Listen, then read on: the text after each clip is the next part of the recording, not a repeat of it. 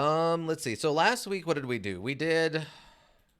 We finished up the starting town. We moved into the second town, and we went through a few different.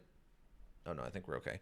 We went through a few different kind of run-throughs of the ending of that first town to figure out what we needed to be doing and what we didn't need to be doing. And I think the only thing I couldn't figure out how to do was to take care of the blacksmith guy that we paid to get into the town. I had no idea. I didn't have the skills necessary for solving his quest without turning him into the bandits, basically. So I think I ended up skipping that. But then we made our way into the second town where we put down a small mob.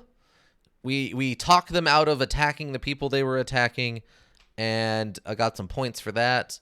We also found out that combat continues no matter what you do until either side is dead. Even if you go through a bunch of cutscenes and talking to people, the combat will immediately resume once you leave that situation, which I find quite funny. Madaran. In Madaran 1. I think we're there. Lots of door abuse too, although less useful, and many less doors than in Dead State. Well, yeah, you're in like a weird prison dungeon, so yeah, I have to imagine there's going to be less doors to optimize.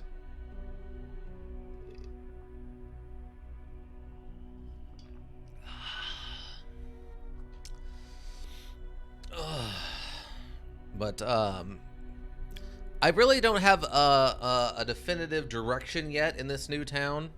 We have a couple of missions we need to do. I just don't know how to get there. They're kind of all over the place. Could check to see if Antitus has anything for you in your Terran save. Well, I don't think so. Well, the only thing he gave me was... The last thing he gave to us, that I think was the only thing, was this one, the map. Lord Artias sent us to Madaran to find Dominus Lupus, who had led one of the failed expeditions in search of the temple. Any guild? We have the guild thing we can do.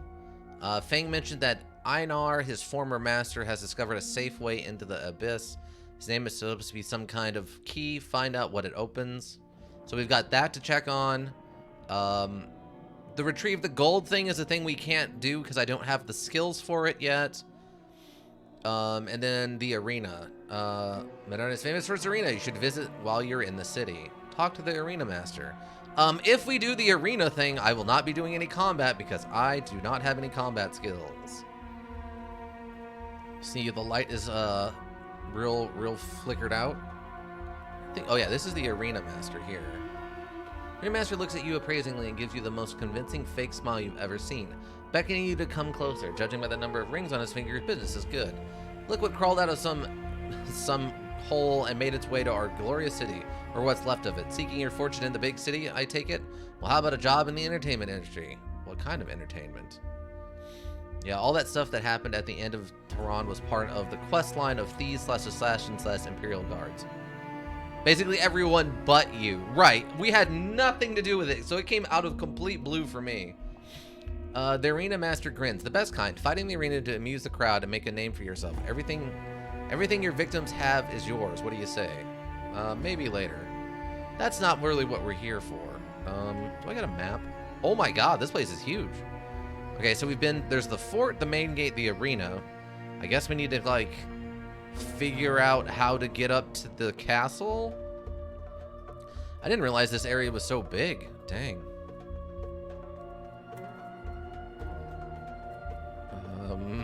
Ghosts? There's a ghost. Oh, there we go. I think the Comorium and probably the Praetor runs probably are involved too. Oh, okay. So basically every other one but me is what you're saying.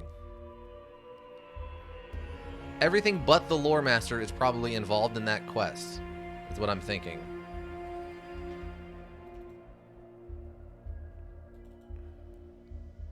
You should be able to talk to the shop stand guy. Haunt places of treasure. Come get some strange few coins. Lowest price is guaranteed or it's free. Uh-huh. Gonda's place is upstairs. It informs you a helpful old man cooking something in a small bronze pot. The smelling is revolting. Cures clap and other maladies, says the old man, offering you the concoction with pride. I'm good. You wouldn't know it by looking at me, but I'm actually still a virgin. Palace of Pleasure? Wait, what? Oh, Palace of Pleasure. Oh. I thought that said treasure. That's actually much less appealing. And also explains why that guy is working on a potion for the clap, which is an STD, or a sexually transmitted infection, I guess. Dominus. See a middle-aged man with a weathered face, half hidden by scraggly beard. He asks us Dominus Upus, and the man nods and steps back, letting you in. What can I do for you, stranger? Asks Dominus tidily. Oh, Lord Antaeus sent me to find the temple. You're my first stop. I don't see how I can help you since I never found it, says the man cautiously. Gainazar added to the map. You know more than I do. At the very least, you can tell me where the temple is not. Well, I suppose it's not really a secret. According to the map, the temple is somewhere northeast from Tehran. But the map hasn't been drawn to scale, so it's almost impossible to pin the exact location. What's worse is the map's drawn before the war, so many places the map refers to are no longer there. There were reports of a buried temple east of Mataron, so that's where we started. We set up camps and started combing the desert looking for the signs of the temple. Problem is the desert never stays the same. Wind constantly shifts the sands, making dunes and moving them at will. Entire towns have been known to disappear under the shifting sands. So looking for a buried temple in a desert is like looking for a needle in a haystack. Still, we were optimistic, but that's when the attacks came. Attacks? We were too close to Mataron, too close for Gallius' comfort. I'm not sure what he thought we were doing there, but it's very clear that he wanted us gone. At first, our scouts started disappearing, and then smaller camps came under attack. After losing a third of our men and some gear, we were forced to pack up and leave. Go on. We kept running northeast until we came to a dead river and the ruins of some dock. The riverbed was covered in fog. We could see the remains of some ships, but not much else. We lowered several men down there and sent them to look for a way up, but they didn't return. Then we split our group in two. One went north to look for a way across the river, the other went south. I was with the group that went north. We didn't find a way across, but we found something far more interesting. A temple carved into the face of a mountain. At first we thought we'd found the temple, that the gods led us to it. What happened then? We rushed inside. We really thought we'd found it, but we all know what Antaeus was after. Had the temple already been looted, it would have been worthless. We had to find something valuable to bring back, something that would have made all of us rich men. We had good lore masters with us. Antaeus spared no gold on getting the best men, and they were worth every coin. They knew what to look for and what to do with it before any of us could even blink. They went through this temple like hounds following scents. They found hidden chambers, a moving platform to take us down to the lower levels. We thought we found the inner sanctum. Instead, we found Heck itself, under our very feet. I know what it was at the moment I saw it. Heck Gate from the old stories. I begged the lore master to leave it alone, but they were lost in the machines. I doubt they had a word. I doubt they heard a word I said. I actually like the lord of this city the most compared to Antaeus and Meru. Oh, okay. Yeah, Meru sounds like he's going to be a total trip. And so I left them to their fate. A few men went with me, but most stayed there. When the ground shook, I knew the fools had awakened the machines. Then we heard the first screams. We knew better than to go back and try to save anyone. Is that why you never tried to find the temple again? It changed something in me. I mean, we've all heard the stories about the olden days, but when they became real right before your eyes, you start thinking, what other stories are real? What if Gallius is right to fear the artifacts? Maybe we really should lock them up and throw away the key. I hope you never find it, says Demetrius quietly. What about the other group, the one that went south? I never heard from them again. I assume they're all dead, much less the rest of the expedition. Do you remember where the temple in the mountain was? Somewhere northeast from here. A few weeks' journey, maybe more. I wish I could be of more help, but my job was to keep us moving forward and secure the temple, not to fiddle with an astrolabe. Whose job was it? Galvus Laudovanus? He was the best cartographer I'd ever worked with, but I'm not sure he can help us much either. He was with me all the way, and it changed him too. He stayed with me for a year, mostly staring blankly and talking to himself, then went to Ganazar to get a new insight. Oh my god, 18 skill points? And Antaeus mentioned the Tower of Zendai? Heckgate? Yeah, although the best lord Milites. Yeah, the guy who tried to stab me over some, you know, trying to steal my gear. Yeah, I don't think he's the best. Antaeus wanted us to find a way in. I told him that we should stay clear of it, but he didn't want to hear that. What else can you tell me? I've often wondered about the map itself over the years. I've seen a fair number of them, and none were made by a cartographer. My guess is they were made by the temple's acolytes. They did their best, but they didn't really know what they were doing. My question is why? It's almost as if they knew that something was coming and were told to make maps to ensure that the temple would be found one day. Yes, trust me, if you see his ending, you would agree with me. Oh, okay. Thank you for your help. Alright, thanks, bruh. When you step outside, you're immediately surrounded by Aurelian guards. They aren't hostile, at least not yet. A praetor steps forward and gives you an appraising look. Lord Gallus desires the pleasure of your company, he says. Formally, it would be most unwise to refuse the invitation. And he adds after a pause. Oh God, okay. Okay, let's go see Gallius. You enter the main hall. At the far end, Lord Gallius holds court, receiving daily visitors in order of their importance. A row of guards form a barrier between the lord of the house and the petitioners. With blank stares on their faces, another row forms a semicircle around Gallius, their eyes constantly scanning the crowd. Okay. Sir Antaeus still wants to find the temple. He doesn't learn, does he? Asks Gallius. He speaks like a true statesman, addressing the audience rather than speaking directly to you. Last time he sent me a small army. This time he sent you? Are you that good, or is Antaeus that desperate? Why do you care? The reason I stopped replaying this module after my third time was because that ending was too satisfying. Wow. Dang. Because those who don't understand what they are doing are the ones who should be watched the most. Do you have any idea what it is that you're trying to find for Antaeus? They say it was a place of great power. Would you deliver that power? Abandoned for a good reason, mind you, to Antaeus, who will put it to use without hesitation? Would you destroy what's left of our lands? Would you rather I deliver it to you? I'd rather remain lost, but since there is no shortage of fools willing to look for it, I want to find it and seal it for good, and I want you to help me. So you aren't tempted by the power at all. I'm at your command. So you aren't tempted by the power at all. Tempted by the power that destroyed an empire? I think not. I'm well familiar with the old world's magic, and trust me when I tell you that it can't be controlled. When you unleash a hurricane or a wildfire, don't complain when it burns your house down. Desperate men might be willing to risk it all, but I am far from desperate. Today I rule the largest city. In 10 years, I will rule all with or without your help, but I can assure you that helping me will be a lot more rewarding than meddling in my affairs. You want me to believe that all those magi were fools who played with fire? Does the world around you not speak for itself? The magi tempered with the very fabric of reality. What unfathomable arrogance and blindness. Hundreds of years have passed, but this city still bears the scars. I suggest you visit the Abyss. If you haven't already done so, it's a reminder of the horrors of the past, and a warning to heed its lessons. What do you think about the stories of demigods and demons and gods? They've been awfully quiet since the war, haven't they? One can almost think that they were invented by fools like Antaeus, who can't face the fact that the empire was brought to its knees by some savages from beyond the sea. Supernatural beast had to be involved somehow. So how did the savages bring the empire to its knees? You know what I think? The empire had ruled far too long, unopposed, and gone soft. Montari caught them by surprise, and by the time we remembered how to fight, the war was all but lost. Caution was thrown to the wind, and the Magi were given a free reign. They won the war, but we're still paying the price. What do you know about the temple? Not that much, actually. I believe that I heard about it for the first time when Antaeus mounted his expedition.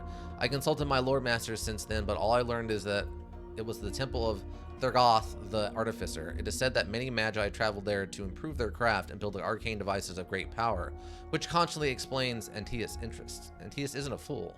No? Has he found a way to control magic? He must be a very powerful Magnus, then, to prevail where thousands of imperial magi have had failed. What do you want me to do? I want you to find the temple and deliver it to me. And if I say no, then I'll tell you that I will never allow this power to fall into the Antaeus' hands, no matter the cost. Should you do the right thing and help me seal the temple, I will not overlook it and reward you generously. Thus, your choice is between being hunted and killed and being rewarded and elevated. Not a hard choice. I'll consider it. Gus tells the guard to take you back, and they dutifully escort you to Damidas' house. I guess back to where they found me. Alright.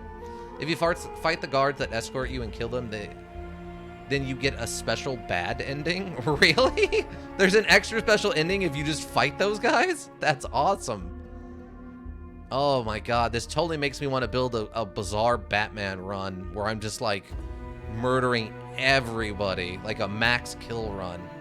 If you do this with model, I recommend the Thieves questline and a combat character. Yes. Oh, we're just gonna put everybody in the dirt I can. Youth? You see a slightly awkward, light-haired youth scarcely out of his teens. Approach? I couldn't help but notice that you're heading for the slums, says the youth in a somewhat shy manner.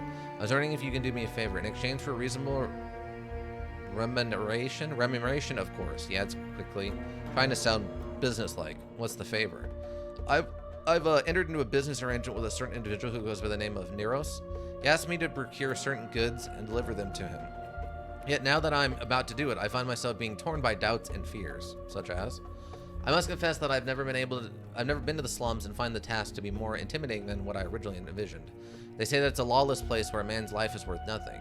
Not to mention that I can't help but wonder if Neros is going to pay me what he promised. After all, what stops him from cutting my throat? He touches his throat uncomfortably. And taking the goods for himself. So where do I come in? You seem to have a certain air about you. I don't think the Neros would dare playing... I don't think the Neros would dare playing games with you. I think there's a little grammatical error there. He promised to pay me 3,000 Imperials. I'd be willing to part with 500 Imperials if you were to deliver the package and collect the money.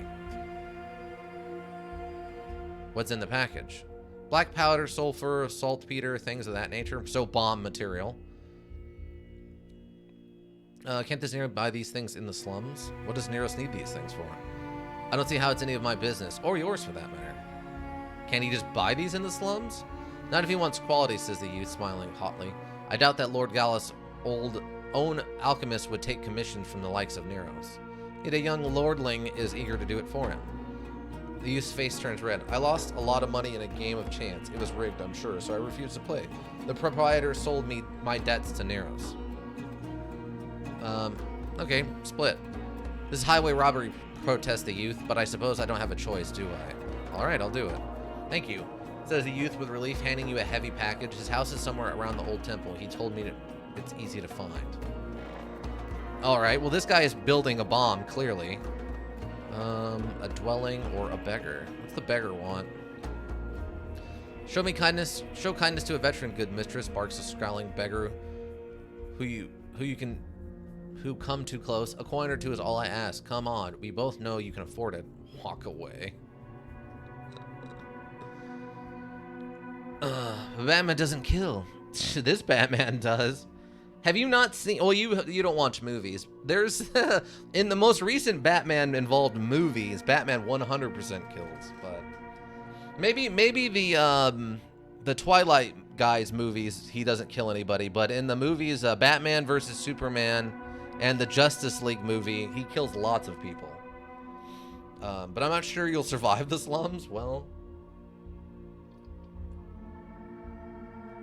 That kid doesn't know that. All right, who else have we got to talk to here? I'm gonna zoom out a little bit. I don't like being in so close with my camera. A house. A house.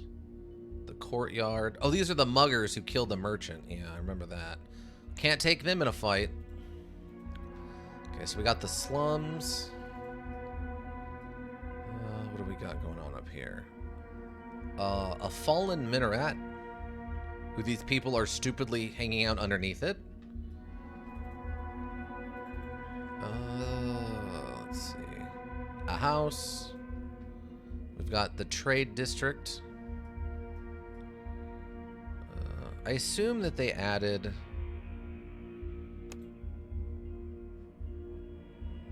Okay, there's Ganzar. Well, there's this, whatever that is. Oh, they didn't add anything onto my map. I thought they would give me a map location. The first few fights at the arena are pretty easy, though. That might be able to do it with your skills, especially if you use, like, nets. Oh.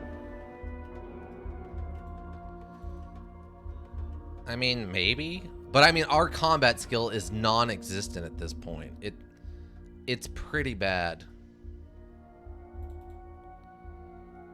What do you want, girl? Want to join the Imperial Guard? No, I'll just leave. I'm not interested in joining the Imperial Guard. I'm a lore master. I'm gonna hack the planet one of these days. Let's see. Looking to buy something new, trade in your old junk? You came to the right place, trust me. Simple store is all that stands between you and an untimely death, so take my advice and spend your money now, while you're still alive. Do you have anything special? Special. You heard about Zagros the Mad? No, he was the best gladiator I've seen. He was quick as lightning and about as merciful. He was captured in battle and sent to this arena to die for his sins. Zagros refused to die and killed everyone they set against him. Hacked them to pieces like a madman, hence the name. Eventually he was pardoned and given freedom, but he had nothing to go back to, so he stayed at the arena. Forged himself his own armor, Murmillo style, and kept on fighting. He wore the mantle of the champion for 9 years, which has got to be some kind of record. What happened to him? He got old, lost some of his famous speed, and paid for it with his life. He was challenged by 3 brothers. The only names I remember is Ronan, for he was the one who killed Zargus, ran him through with his spear. In his prime, Zargus would have torn them apart with his bare hands, but he was no longer in his prime. He should have never agreed to this fight, not 1 against 3, but he wasn't the type to back down from a challenge. Let me guess, you have his armor? I do, nodded the trader. His helmet and the arm guard, forged from the finest iron ore, as good as any steel. I won't sell them separately, so don't ask, but I'll give you a good price, 1,200 Imperial for the pair. And I can't afford that. Let's see, what else do you got? You got some armor, which I think my armor's better than. DR3 and a hardness of 10. Max AP 11. Armor penalty 4. Armor penalty 8. Okay, so my armor's actually better than that. Oh, we can get a helmet. A Pyrigan helmet. A very unusual piece of headgear. This helmet sports a high conical peak resembling a common peasant hat, and next to full face mask offering a combination of defense and relatively unimpaired vision. I think we have one of these helmets. Or we had one at one point, but then I think I died and rolled back. And I ended up not being able to buy it the second time for some reason. I don't remember why. We got some... Oh, this is that other guy's armor. Okay. Marmillo helmet. DR7. Dang. Armor hardness 40. 70. THC penalty 10. A full helmet commonly used by Murillo gliders, sporting a high angular crest and a broad curved brim. Vision is somewhat impaired, but its full facial visor penetrated by the narrow gratings for the eyes. Most of these offers I don't bother with, but there's 2 I do usually do. From the antiques trader and an armor trader in the Comorium who sells a blue steel armor. Gives you a ton of blue steel to break down from it. Okay, so you don't even use it as armor. You just break it down to have the blue steel to make other stuff out of. Gotcha. Okay. Oh. The accessories. Alchemical stuff, crafting stuff, and the whole thing. Okay. I mean, I don't have any money right now, so that's not an issue, but... What do I got for points? I got 38 points.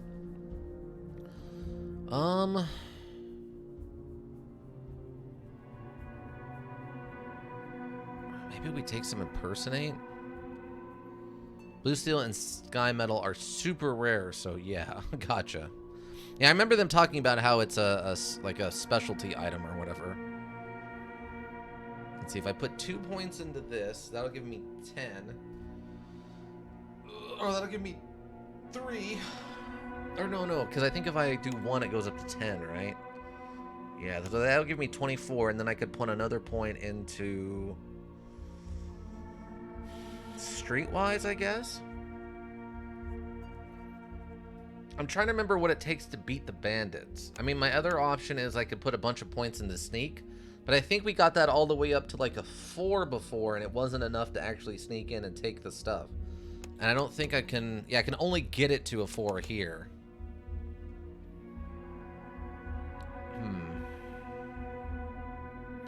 Most of my runs usually have 8 or higher crafting at the end. Oh, okay. I mean, we're going in that direction now because that's all the stuff we keep trying to fix. All the machinery requires a stupid at least 4 or higher to repair everything. It's quite frustrating. Maybe we... I don't know. We put 2 points into impersonate. And then maybe we wait and see if we can't get 2 more points and throw another 20 into, I think it's Streetwise to get it up to a 5. And then we'll have a combined 8 to try to convince those guys not to kill me or to pay me the money or whatever. You won't need you're not a thief or an assassin, probably won't need sneak in the wrong way. Yeah, I mean, I put a couple points into it when we had a couple other, just in case. Like, etiquette seems like it's going to be important when we start doing with, like, the kings and stuff more often, or the emperors or whatever. So I feel like having some etiquette around is a good thing. But so far, most of the stuff we've been using has been persuasion and streetwise and lore for solving some of the mechanical puzzles. So trading is okay too, I guess, but yeah, I think it was streetwise and impersonate. The impersonate might be important.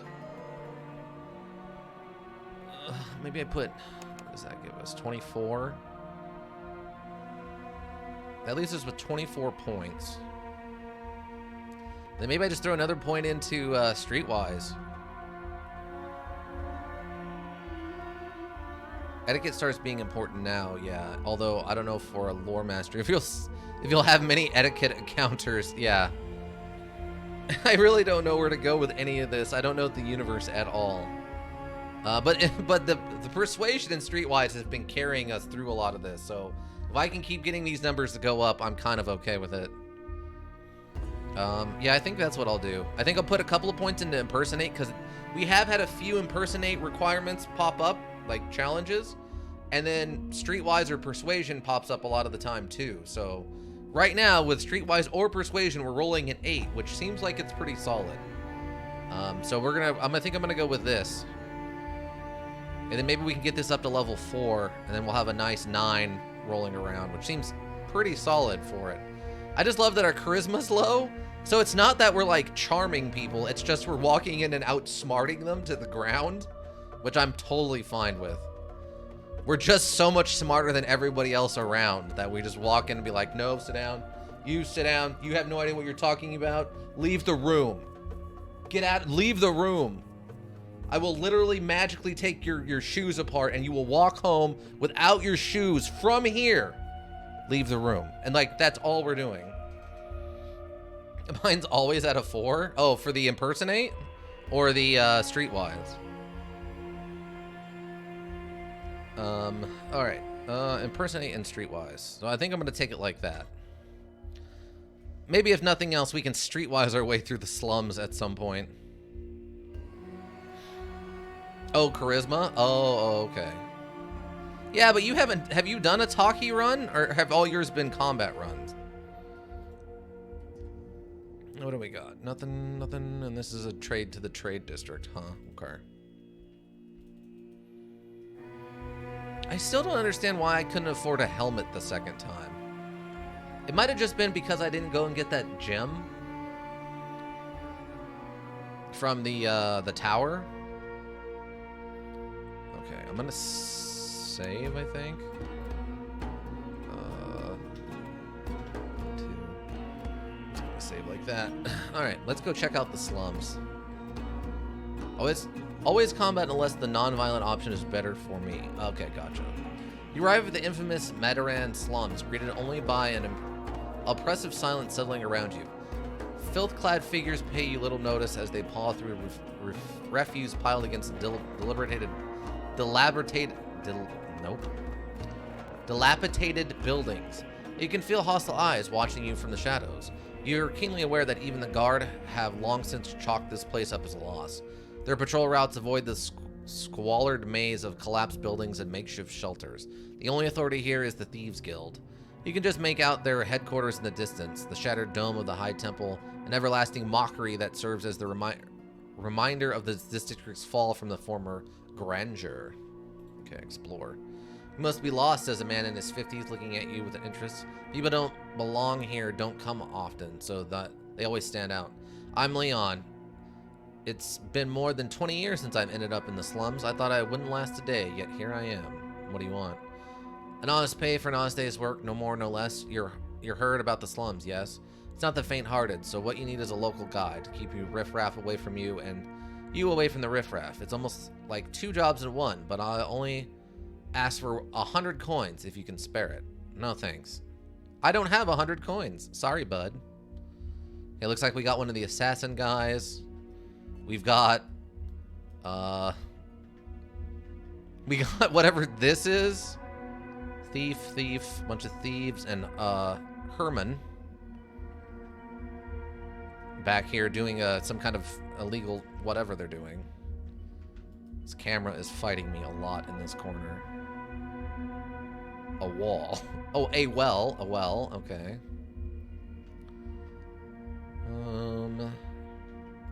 Let's go see. There's a door. I don't know what isn't going to trigger a event. Let's see. A dirty-looking local. Hey, you, come here. The well greets you with green-tinted, stagnant water. For a moment there, you think that you can see your distorted reflection in the water, but then you realize it's a bloated corpse. Suddenly, you no longer feel thirsty. A dirty-looking local. It's an important well. Yeah, apparently it's the body-dumping well. The man's eyes light up with hope. Want to make some easy money? I found something that nobody else did, but I can't do it alone, he says quickly. As if afraid that you'll reconsider. It's the real deal, I swear. Easy money is my specialty, friend. Don't forget you can do a tab to reveal interactables. Oh, yes, that's right. I forgot about that. Thank you. Down there, says the man, pointing at the well. It's deep, deeper than you think. Dive deep enough and you'll find a passage. It's not long, about 50 yards. If you can hold your breath long enough, you'll reach a chamber filled with treasure. We'll split it 50-50. What do you say? Are you in? How can you be sure of that? We saw Bassler knifing someone the other night. The man fell right in, so we figured that maybe, you know, he had something valuable on him. So men dove right in, but didn't find the body. Instead, he found the passage I told you about. So where is he now? He didn't make it back, says the man, avoiding eye contact.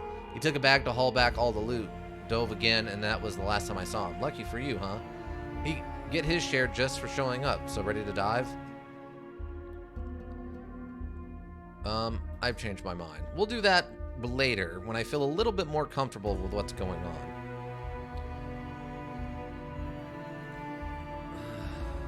Let's see. Oh, let me turn this on. And I'm not actively wielding my dagger. 3-6 or 4-7. 4-7 it is. What do we got? Alchemy Harvest Rock or Alchemy Harvest Rock? Oh, I don't want to walk all the way around. Hold on. Let's take this. You harvest some quicklime. Marab blade. Okay. None of these are the people I'm looking for to deliver this package to, so... Don't forget... Trust this guy? Okay. I don't know if... Can I make that swim, though? Huh? It's down there. Oh. Actually, with green-tinted stagnant water. For a moment there, you think that you can see. Alright, let's go for it. I'm curious to see what happens. Marab is easy if you force them to fight you one-on-one. Well, yeah. You undress and lower yourself into the murky, foul-smelling water and let go for the wall's edge. You can't see anything and you aren't sure you want to, since the locals have a habit of dumping bodies here.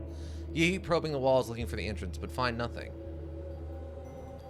You continue sinking into the depth while exploring the walls, looking for any signs of supposed entrance. You're ready to give up when the wall your right ends abruptly, inviting you in. Okay, let's go back for this. Okay. Let's catch our breath, and now that we know where we're going... Oh, is all my armor gone? Okay, no. We're just... Oh, we're also topless. I didn't expect booba. Okay. Okay, go deeper, go in. Squeeze yourself into the small opening in the brickwork and swim forward until you find yourself in a small chamber with a vaulting ceiling, high enough to contain a small pocket of air. Also, this is important for a lore run, but the abyss gets closed off after your first visit to Murder. Okay, so we definitely want to go to the abyss and try to figure out the puzzle there. while distilling enough to contain a small pocket of air. You explore the chamber and find 3 passages leading into different directions. One appears sealed to be shut, but the other 2 seem to be safe to explore. Let's go left. The passage leads you to a chamber with a partially collapsed roof. If there is another passageway, it'd be buried under the rubble. Your arrival disrupts the water and wakes up the only inhabitant of the chamber, a bloated corpse who greets you with a tentacle-like intestine sprouting from his opened stomach. Perception success. You push the corpse intestines aside and dig deep inside the gush in the stomach. Your efforts are rewarded with a large ruby the man must have swallowed before meeting his demise. Go back and explore the other passage. The passage seems endless, and before long you feel tightness in your chest, signaling that you're about to run out of air. For all you know, the passage could go on for miles, so maybe it's time to turn back and swim. Dexterity Constitution. You push forward, trying not to think of the increasing pressure in your chest and the mounting fear. Soon you reach another fork. You see some faint light coming from the left. Go left. You almost lose consciousness, having more than 10 to 15 heartbeats left in you when you see the light coming from above. Push yourself upwards. Achievement unlocked, Urban Explorer, and we get a Mario pipe. You're standing in what was once a large chamber, partly covered in the other end as it filled with a thick layer of debris. The only objects of interest are a strange doorway standing in the middle of the chamber, an even stranger device, a half-buried control panel, and a metal strong box. We apparently had the skills to pay the bills on this one, folks. I don't know what to tell you. You gain new insight, which can be used to increase your skill. You gain 2 points. It's 2 skill points. Explore the chamber. Okay, let's put our armor back on. Can I just like... Oh, okay, here. Equipped. I don't think I had any other armor on, right? Yeah, I think that's it. Okay, what do we got? We got a strange device. Let's see. It looks like a large glass lamp, a glass tube, or what's left of it, encased in a rusty metal cage designed to protect the glass from damage. Unfortunately, the device wasn't designed to withstand a cave-in, and the glass is cracked and broken in places. It's still glowing, though. You've heard of such devices before, but never seen one up until now. The stories are mentioned that the ancients knew how to capture and store the power of the sun. The drawing that illustrates such tales pictures small suns shining brightly in the magical cages held by wise and noble magi. The reality has proven to be far less glamorous. Some broken glass is rusted, bent. Some broken glass in a rusted, bent cage. This is your first look at the real lore stuff in this module. Ooh. Thank God we're a lore master. Yeah. Let's see. Doorway. It's a strange thing. It's a strange thing for it leads nowhere, yet it's clearly a complex mechanism rather than a simple doorway. Heavy metal pipes connect to the control panel, and a strange device sitting next to it disappear into the floor.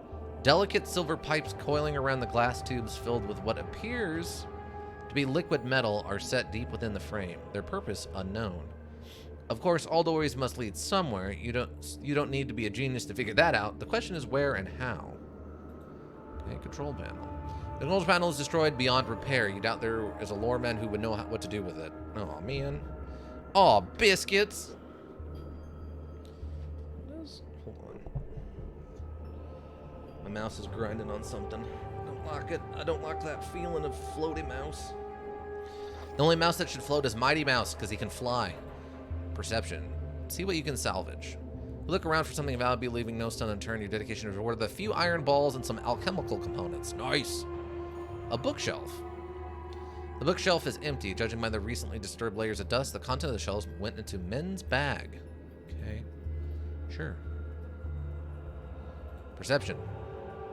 You look around for something valuable, learning no stone unturned. Your dedication rewarded with the sizable piles of coins, still in mint condition. A few ingots of blue steel, nice, and a real prize buried in the depths. 10 ingots of dark gray metal that's not of this earth. Dang. A strong box. It lacks descriptions of any kind, and you don't see anything even remotely. Try to pick the lock, but fail miserably. Oh no, I need lock picking skill now? Are you kidding me? But there's something else here. Absolute but. Let's Let's see, resembling a lid. Oh, wait, what's the description say? Sizable pile of coins in mint condition. 10 ingots. It lacks decorations. Don't move on me. It lacks decorations of any kind, and you don't see anything even remotely resembling a lid, but you see a keyhole which tells you all you need to know. There's nothing else here. You can come back here later? Okay. I didn't think I was going to need lock picking, but alright. I figure I could just lore master it open. Swim back to the first chamber. Explore the other passage. Put yourself... Oh, no. You panic and turn back. Oh, we can't go the other way yet.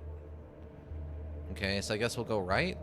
That seems endless, and before long you feel tightness in your chest. Swim forward. Imagine your chest and the mounting fear. Sooner, let's go left. Most lose consciousness, and they have no more than 10 feet. Okay. Standing at what was once a large chamber. Oh, this is where we were just at, wasn't it? Yeah, this is where we were already at. Wait, but I went down the other passage. How does that work? So we can't go there. Okay. So if we go right... Okay, and then go right this time? And then we fail. Okay, so they both... There's a bit of a weird loop on the other passage. Yeah, clearly there's something weird going on here. So we go left. And then we go right. Okay, and that's a failure. Okay, so they both loop back. They like loop around to each other, and then you can go left or right again. That's really, really strange. Okay. All right, let's go back to the surface, I guess. So now I need lockpicks and a lockpick skill.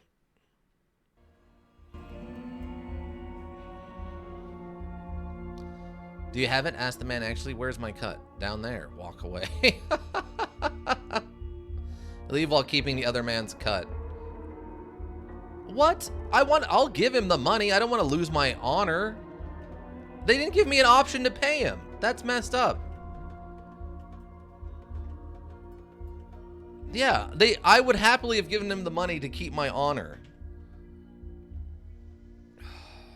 Man, I only had 1 point of... I don't... Well, you don't have the money... You don't have the money to pay him with? I guess that's true. I guess I could go back. What am I... Okay, where's my character at? Now, how much lockpicking am I going to need?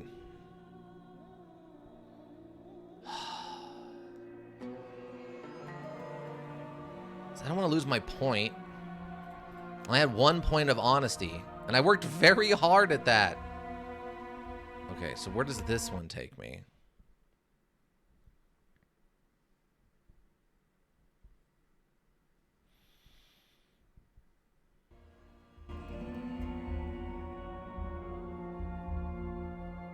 Oh, it just takes me right here. Okay, that's not what I need then. Let's try autosave 3. It's so frustrating. It's so unbelievably frustrating. So is this just...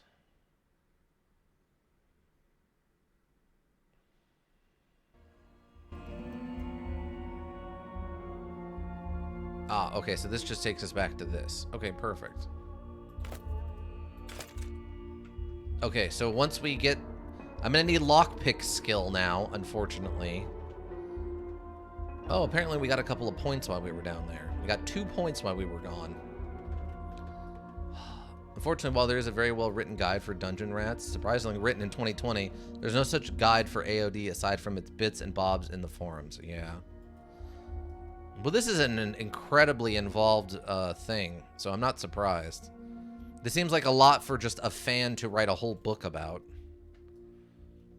Alright, so now I'm going to need some lockpick skills and some lockpicks, unfortunately. Okay, let's go see if we can't find this guy we were looking for. Neros. A dwelling. A dwelling. Nothing but dirt and filth. Filth and dirt and filth.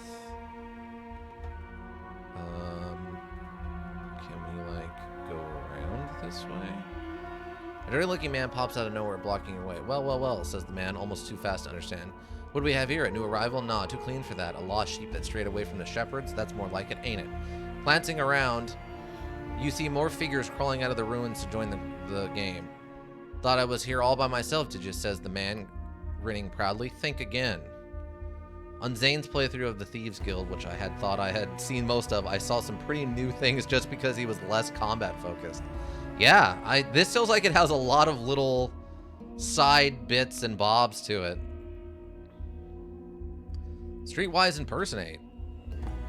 The man turns pale and starts mumbling something, tears running down his face. Suddenly he pulls out a knife and starts cutting off one of his fingers, which winches in pain. He knows that he has only 4 fingers on his left hand, so it's not his first run-in with the guild. Take that, fool. You don't mess with Swirl of Shade, or Shade of Swirl. That's how you get things done, and that's how Shade of Swirl gets things done. I walk up and tell you to cut your finger off, and you cut your finger off. We're gonna take a lockpick skill with that. Let's go. Let's absolutely go. Judging by the pile of bodies in various states of decay, this must be the local cemetery or a rat farm. Character building with words? Yeah, Swirl the Shade walks and it just tells you to cut your finger off and you do it. Got some Emerello roots.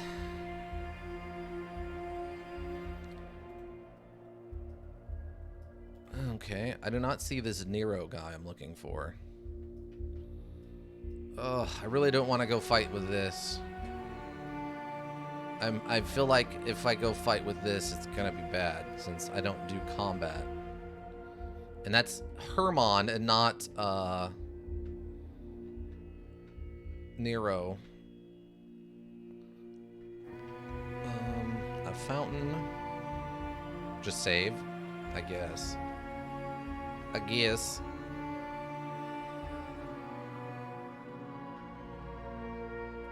Otherwise, it's that, or it's gonna be Merab or here. Let's see what dialogue options you have. Yeah, basically. Because it doesn't look like I can really go anywhere else, so I'm gonna have to go through here, I guess.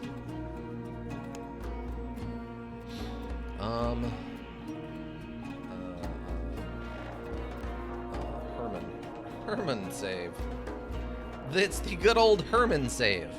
Taught about in all the strategy guides. Let's see. See a small trading plaza up ahead. Roughly looking men are patrolling the area, collecting the revenues regularly and harassing random passersby. Approach. I haven't seen you before, says a large, sweaty man who seems to be in charge here. Who might you be? Just passing through. Well, you're passing through my area like you own it. You didn't ask my permission to enter it, did you? Now we have a problem, all because your ignorance of customs. What are you going to do about it? I'll pay, streetwise, or F off. Merab just runs money for you to see the troll, but I despise those sorts of NPCs, so I kill them. Wants money for you to see the to see the toll?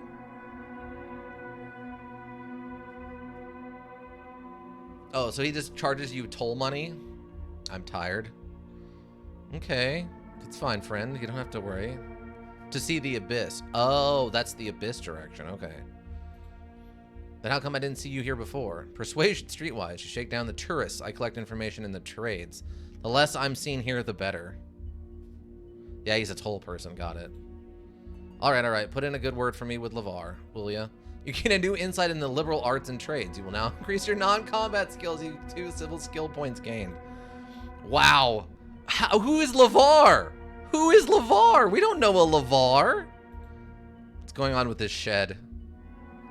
Must be a local warehouse serving the needs of the booming plaza at the moment. It's storing nothing but air and spider webs. Alchemy, harvest plants. He has some golden berries. Blood mushroom. LeVar is the Meteron Thieves Guild leader. Basically, he runs the slums. We don't even know that, and we were able to bluff our way around with him. This is amazing. So this is streetwise skill and like the concept of you just know about the streets, even if they didn't tell us directly. This is some D&D style RPing right here. We got so much plants. Oh yeah, but you know what? We're not going to be able to do the what do you call it? The other half of the underwater well section, because I just realized you can't increase your constitution or your dex. So if it's not high enough, it's just stuck. I mean, your character has existed in this world for a while. That's true. That's true. So it makes sense that they know more about things than I do, especially with a high streetwise skill. What do we got? Nero's drinking hole and debt collection. Ah, okay. A fountain. A fountain of broken dreams.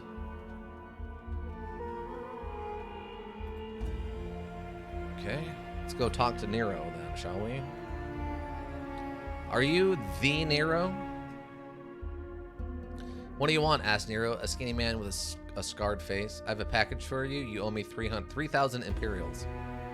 Are you out of your mind? Asked Nero, talking the package and starting to unwrap it. As he pulls out some cord, the package explodes with a loud bang, splattering the room with blood and throwing you across the room. What? Nero's men rush inside. They look at what's left of their boss, then at you. What the F happened here? Demands one of them. I don't know. Someone asked me to deliver a package. You do that often? Asked the thug. Deliver packages for other people? You really think I'd try to blow up your boss while standing next to him? I've got played. But if you help me find the effer, I'll promise he'll pay for this. You're right, it was a bomb. Yes, I thought Nero was going to build a bomb, but they sent him a bomb. So the guy didn't lie to me about what was in it. He just, the way he described it made it sound like it wasn't a bomb. And if you're wondering how I knew what that mixture of chemicals was, yes, I know what that was, streetwise. All right, let's say I believe you. What do you need? Did your boss buy gambling debt recently? Buys them all the time. It's good business. Describe the youth. The Calvis kid? I thought we had him. He nearly pooped himself. We had a little chat. Who knew, huh? You can find him in the Palace District. Hey, he was honest. He was honest. I would have never guessed. Well, you need a key to open it. Not once I get my lockpicking skill up. A dwelling. Go towards the temple. Okay.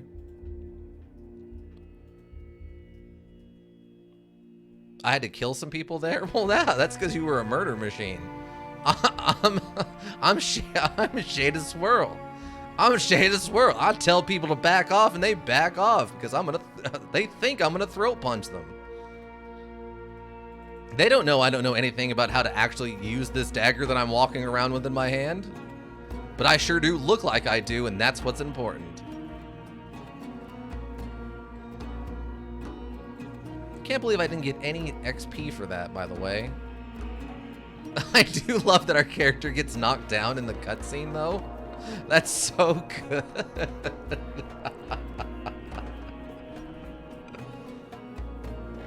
Basically playing as King from OPM? What is OPM? King from OPM. I don't know OPM.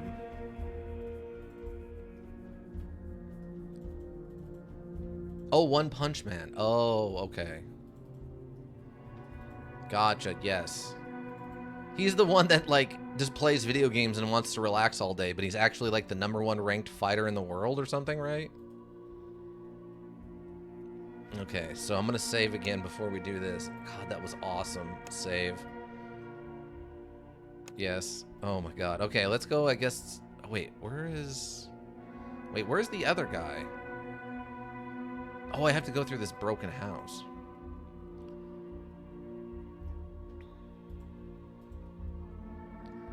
You see a large group of armed men up ahead. Their attention is focused on the roasting meat, but their demeanor suggests that you are more than a culinary enthusiast's approach.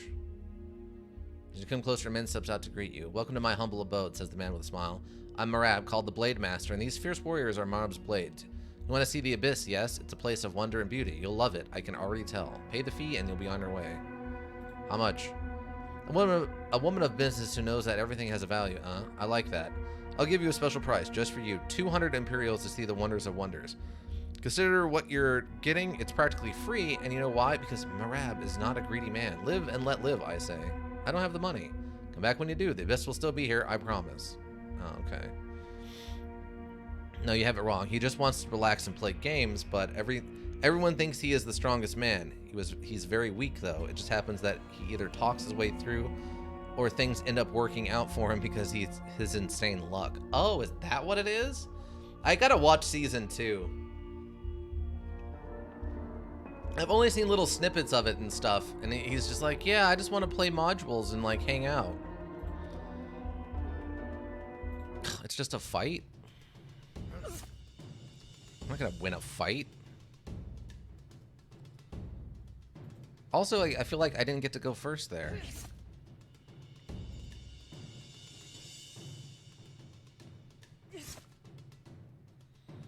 I have no combat capability here.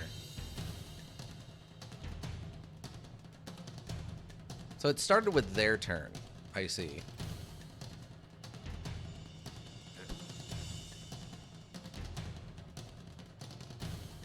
No, that's not what I meant to do. I hate the camera on this sometimes. You can win a fight if you rely on alchemy items. I guess I could. I guess I've never actually tried making any alchemy items, really. I don't know what has value and doesn't, so it's always concerning. Character screen, inventory screen, alchemy. I mean, I got like a bomb. That does 15 to 20 damage for 5 tiles. By the way, the death text usually changes based on location or event. It's fun to read. Oh, okay. I didn't realize it would actually change. I don't know. What else can I make? I wouldn't recommend it, though. What, the bomb? Let's see. I've got some black powder, quicklime, a white corrosive substance produced by heating limestone. It's used to make lime mortar. Purify steel during smelting and waterproofing boats. But if you're looking for a more practical use, it makes liquid fire ignite faster and burn longer, modifying agent. Oh, okay. Best to save that stuff for the in-module locations. Oh, okay. Let me see, I think it's this to make fire. When thrown, it will fall like a fiery whirlwind on thine enemy. You continue to burn. Why not, eh? 2 to 5 damage. So if I take this off, what's it do? Damage 2 to 5. Oh, okay, so this just causes it to become ongoing. Yeah, it becomes ongoing burning. Okay, interesting. Saltpeter? If I do it at base agent, nothing.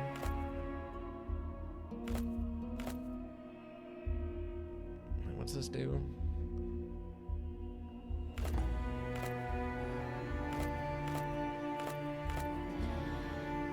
I've got so many random things in here. All right, so I don't have the money to go to the Abyss yet. Let's see. Galveston and Gaznar, try your luck in another guild. I got to talk to the guild master. Bombs in the module work like the Molotovs from Dead State, but better. Wow, even better than those ones? Dang. Find Enar's key. Fang mentioned that Enar, his former master, has discovered a safe way into the Abyss. Find the gold. Can't do that one. Talk to the arena master. Find the youth. Gaznar, try your luck in another guild. You aren't working for any guild at the moment. If you fail to find gainful employment in Matteron, talk to Ganzar's guild. Gainful employment in Matteron. Talk to Ganzar's guild master. Oh, if we don't find work here. Okay. All right, well, let's go over, I guess, to the Palace District and go see if we can't rustle the jimmies of this jerk kid who almost blew us up.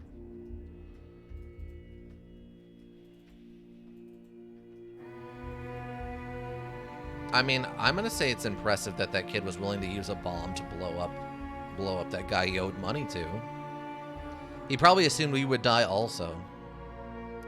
You enter the trade district, the glittering heart of Medaron's economy. A stream of merchants and their goods flow through the arteries of this district, the tide ebbing and flowing, but never ceasing. Towering over the district is the golden dome of the Comorium headquarters, once a temple to the old gods, now a place of worship for the only god that Comorium truly believes in, money. Well, you know how fire kind of trapped NPCs in dead state? In this module, it shoves them away and blocks them off. So it's very useful to move enemies' crowds around. Oh, interesting. Okay. Pay, says one of the traders, heading out and cursing loudly. Pay to reach the city. Pay to enter the city. Pay for the privilege to sell my own wares. Where does it stop? Why did you come here then? Much as I hate to admit it, but this is the only real market. Nothing else comes close. So either starve yourself selling your wares on the few villages and outposts that are still around, or you pay through the nose to take your wares to Madaron. What other choice is there? Aren't you with the Comorium? Who's running the Comorium here? Why do you stay out of small towns? Small towns can only handle so much business, so if you bring your wares there, you'll be taking business from the Comorium and they won't like it one bit. Of course, you can sell directly to them, but won't even cover the trip. So like I said, you either go to Madaron or service villages and outposts, and they can't afford to pay much. If they pay you with produce or ore, you still need to sell it, which brings us back to Madaron. What about Gansnar? I tend to stay away from it. The market is smaller, so you sell less and at lower prices, but you pay the same levies. Not to mention that ever since Muru started preaching, Gansar is ruled by mobs of zealots, who, while the guards do nothing to rein them in. If you want my advice, stay away from it. We're missing the second C in Commercrum. It's Commerance?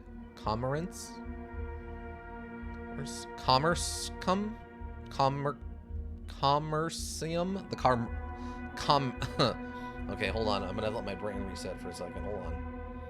Commercicum? Okay, like commerce, but like commercicum, okay?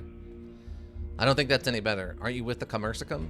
I work for myself. That's why I went into trading to begin with. It's not easy and you have to stay out of smaller towns, but Madaron is big enough to handle all the trading it does now and then some. Of course, we have to rent stalls for the commercicum and pay them a hefty cut at the end of the day. But like I said, what other choice is there? You added another C? Commercium? Commercium? Commercium. Yeah, commercium. Commercium?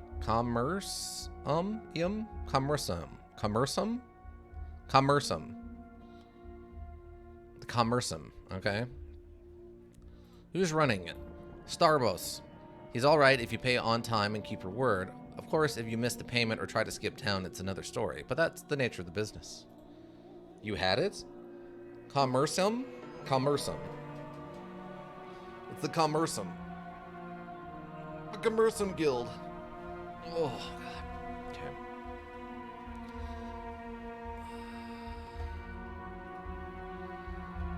The exotic Imperium trader. Okay. A stall. Steel merchant stall. I don't steal. Worker. With the, you had it with the E sound. Commercium. Commercium? Looking for something special? Curved swords, spiked pauldrons, that sort of thing? Look no further than you're standing in what one day will be known as Exotic Emporium. E. Okay. Commercium. Do you have anything special? That's pretty unique. Every item see here is special, chosen with care and deliberation, says the trader, raising his eyebrow at the ignorance he just witnessed. Then again, some of my customers expect only the best and are willing to pay a hefty premium for quality that can't be described as anything other than exceptional. Pulls out a richly decorated axe and shoves it in your face, inviting you to admire the craftsmanship up close. It is the finest weapon ever created. You can spend the rest of your life looking for a finer axe and you won't find it. Yes, it's steel, but don't turn away so quickly. It's the purest, tempered to perfection in the rarest oils. It's a warrior's weapon made to wreak havoc with every swing of the blade. Try the axe. It's truly one of the finest axes you've ever held. Whoever made it is definitely knew their way around a blade. The blade has both a primary and secondary bevel. The primary bevel is established well up the axe handle to facilitate deep cuts, while the edge bevel is slightly blunter to prevent the edge from folding, chipping, or dulling doling quickly. Additional THC and hardness bonus. Wow. How much? Regretfully, I cannot accept less than 600. Okay, well, what else do you got? I hate the way that it looks. That looks like an axe that wants to be a shovel. Yeah. I think that's actually more of a ceremonial axe than it is a combat axe, but, I mean, I don't know enough about ancient weaponry. Browse the wares. Do you have any armor schematics? If you're interested in Orda helmets, the Barbary or Numari armors, I can sell them schematics for 75 coins. It's a good deal, trust me. What else do you have? Browse the wares. It's got a dirk. Oh, a handar. Sorry, it's not a dirk, it's a handar. A heavy double-edged Bactrian broadsword with a wide triangular blade. The handar is one of the most powerful one-handed weapons. Oh, it's a heavy double-edged, okay, yeah. One-handed weapons built for slow but devastating attacks. Sounds like something out of Elden Ring. What is this thing called? A mineb? The unusual Cimitarian one-handed axe known as the mineb reflects a different school of weapon design. Over the centuries, many of these ornately decorated golden encrusted axes were brought from Kemet as gifts. Now they are to be found all over the Empire. That still sounds ceremonial to me and not actually oriented towards combat, but whatever. Okay, well, I don't have any money, so that's not an option right now. Random people. The shields trader. I could try to steal from a merchant stall. That's not really what I'm here for. A stall. A stall. A watchtower. A house. Did it like turn off my...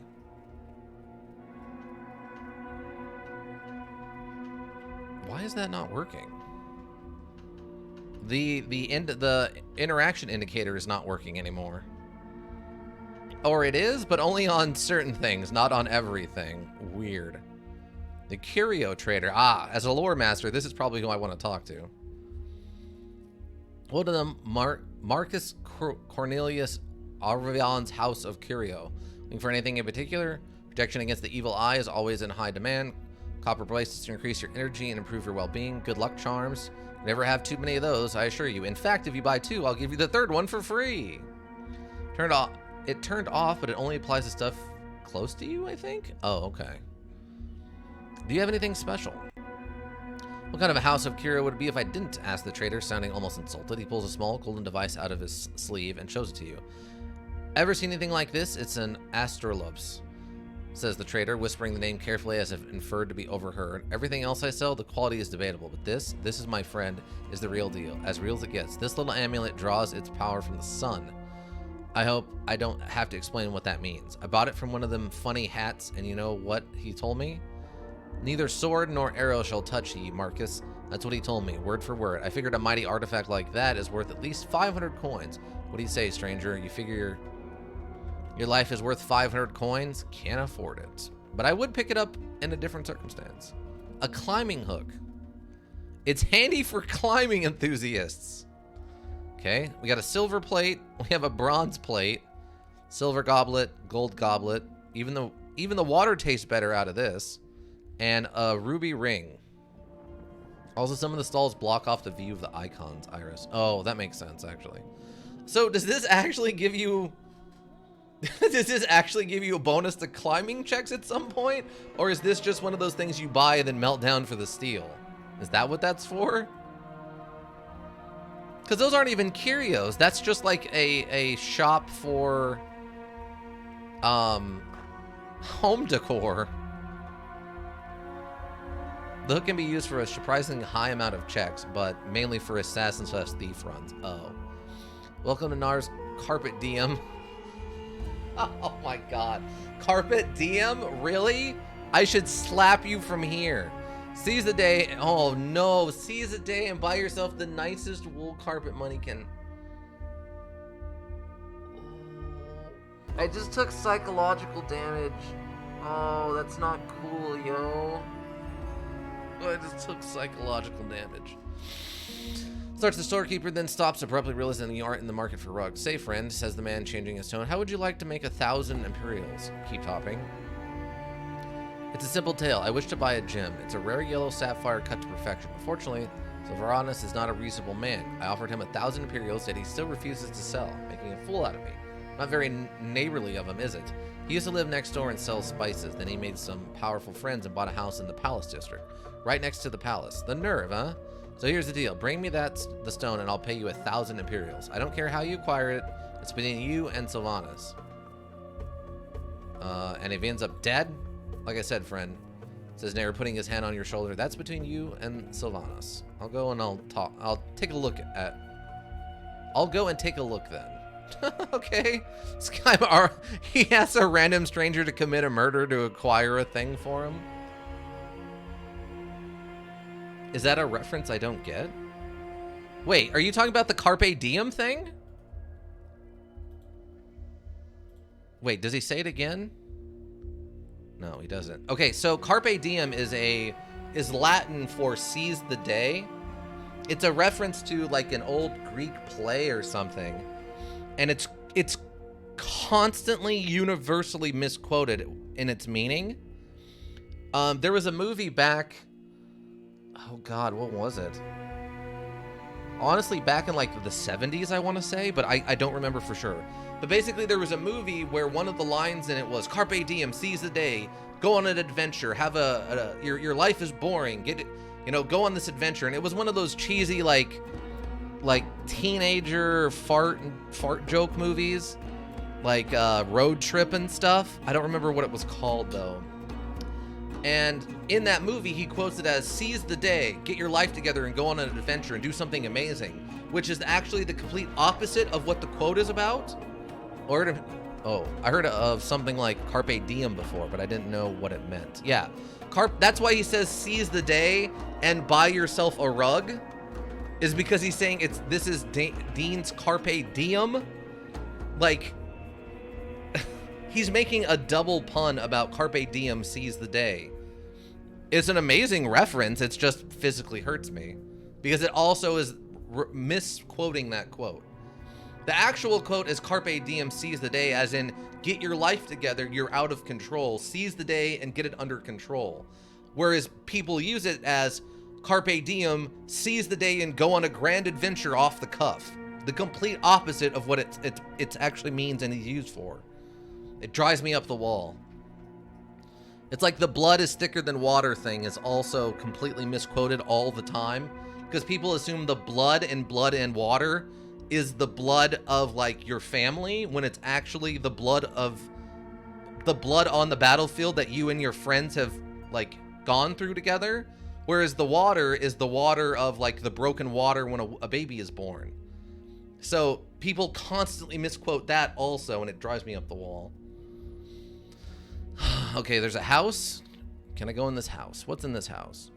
As you enter a small, dimly lit house near the market square, the voices and shouts coming from the market fade away. It's filled with shelves and boxes, leaving very little space for anything else. Parchments, manuscript piled in heaps, old mechanical devices, tools, and bottles of dry ink occupy every available surface. Thick dust and cobwebs in the corners suggest that the house hasn't been cleaned in a very long time. An old man in worn-out robes is pacing around the table and other natural obstacles, searching for something. His wrinkled, prune-like face speaks of decades spent under a scorching sun.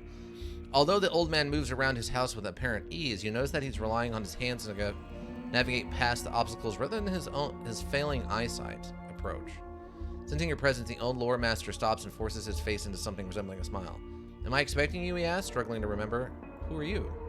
"I'm Tyosaurus, a humble scholar." "There are those who call me a sage," says the man with pride, "but I make no claims to such distinction. What can I do for you, my friend? A scholar?" The past has always fascinated me ever since I've heard my first tale about the war with the demons. I knew what I wanted to be. I spent my whole life digging in the ruins.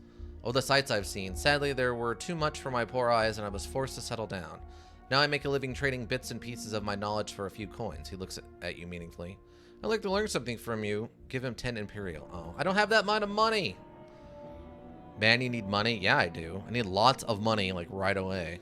That's why I took that delivery mission, is so I could get some, like, 1,500 coins or whatever. How do I just get a part-time job?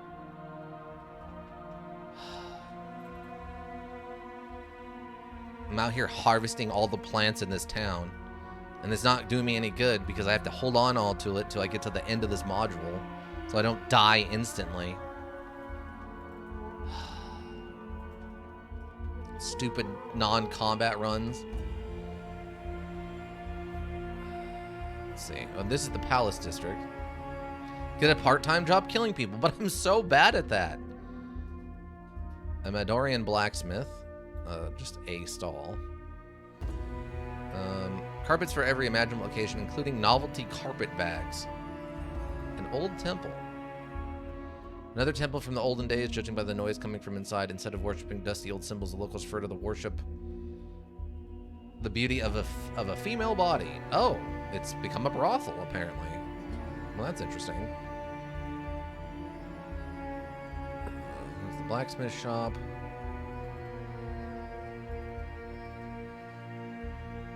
Weird that it's become a brothel, but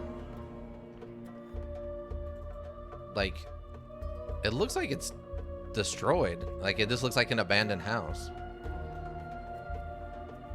The Boatman of Styx. Ah, yes. The Assassin's Guild. Remember, like you make money by buying bronze ingots, turning them into throwing weapons, and then selling them back, maybe? I mean, I don't really have that kind of... Well, I guess maybe I do have that kind of skill. I don't know. Okay, well, who do I talk to? I guess the blacksmith would probably have... Let's see. Do I have enough money to buy a single bronze ingot from you? You do? Okay. Looking for anything in particular? Do you have any sharpening stones? Do you have any crafting schematics? Can you repair armor? Of course, just tell me what you need. Show me weapon schematics, armor schematics. Let me see your wares. Weapon schematics? Daggers, 50 gold. Crafting, smithing. Missiles is only 25, so I could make some bronze missiles. Let me see your wares instead. Although you'd have to buy bronze and crafting schematics for throwing weapons. Yeah, that's the problem. Oh, steel is 4 gold for a steel. Or we got lumber. What's this? It's a whetstone. He does not sell bronze. He only sells steel. I really need to make like 300 bucks like right now. Like I really just need like $300 dues to get me by. Oh, the Fletcher, you say?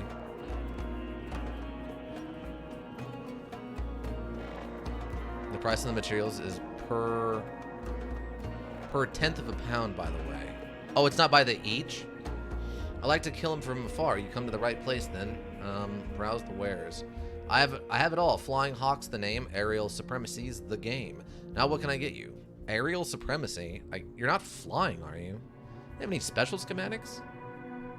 Double and repeating crossbow is 100. Scoped crossbow is 100. Show me something else. Do you have anything special?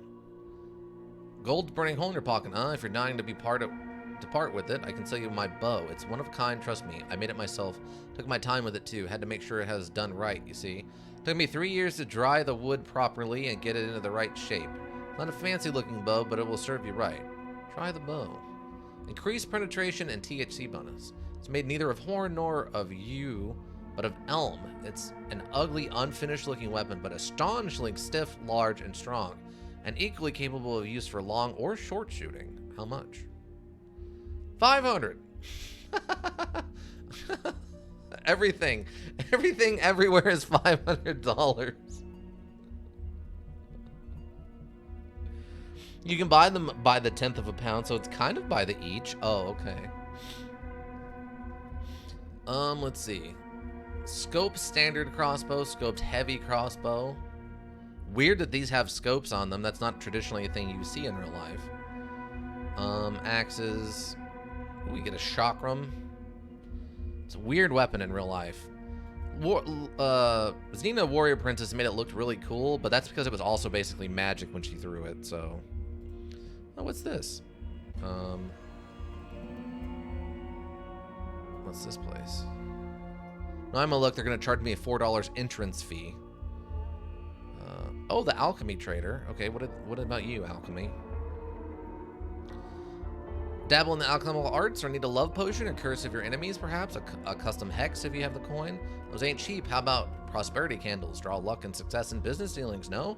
Well, look around and let me know if you find anything you're liking. Browse the wares.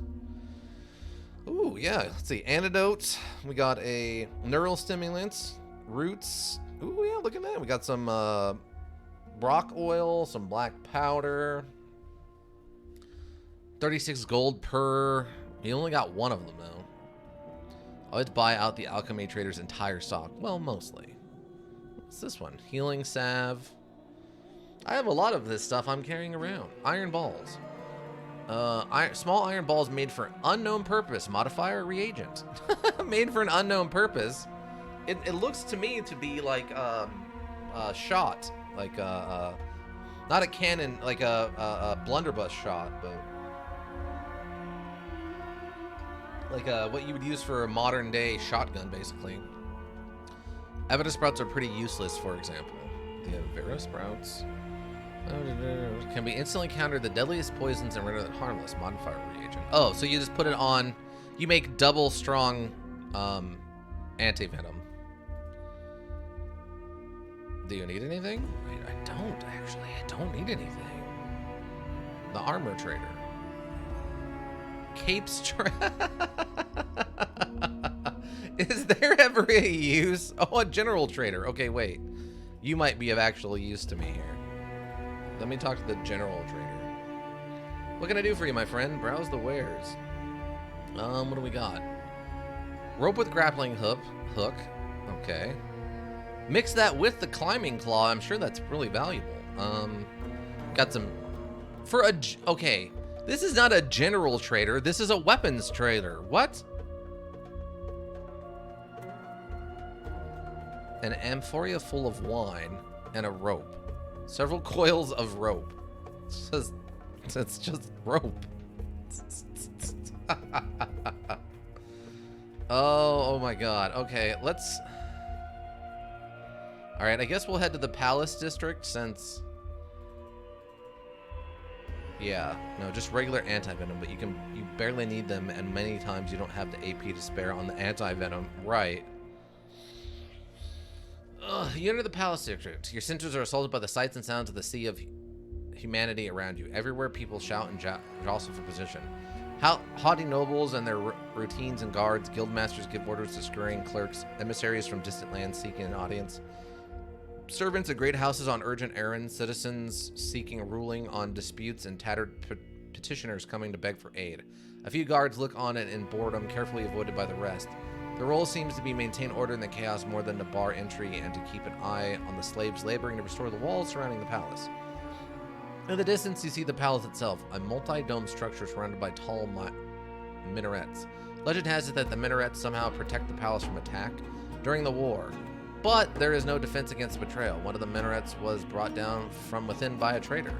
You can see where it's collapsed, carving in one of the domes as it fell. There is a slight shimmering in the air around the minarets, even the fallen one, which probably explains why it hasn't been cleared yet, even after all these years.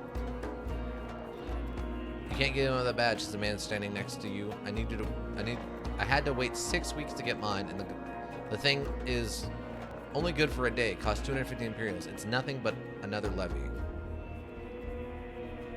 Why does it take so long? Why? Look at these people. They all want something, and there aren't enough hours in the day to hear everyone, so you need to get on the list. Pay for the privilege and wait for a few weeks. Can we sell your badge? I don't know, says the man, scratching his head. Isn't it against the law or something? I won't tell anyone. How much do you want for it?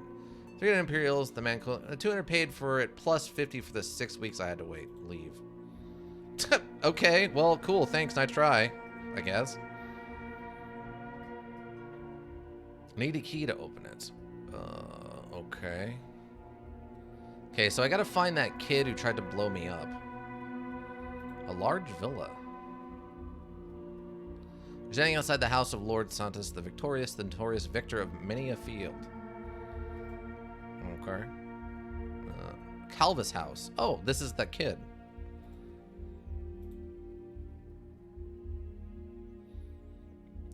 This seems to be the Calvis residence. The youth who gave you the exploding package will be overjoyed to see you. I just go inside. You how? Asked the youth, turning pale. How did I survive your little surprise, you mean? I got lucky. You, on the other hand. What's going on here, demands an imposing man in his 60s. Explain yourself. Tell him what happened. The old man cringes, then suddenly backhands his son, sending him to the floor. I apologize, he says in a tone that suggests that the matter is now closed. Address that 400 Imperials will be sufficient for your inconvenience.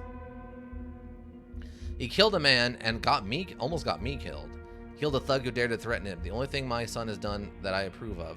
The gambling debt he will have to answer for. As you, I suggest you mind your own business in this matter. Mind your own business in the future. None of it would have happened had you not gotten involved. Oh, money.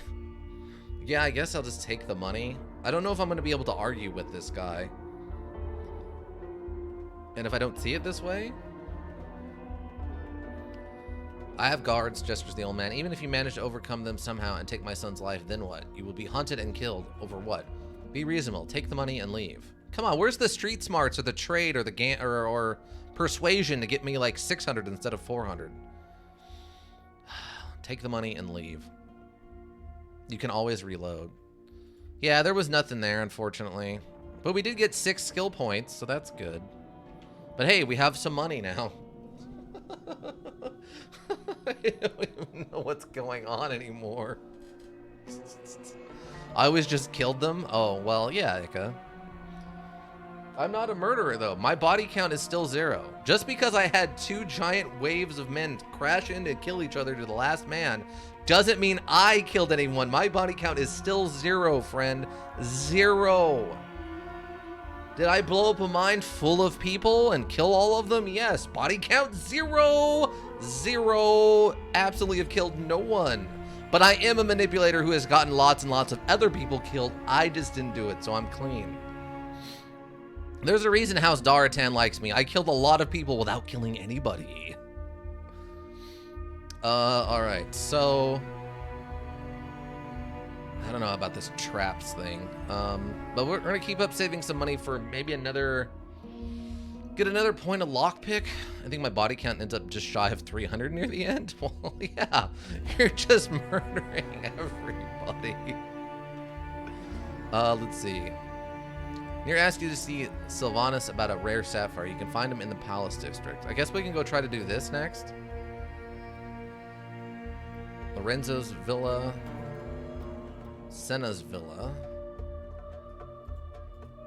Let's see. Looks like the walls of the town. The bathhouse. Is this... Oh, we could just steal from the bathhouse.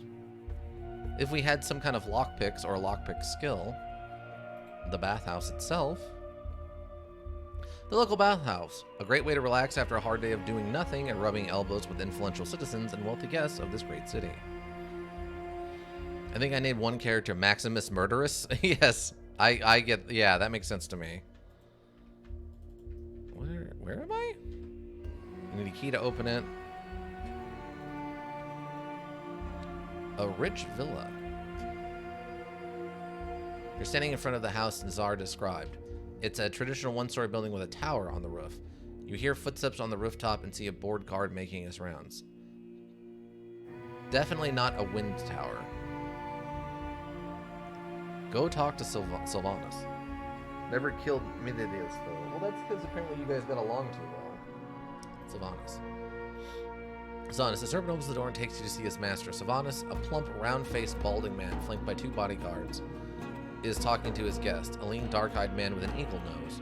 Well-groomed beard and the relaxed manner of a man with nothing to fear. Did Nazar send you? Asked Sylvanus, smiling. That man can't take no for an answer, can he? He sent me several fake buyers already, and as much as I'm enjoying this little drum mod, I do have other engagements, as you can see. So tell me your offer and be on your way. Well, what's your price?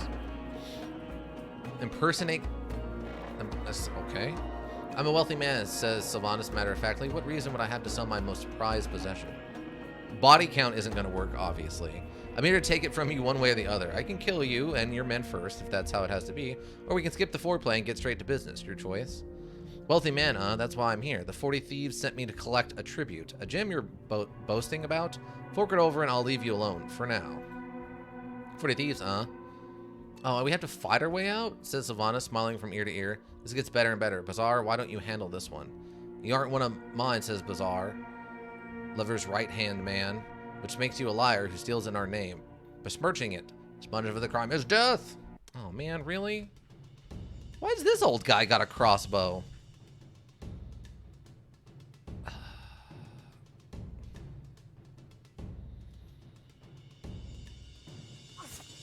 Wow, critical strike, huh? I love that they get those double turns like that. That's so much fun. Let's see. A few times I had to use my body count check to avoid combat, since killing this guy lowers rep with the thieves, and that can be a bad on certain runs. Oh. Huh. Weird that it says it was a success, even though it clearly wasn't.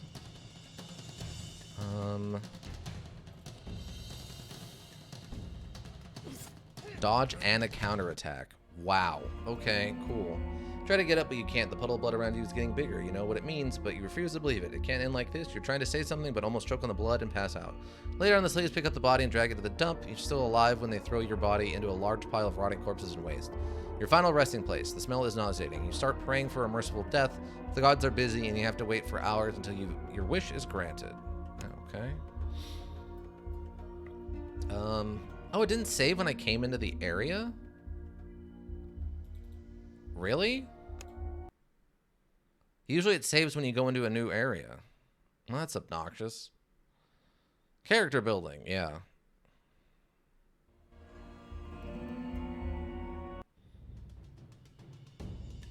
Yeah, see, this is really messed up.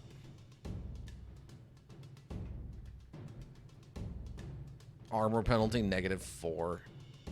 I guess I'll just have to save back. Usually it doesn't auto-save when you go into an area. Like Weld Chamber and stuff, but I guess not for me.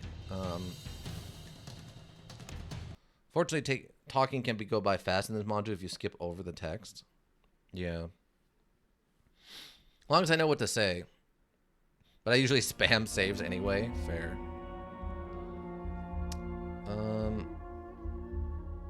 Let's see. What do I got? Find the youth.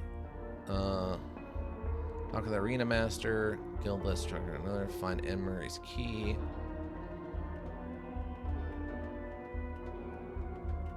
Okay, so I just... Oh yeah, I was gonna go talk to Harmon, right? And then...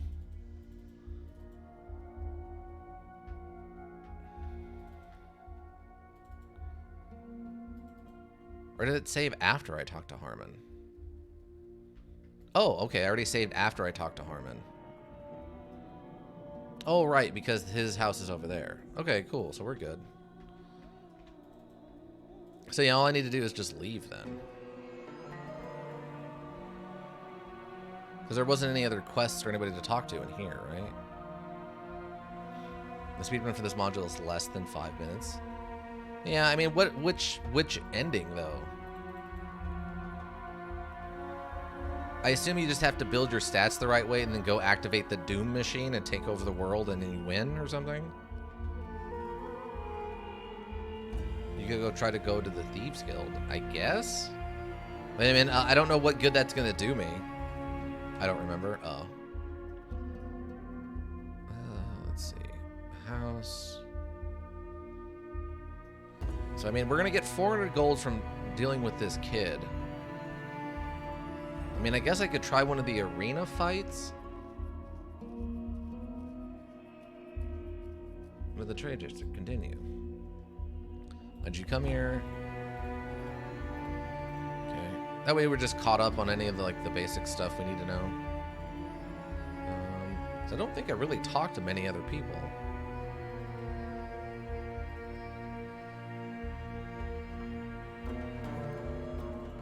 See, this was just the... Yeah, this is just the raised area. I didn't have any money for this. I don't remember you can or not for normal run, or if you need to be a Thieves member. There's the Fletcher guy. I mean, this is the Thieves Guild guy right here, right? But there is useful stuff there if you have money, yeah. Certain exhausted young man, apparently just having trained out in the courtyard. He's dressed in Ordu armor despite not being of the Ordu.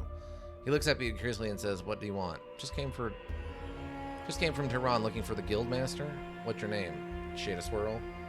I'm Ronnie, he says. I've heard a lot of news from Tehran lately. It seems like someone is stringing things up over there.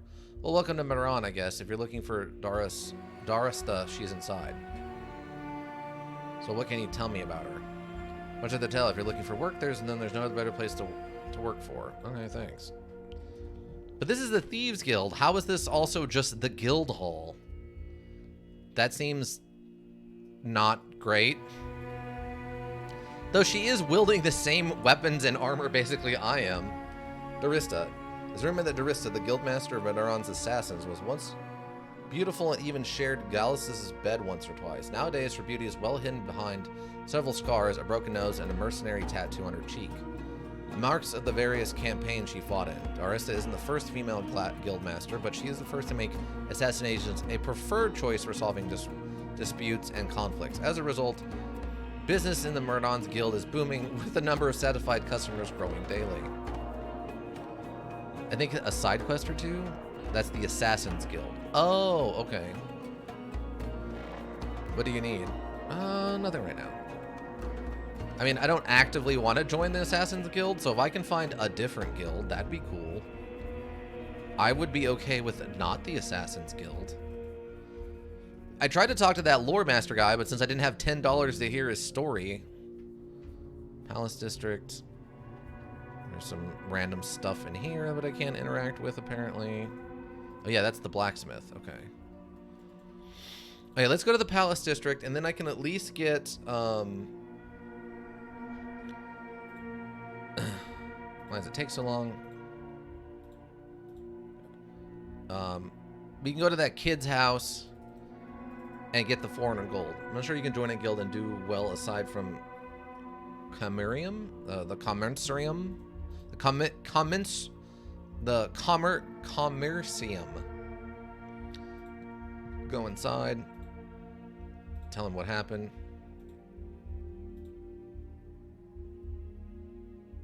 Take the money and leave. Okay, cool. We got the points and the cash. All right, cool. So now I can, in theory, I can go buy some steel.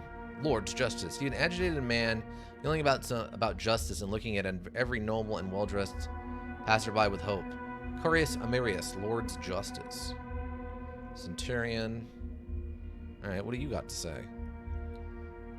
Justice must be served. Kill the sun! Go in, you're on the list. I am? Oh, we can go into the palace. Oh, okay, that's all that is. Alright, well. I thought I had to, like, put down a riot or something. I demand the Lord's justice, shouts the man again, but with less vigor. What happened? I was wrong, says the man quickly, grateful for the attention. He took my house. His men threw me out of my own home. My own house. I've always paid my levies, always. No questions, no excuses. I have a right to demand justice, yet they won't even let me in to see Lord Gallus. Slow down. Who threw you out of your house and why? Start from the beginning. My name is Carius Amirius. I prospector by trade, says the man after taking a deep breath and gathering his thoughts. I've seen my share of oddities and wonders over the years, but they don't come close to what I discovered several months ago. I was exploring the mountain range to the north, following the rumors of an ancient temple built into one of the mountains, when suddenly the mountains rumbled and shook, throwing me to the ground. When the quake passed, I saw that there was a large crack in the rock shining with blue light. The crack was more than a few inches wide, so I could only peer inside. What I saw there made me weak in the knees. A terrifying figure, horned and huge, sat upon a throne, gazing at me with indifference. In front of the throne stood the biggest metal chest I've ever seen, flanked by glowing lamps. Oh man, I remember this quest. This one gets pretty crazy. This description sounds pretty crazy. It took me a while to realize that the mysterious figure was a long-dead guardian of this tomb, still clad in the battle armor of legends. The armor alone, so well preserved, would fetch a fortune, for it is a gift fit for any lord. As for the chest he was guarding, the mere thought of what might be inside made me dizzy. So there I was, a few steps away from the biggest find of my life, yet unable to reach it. I would never have been able to go through that rock on my own, so I returned to Madaran and carefully approached a number of men who could fund such projects. All but one had turned me down. What happened next? Against my better judgment, I made a deal with Marcus Vala, a man of means and reputation. He invested 12,000 Imperial in exchange for an equal share of the proceeds, and had purchased slaves, tools, and supplies. Knowing that a large expedition often attracted unwanted attention, I had hired fighting men to accompany us on the journey. I fully admit that my experience in such matters was limited, but I didn't want to bring in another partner to handle it. Even the greatest treasures can be reduced to a handful of coins, and you have to split it 2 new ways. There's such a tragic twist coming up. If you do succeed at this quest, you might be able to get something good enough to make you a decent fighter. Wow. Quite so, nods the man. The slaves worked day and night for me. Were in a hurry and soon cut a way in. We took the battle armor out of the chamber first. The magic animating it was long gone, but it was still quite a marvel. The chest was a marvel too, in its own right. There was no lock. The lid was sealed, fused closed. Our tools couldn't open it, so we had to use the black powder. Twice we had tried and twice we had failed, but the third blast tore the chest apart, killing several slaves who could still fetch a good price at the market. What was in the chest? Or a passable one? Yeah. Nothing, laughs the man, sounding half mad. Nothing but scrolls that were incinerated the moment we blasted the darn chest open. No sooner had I thought I still had the armor than the accursed mercenaries, those dogs without any honor, turned on me. They took the armor and the slaves and left me there, right where I started, alone with broken dreams. You should have seen it coming. You had fighting men you had no leverage over and hoped that they would be kind enough to let you keep the spoils. You're lucky they didn't kill you. Sadly, my misfortune was far from over. When I returned home, Marcus Vala, this fiend in human form, demanded his money back. Obviously, I couldn't pay him, so this very morning, his men came and threw me out of my home. He told me that until I pay him what I borrowed, the house is his. The audacity. Your men have recklessly destroyed priceless documents left for future generations and then squabbled over the armor of a man left to guard them. You deserve what you got. So where's the armor now? Weren't you listening? It's gone. The mercenaries took it. What makes this armor so special?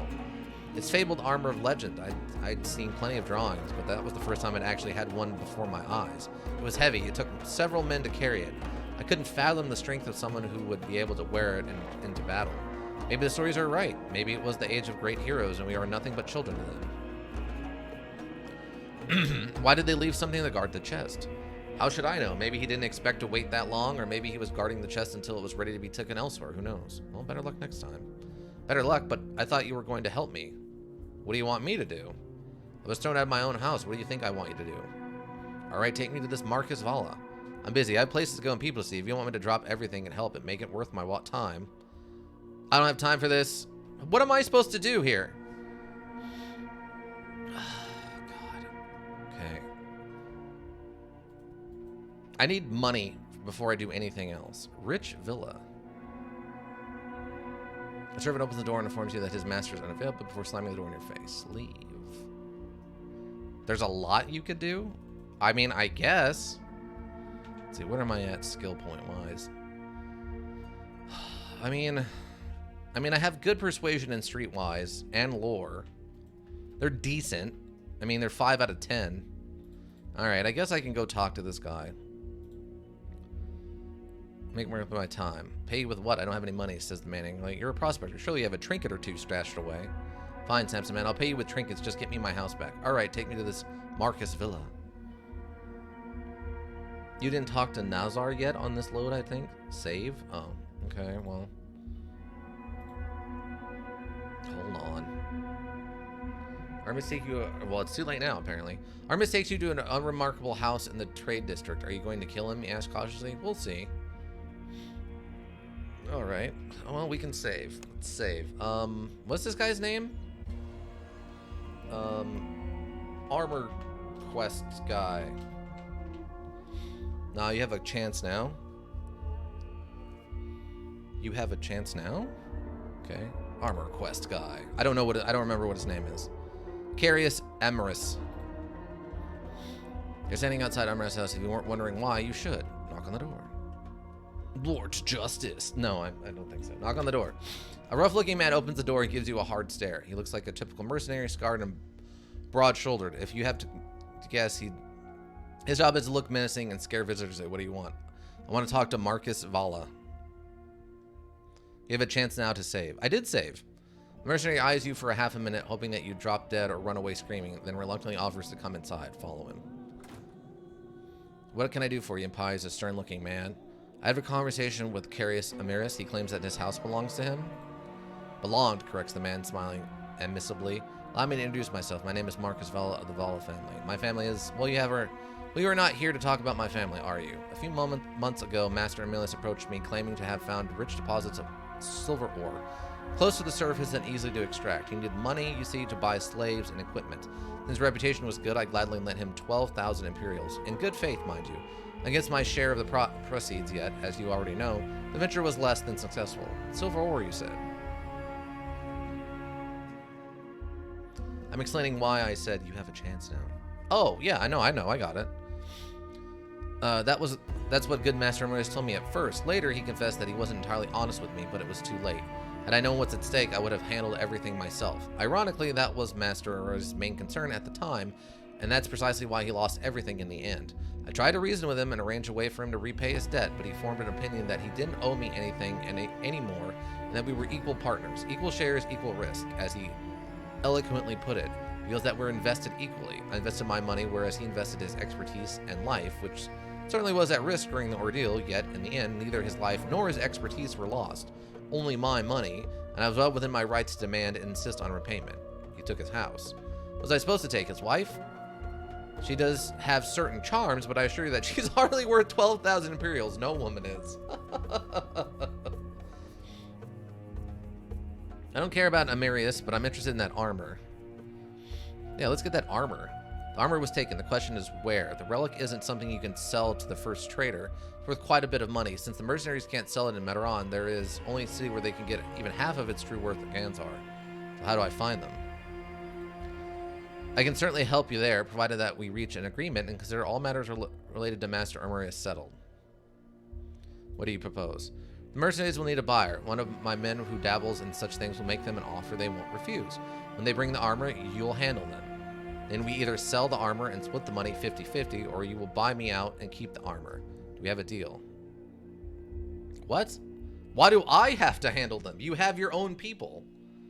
Why? You don't even need me for this. You don't even need my involvement. Handle this yourself with your own mercenaries. What are you talking about? I don't... Sure, we'll have a deal. As for Edris, I'll send him word that you're coming. He'll take care of everything. What? I don't... Okay, let me try loading and trying a different thing.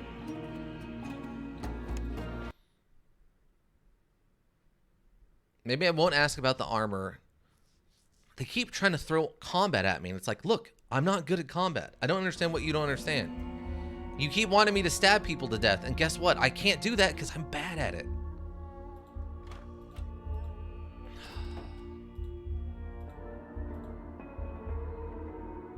Let's be reasonable here. Then bring me the armor and I'll vacate the house immediately. You have my word. I thought I was talking about mercenaries. Should I find them? Mercenaries will need a buyer. One of my men who dabbles... Oh, it's the same thing.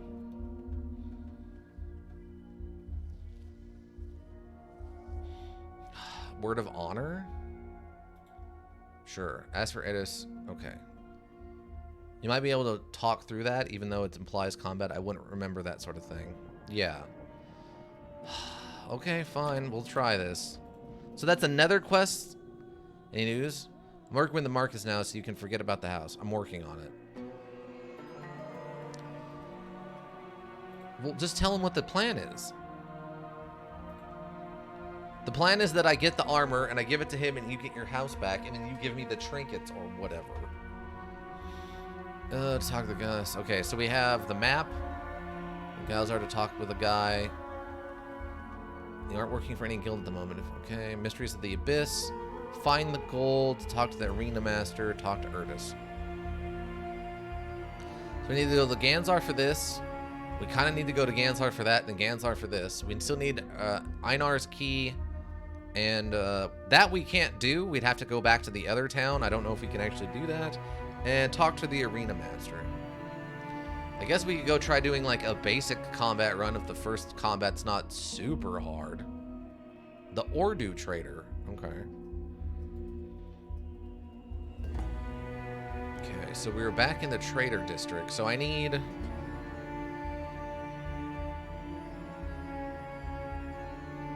blacksmith only sold steel, right? Like, I just need a money-making scheme right now. It's all I really need. Crafting schematics? Weapon schematics. Daggers, swords, axes, hammers, spears. Standard crossbow. I guess I'll go with missiles or throwing. I guess let's try throwing. Browse the wares. So now that I have the schematic, I just need the steel, right? The only thing I remember that triggering on was bronze. Really? That's it? Well, let me try this, and if not, I can just load back. Actually, let me see what I need. Oops.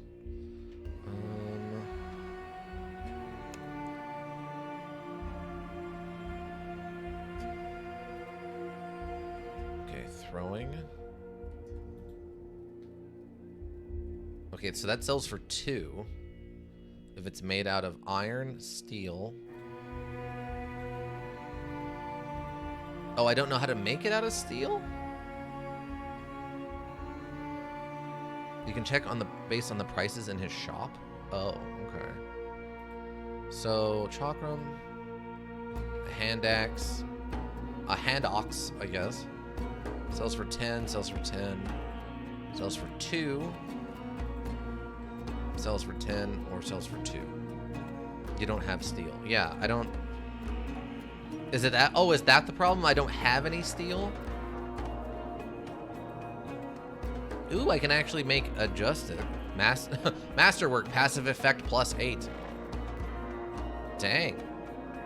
I can make a masterwork haddock, a handock. Or I can make one of these. So it doesn't show you the options, sadly. Oh, okay.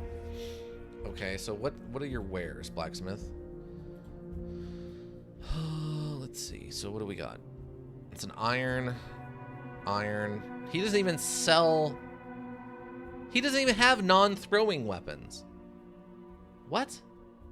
Okay, I'm gonna buy like 2 of these.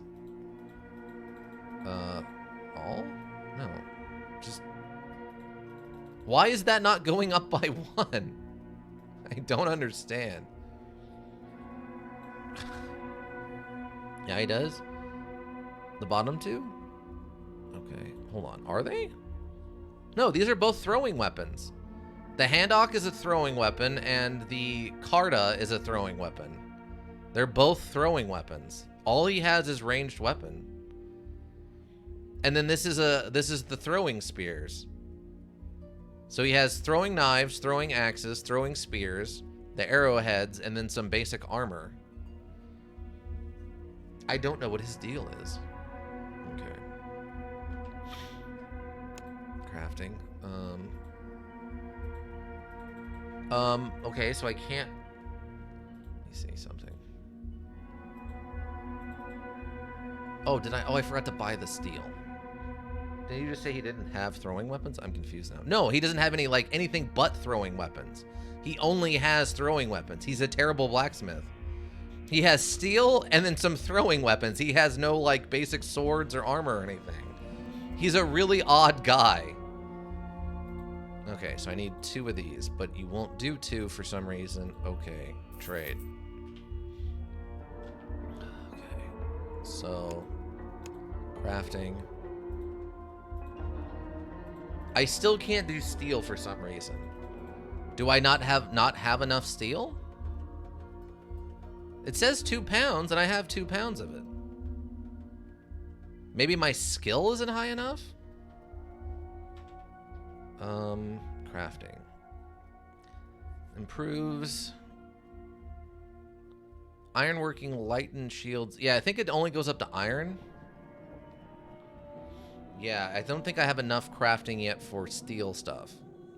6 for steel? Oh my god. Alright, so that's not gonna work. Apparently I need to talk to someone who sells bronze or iron.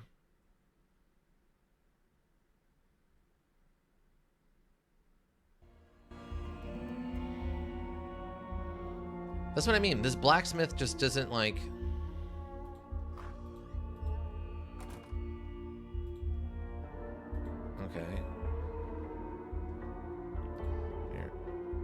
I thought we'd be thinking about the mercenaries, so how do I find them? Mercenary will take him by. Bring it to him. Do we have a deal? Sure, we have a deal. Leave. Okay. Okay.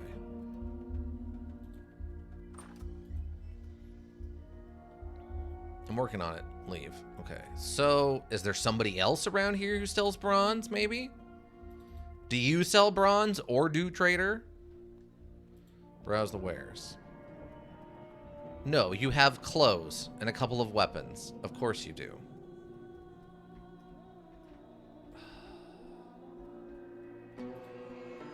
Wait, what about the curio trader? Did you had some weird stuff? No. Wait. What is this? A bronze plate. Could I smelt this? I know the blacksmith in Tehran does. Well, yeah, but that was back in Tehran. Can I smelt this down and turn it into bronze stuff?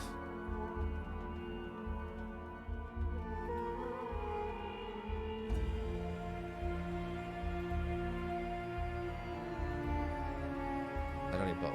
So that's 24 gold for 2 pounds? But that's only one of them is 2? I guess it's just 2 pounds of bronze, but I would need more than that, right? Because you lose some when you smelt stuff? Buying bronze, breaking it down, and reselling it makes you lose money. Also, you can't for that. Of course I can. Okay. The exotic Imperium trader. What about you, exotic Imperium trader? Nope, it's all weapons, because of course it is.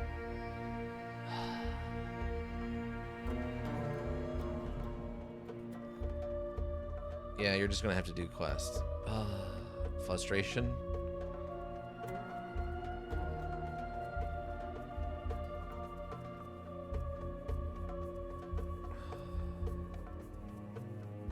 Oh, this was the other guy, right? Let me see. Yeah, I forgot. I don't think I talked to this guy. Yeah, but so here's this thing. Welcome to Nazar's Carpet Diem.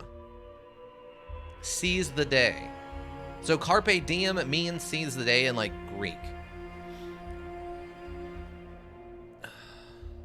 Keep talking. Oh, this is the one we couldn't do because you just have to kill him, right?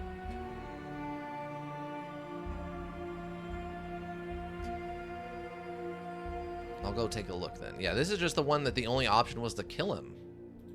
What about this place? Oh, this is the blind guy. But I can, or the blinding, or the poor eyesight guy. Who are you? A scholar? Okay, I'll give him 10 Imperiums. Take his fingers, your coin in his palm, then return it to you. You must have mistaken me for a beggar, he says with pride. If you wish to partake in my wisdom and expand your horizons, I'd expect at least 500 Imperials and not a coin less. Street rise and charm. This is one of the things about this module. Everything is limited, but fortunately you're doing a talker rather than a fighter. You try to sneak into the house, but you don't have a good sneak. No, I don't. I traveled far just to hear you speak, oh great sage. Wish I had 1,000 coins so I could give them to you, but I spent what little I had to come here. I beg of you not to turn me away, master. Failure. Alas, my sight is faded now, and teaching has become increasingly more difficult. Just you find a younger Lord Master if you really are in need of a teacher. Wow. Okay, what a complete jerk. I guess my persuasion and charm was not high enough.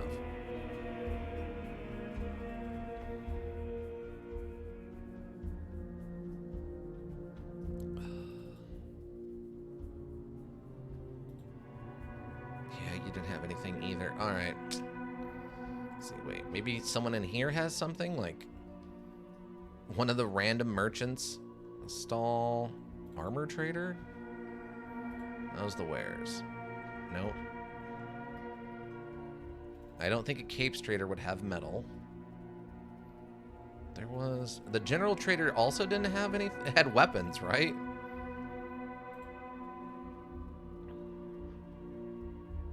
There's no one in here just... Where's the metal shop? The Imperial trader? The Imperial army, we have to find only the noblest of weapons and designs. Browse the wares. Yeah, it's all... No one sells... Why? Why does no one sell just metal supplies?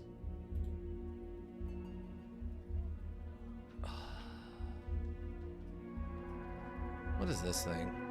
Oh, there's a second floor. Oh, you're not allowed to go there. Oh, all right. Well, thanks. Great.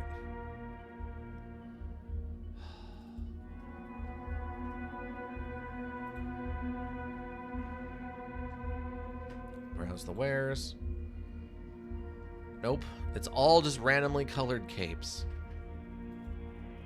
This stupid thing I bought for the 500 gold better turn out to be worth something.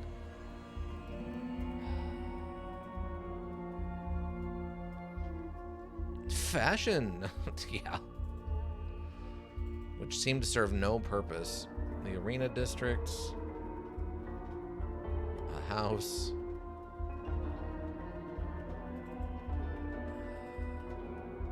I guess I can go talk to this guy and see if there's a different option that isn't violence for getting that ruby from him. Because he seems to be in cahoots with the freaking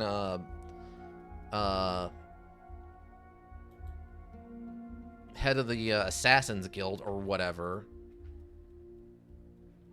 Lorenzo's, Cena's villa. Like, do any of you need anything done? You have nothing to do here, move along. Nothing to do here, move along. Need a key to open it. That's just the bathhouse. Man, I'm so rich in my runs for killing everyone. Yeah, the Thieves Guild. Large villa. He was notorious for that victory. Yeah. Is it this one?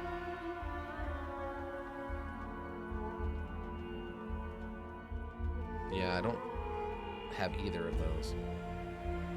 Wait, hold on. I'll save and see if maybe I can't just sneak in.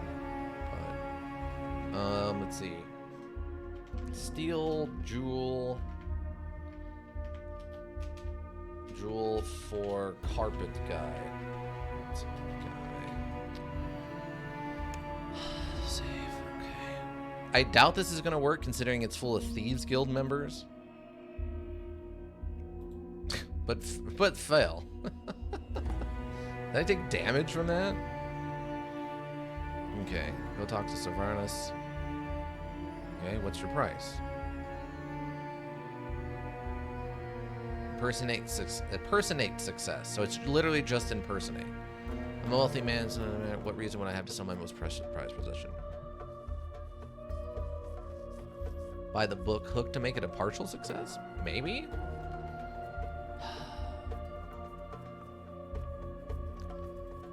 There's like not even anyone else in here to talk to get a quest from.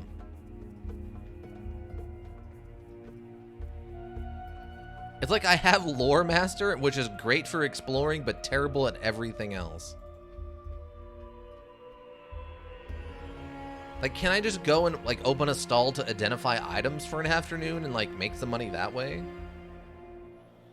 There is. Seems that the place publishers is propel. What?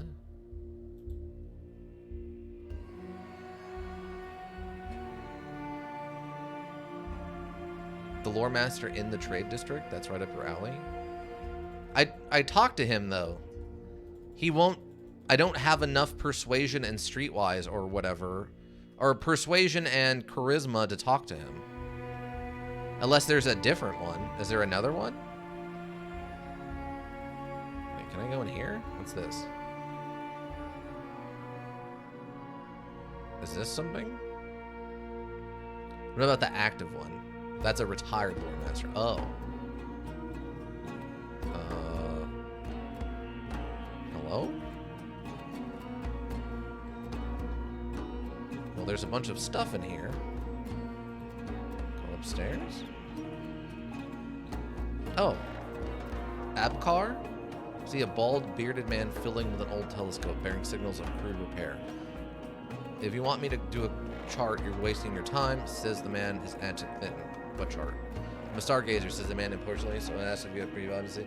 But I don't do charts anymore, so don't ask. What do you want? I need a Lore Master? I am that as well. Surely you've heard about Abkar. So tell me what you need and go away. What is this thing? A telescopium? A wondrous wonders. Through it, I observe stars and their movements, although it's not their stars, but the void between them that captures my attention. Why? I learned that the void is anything but empty. The darkness hides it well, but nothing can stay hidden forever. There are those who dwell in the void, and I've taken it upon myself to watch them. Have you seen any yet? I have not. But the absence of evidence is not the evidence of absence. They are there somewhere. I know that now. What makes you think that?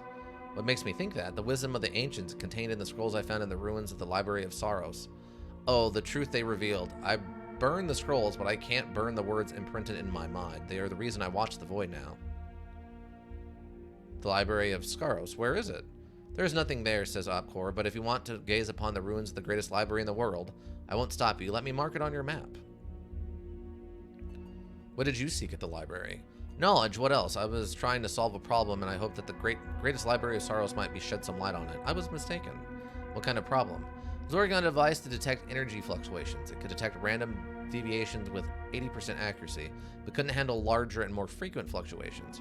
Obviously, I miscalculated somewhere, but the nature of the old world's magic is hardly a well-explored field these days. One has no choice but to make assumptions, which leads to setbacks and disappointments. I thought the magic was gone from this world.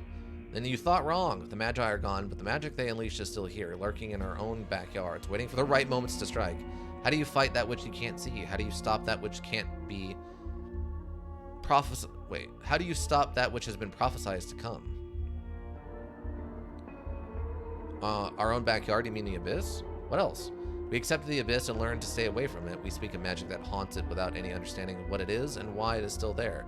Centuries later, yet another force that affects the physical world can be detected and measured, even if it's invisible to the naked eye.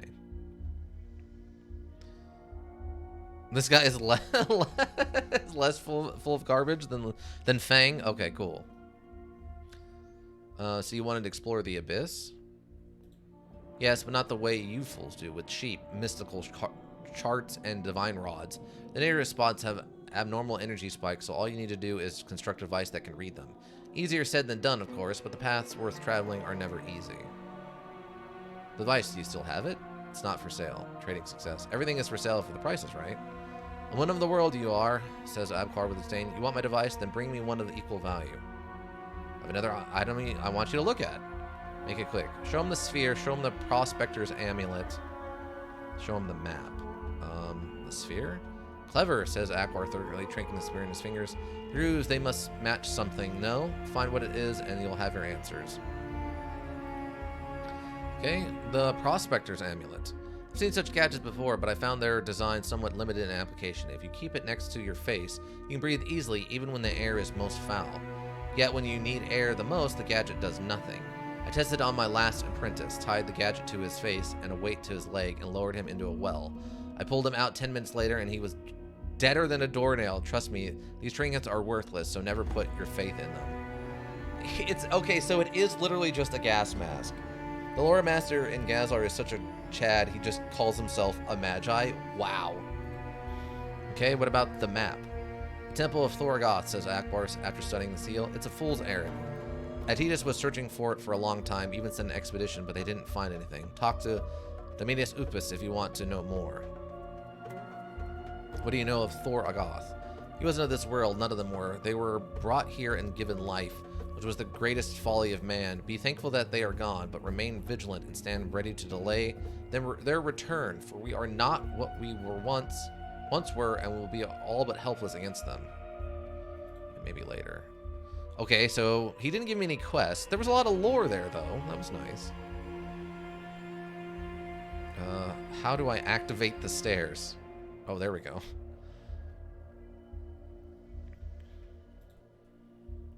Interesting that he just leaves his front door open.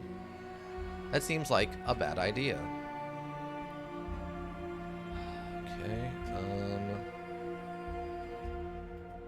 I think the library actually shows up as a quest.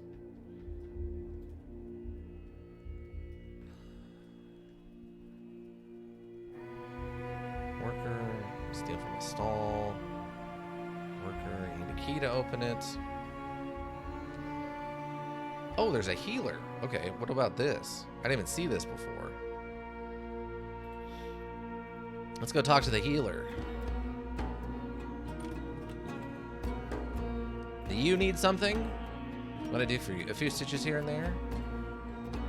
see. Those are some nasty cuts, and it appears that you're bleeding internally. In medical opinion, it's not good for you, so you'll need to do a bit of draining, a bit of stitching, and a lot of praying. Praying's fee, the rest will set you back 60 Imperials. Another time. Okay, apparently I have taken damage. I guess from the fall?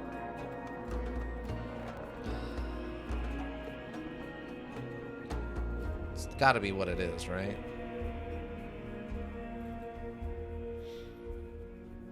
See, I think it was you who sold. Browse the wares. One climbing hook. Might want to say some slight spoilers about where you can get the quests. Not yet. Okay, there was that. I think it was the general merchant was the one who had. Where are you? Capes trader, general trader.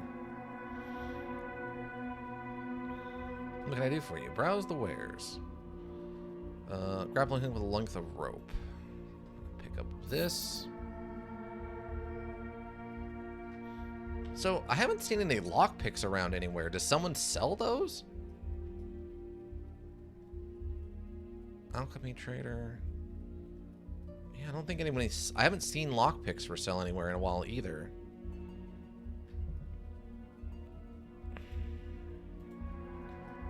Let's see. Let's see my map.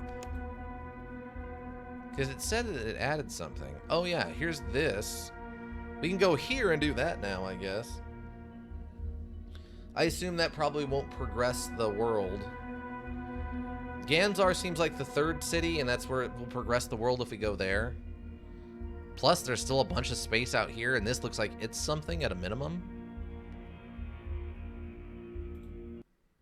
Okay, I can just go to Saros without triggering, like, lore progression. The Imperial Library of Saros was actually built after the fall of the Empire in a noble yet futile attempt to preserve the rapidly disappearing knowledge from future generations.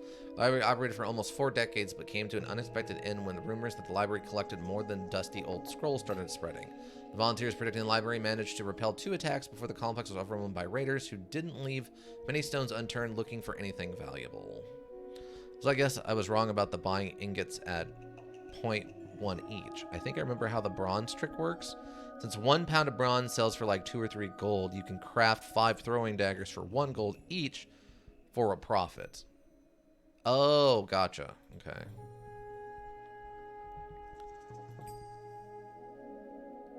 Let's see. What did that say? By the looks of it, the ruins have been picked clean over the centuries, and anything worth a copper, few coppers have been stripped away or dug out a long time ago. Yet, you get closer, you see a prospector sitting in front of the campfire. Okay. Some leaves.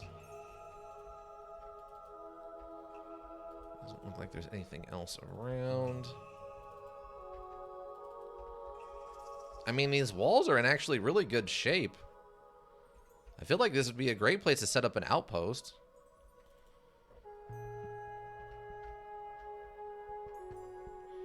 Aside from the bronze, I think for the other materials, it's better to sell something big and heavy like tanky armor. Not enough to make your money for buying ingots, but it's good to sell what you've harvested from your enemies. Right. Not really much of an option for me, but... Come join me, says the prospector. Grinning, I've been here for almost a week, and nothing pleases me more than the sight of another human being. The coffee tastes like dirt, but you're welcome to it. There's some bread, too, if you're hungry. Streetwise.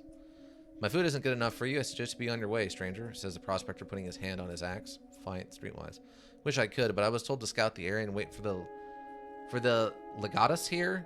He will be mad if I'm not here. Trust me, you'll have enough trouble dealing with him when he's in a good mood. If he's mad, he'll nail you to a cross first and ask questions later. Bull, the prospector looking at you suspiciously. Alright, leave. Why is this guy fighting me? Also, why did I not see this before? So, I like how you have a double success. Is that what it was talking about? But yeah, apparently he didn't believe me. Wait, what? Why are you attacking me? Seriously? You're not in a city. Everyone wants to fight you. Apparently. I don't want to... I'm trying to not body count, people. Oh, I wonder if I could climb down to the basement. Okay, well, that's probably relevant of us inside of here. But, yeah, I don't really want to fight this guy. How much SP do you have? Oh, I have 12 now. Oh, I could put another point into lockpick, even though I can't buy lockpicks anywhere. Or, oh, I can throw another point into impersonate. Oh. Oh. Not enough to up your streetwise? No. Not quite. Well, I guess I technically have 14, but same difference. Oh, whoops. What? Oh, there we go. Oh, so you don't need to buy lockpicks, you just do it. Really? I thought I've seen lockpicks as a thing that's for sale.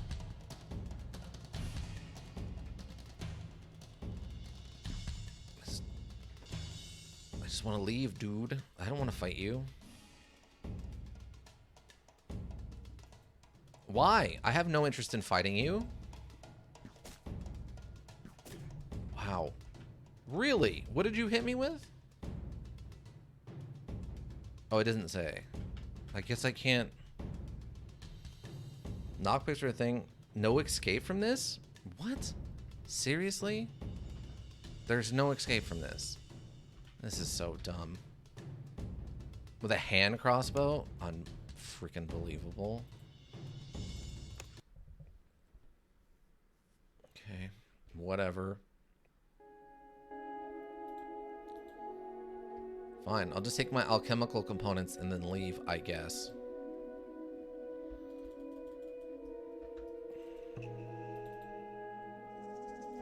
Since this guy is being a jerk. He's all by himself, and he just decides to straight up attack me. Pretty terrible idea on his part. Failure. The stones are too heavy. I can't clear the debris. I'm not strong enough. Could try visiting the Thieves Guild. I mean, I guess, but are they going to want me to do anything that isn't, like, thieving and or killing people? Can I just, like... Oh, no, I have to go through... Something about the Fist of the Magi, who has built his transcendence on the sky, has founded his vaulted dome. Who founded his vaulted dome above Madran. He who raised the mighty pillars.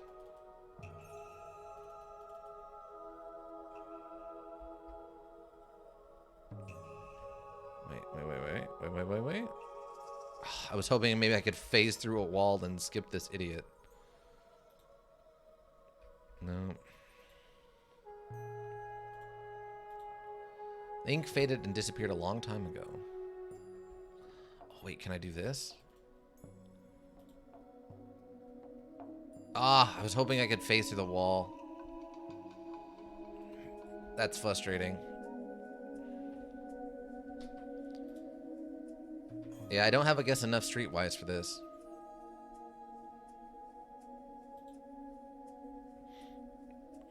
It sucks. Alright, well, we got some extra points, I guess, out of it, if nothing else. I'm very quickly running out of places to get quests, which is my only means of succeeding. Well, if you look around. What do you mean? There's another thing here potentially? There was? The only other thing I saw was in the back there was the thing that required strength to lift, and I didn't have the strength for that. Unless I can buy a shovel and use the shovel or something, but... Can't go in any of these buildings.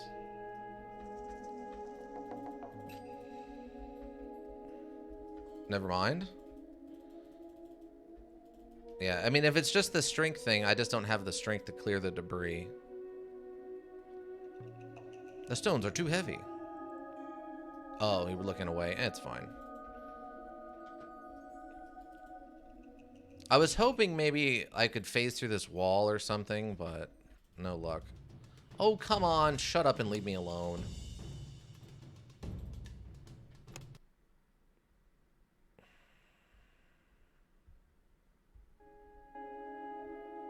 Actually, you know what? Can I load back?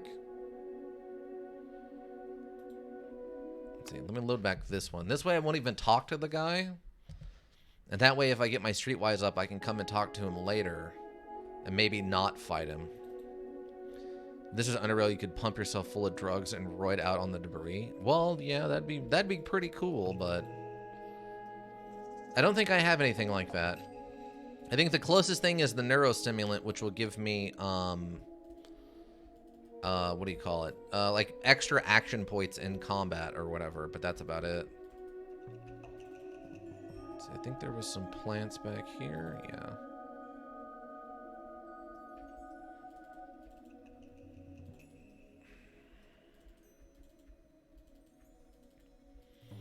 I guess my only other option then is to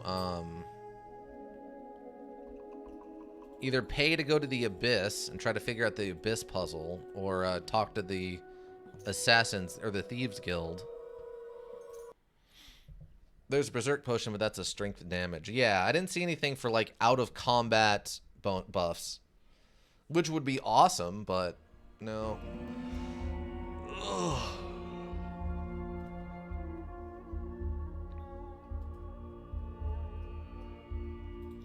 Can I go in here?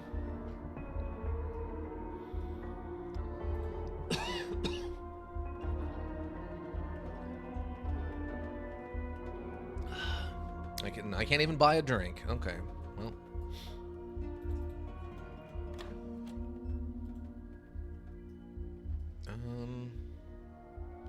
I apparently cannot even talk to any of these people. Because I think this is the place we went into and we listened to the guy's story. We can fight Codmos. We could lockpick some stuff. Go to the inn door of the innkeeper. Do you sell anything? No? Okay. Part of what makes this run quite a bit different is you aren't part of any guild either. Although I don't know what guild a lore master should join, if any. Yeah. If you don't have a room, you don't have to pay first. Oh. Okay, so that's just the muggers. Something that would work, I feel like, is Commissarium. The Commissarium. That on a merchant start too. Yeah. Well, we tried to talk to the lore master guy, and he just said, no, I'm good. I guess we can try a run. If you said the first couple of combats are really easy in the arena, maybe we can make some easy money that way.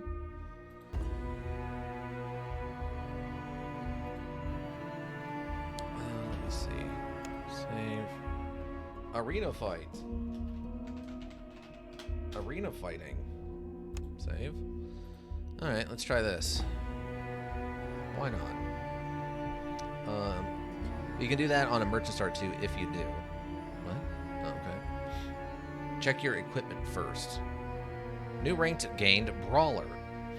You're wise beyond your years, my friend. Why not indeed? Your first opponent is a newcomer like you. Fancies himself a thief. Poor jerk. Thinks we live like animals without rules and laws. He thought anyone could come here and start picking pockets without getting the guild's blessing first, so the guild turned him in. He doesn't look like the fighting sort, but he claims he killed a man or two. I know. Hardly worth your time, but what do you expect me to do?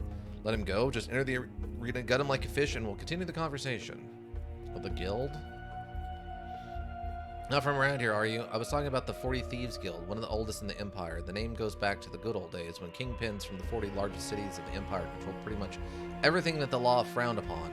I love to say in chat, but I have a business to run, so are you going to fight or not? Maybe later. I don't want to kill people. I'm kind of committed to this no murder run now. Browse the wares. Did you have... Oh, you have nets, I guess. Any of you have any bronze? Why is the map not scrolling?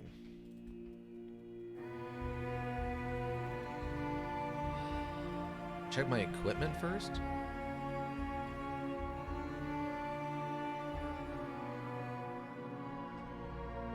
I have iron and bronze. What about that mine? Well, I mean, I didn't kill anybody there. My body count's still 0. So unless there's a way to do these fights without killing people, my body count is still technically 0. Also, why are these people standing around smoking cigarettes?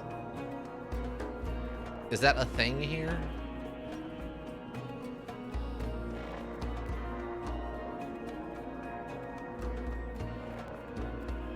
Take the blood as more obstacle community in these parts. Random person in the back.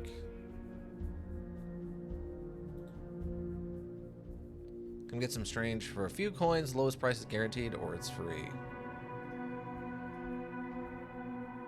Huh. Okay.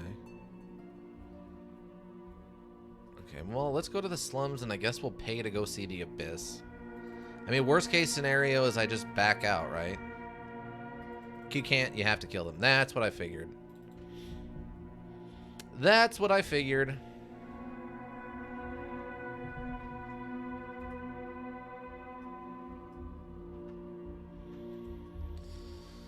Alright, where was the jerk? I think it was these guys, right?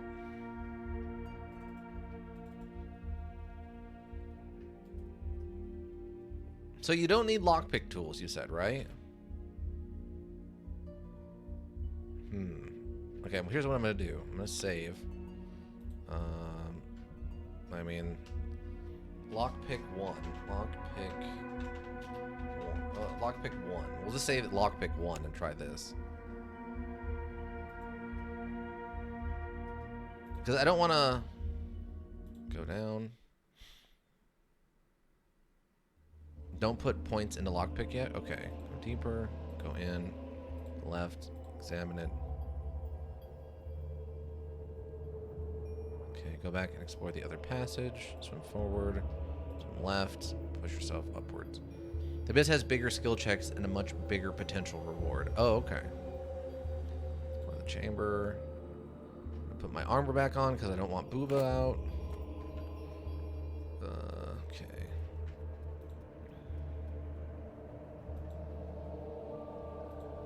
I'm trying to peel the lock but fail miserably. Okay, so we don't even have a chance, it doesn't seem like yet. Lockpick 1. Okay, load this one back.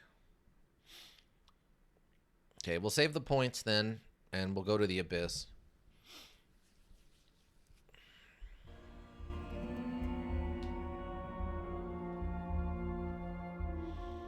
Okay, I think we gotta go this way and then like through. Yeah. Approach. Sir, man, pay the fee and you'll be on your way. How much? I don't have the money. Come back when you do. The abyss will be here, I promise. Okay. I want to grab the plants. Fine, I'll play the tune Imperial. Bless your heart, friend. Your kindness to those less fortunate won't be forgotten. Leave. Since I can't kill you. Kavanas route. Is that it? Looks like that's it. And we can't go through like this little passage here for whatever reason. Let's go to the abyss. Go to the abyss. Stay in the slums. Go to the abyss?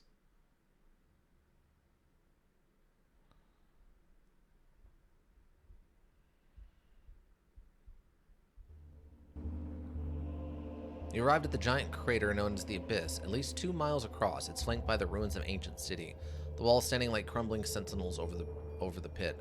A restless gray fog cloaks the bottom of the defile, effectively concealing the horrors which undoubtedly lie within. You aren't alone. As you approach, you see the unusual crowd gathered. Places of destruction and mystery always attract tourists.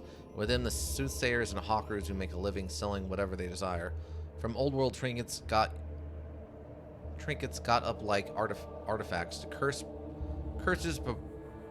purporting to channel the dark energies of the abyss to that of ever-popular standby kebabs. Their raucous cries you associate with bantering are, however, unusually subdued and flat, like those of the other group of children playing at the edge of a graveyard, each attempting to convince his neighbor, and more so himself, of his bravery to explore the area. Okay. It's a pretty ominous area, like this. An old man. On a piece of history, shouts an old man, reached out of the stairs of some forgotten temple with agility surprising for his age. He stumps up to start shoving different bits and pieces of stone in your face, gesturing expensively while describing these amazing curatives and protective qualities. What is this junk? The old man sighs and gives you a long, elevating look. Being an optimist, he decides you're good for at least 20 Imperials.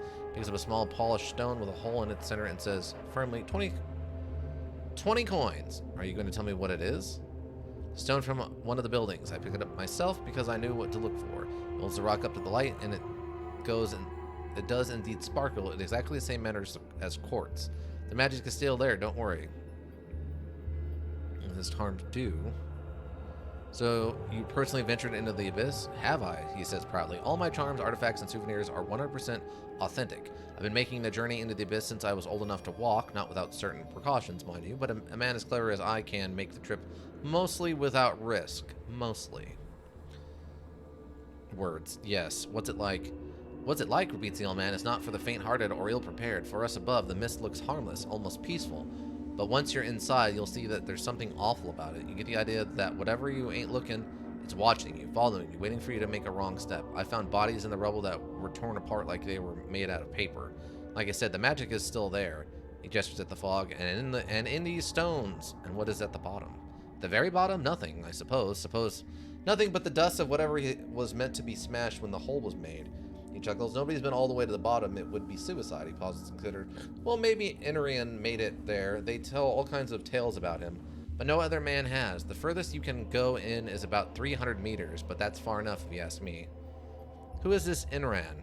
Don't we know who that is? I like how the module does a zoom in on the rock necklace. Yeah. Inran's one of the best. Is not sure to be brave enough or tough to go down in the abyss and come out again. You gotta be lucky, because one wrong step is all it takes to get yourself mangled or dead, or worse. The further you go, the higher the odds stack up against you, so wise folks will quit while they're ahead, grab what they see, and get back as fast as they can. Well, I don't reckon Emran was all that wise, but he was lucky. He went deeper than anyone else and always came back and brought things with him nobody saw before. Not rocks and pebbles, but the real deal, old world things. What happened to him? Ended up dead. He knew how to read the abyss, but not the second most dangerous thing around here, people. There were rumors that he had a map that plotted out a safe route all the way down. We found him dead one day, but no trace of the map. Whatever his secret was, Inarian took it to the grave. Did he ever speak about what he saw down there? Everyone asked him, but he would just smile and say things like you wouldn't believe. I don't know if he actually meant that or just wanted to put people off. What actually happened here? I think only had one character who was able to make it to the bottom. Oh, okay. During the war, you mean? What do you think? The jerks hit us hard, but we got them back. It ain't pretty, but it does have its charm. Those like as a monument to our resilience, like us saying, we've endured this crazy stuff and we're still here. Was that worst you could do? Because if it ain't, you better think twice before trying again, the old man grins. The charms do... What don't they do? Just think about it. These stones, whatever is left of the district, have been cooking in all that magic for hundreds of years, like meat in a stew, absorbing the flavor. So asking what do the charms do is like asking what does magic do. Only a true magnus could tell you for sure, but it didn't make sense to wear a charm even if you don't exactly know what it does. It sure the heck does something, and I bet this something is something you'd want to have on your side if you ever... I'll think about it. You know where to find me. Can I not appraise it as a lore master and be like, oh no, this is actually just garbage? Is that all there is? There's no one else to talk to here? No other concerning citizens who want to sell me random trinkets? What about you? Do you want to be accidentally pushed into the abyss? No? There isn't something you can learn about in the module, but despite what a lot of characters think in this module, the Quantari are actually doing really well after the war compared to this. Especially compared to this. Oh, yeah. Wait, so you can't actually learn about the Quantari while you're playing this? How do you learn about them? Is there like a book or something? All right. So what does this do?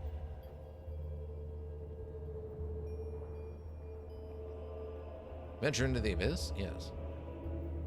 Fog envelops you so thick that you can hardly see places only 1 foot in front of the other. It's an absolute hush, leaving only the sound of your own breath. At your first couple of steps, you begin to wonder how anyone can find their way at all. If responding to your thoughts, the fog begins to recede, allowing you to see at least some of your surroundings. The ground is as clean as swept as a muddy launderer's sidewalk. Nothing here is so much as a pebble, but has been left unclaimed by fortune hunters. It's in a Dragon Rats ending? Really? Weird. The path is easy enough to follow, and you keep walking until you are able to discern the mounds alongside you are bones. Not skeletons as such, but piles of disconnected human bones in such numbers you cannot even hazard an estimate of the number of dead. A sudden gust of wind dislodges a skull from its resting place and rolls it free of the ground. When the skull reaches a spot a few feet to your left, it stops if caught and held by an unseen hand, then shatters, sending fragments of bone flying in all directions. Yeah, dungeon rats. No, not dragon rats, dungeon rats.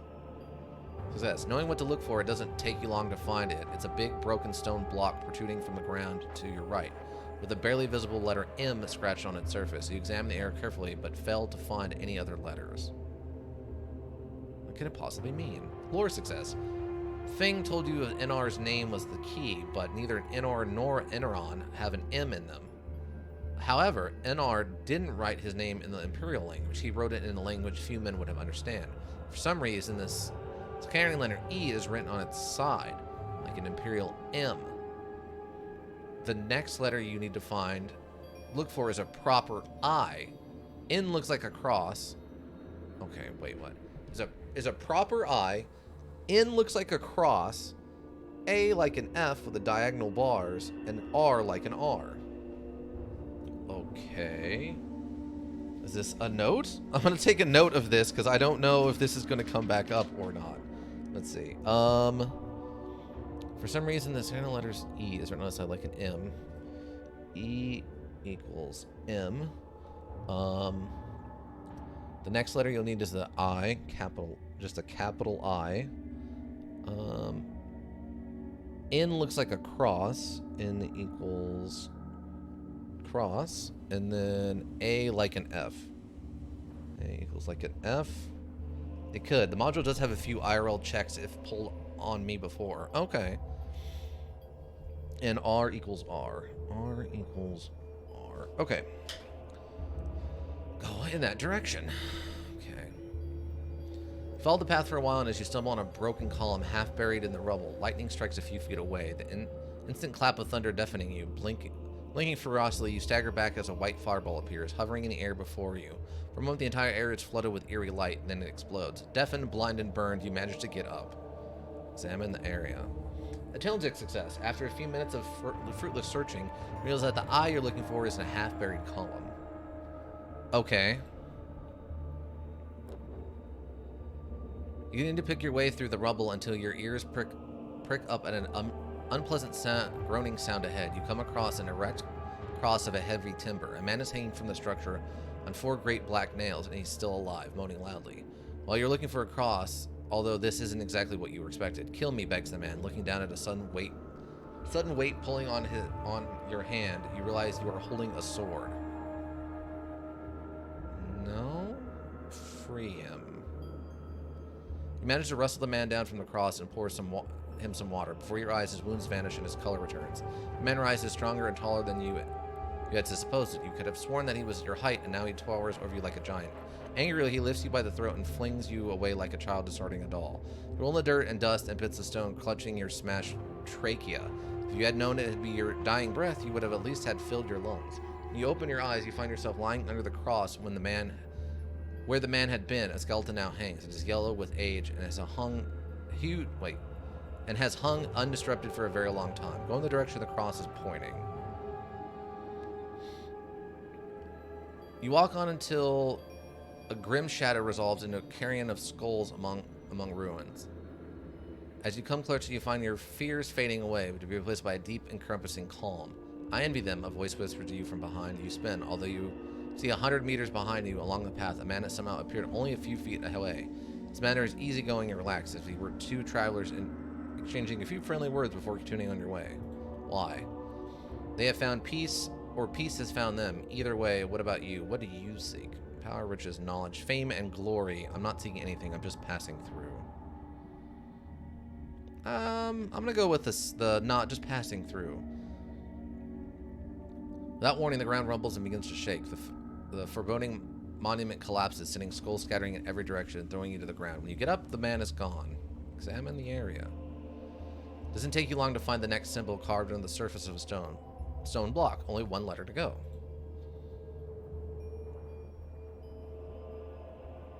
Oh, we have the breathing apparatus. Let's go. Although the path is perfectly level, your breathing becomes stained and the air thick and heavy in your lungs. Weak and disoriented, headed pounding, you're forced to stop. You vaguely recall that you're searching for some kind of mark, but you can't remember why. When you study your surroundings, you find that you can't focus on anything. The details of the landscape swirl around you, bleeding together in a confused blur. Use the breathing apparatus. Bringing the magic is still there, you put the mask on and take a deep breath. Nothing. Oh, come on. Use a power tube to charge the mask. Oh. Because the power tube we have is the one we've been using. We were supposed to use to power the mind machine, right? I mean, this is probably more important than that, right?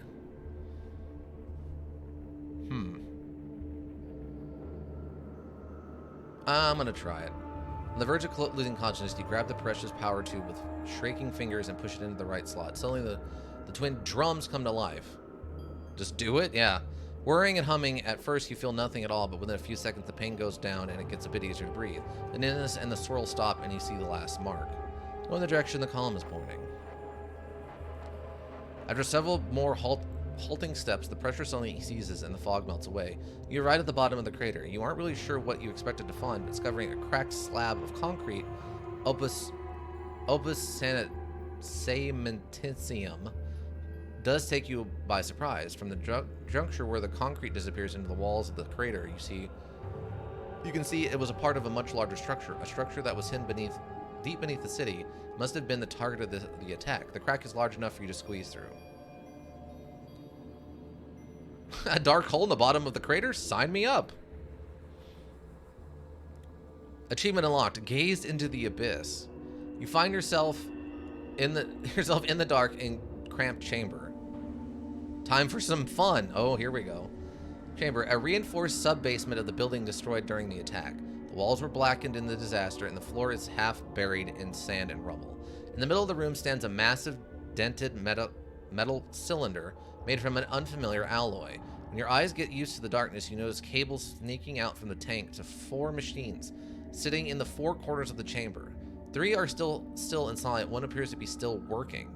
You gain insight, which can be used to increase your skills. 30 skill points? Oh my god. Examine the tank, I guess. Although heavily damaged, the tank is sealed. There's a console on one side and a small glass aperture on the top. Clearing away as much as you can of the grime, you take a look around. There's a body within, submerged in some murky liquid. Only the face is plainly visible, and it isn't human. The cranium is bulging and distorted, with a 2 low nasal bridge, deep elongated eye sockets, a lipless mouth, and overall dark leathery skin.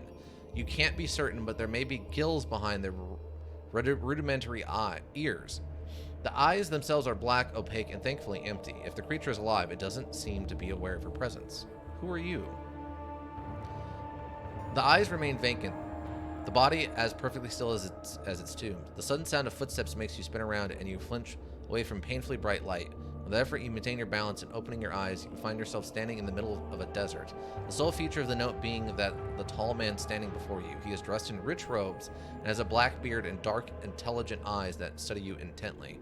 You glance behind to find nothing but endless desert. Are you ready? Asks the man.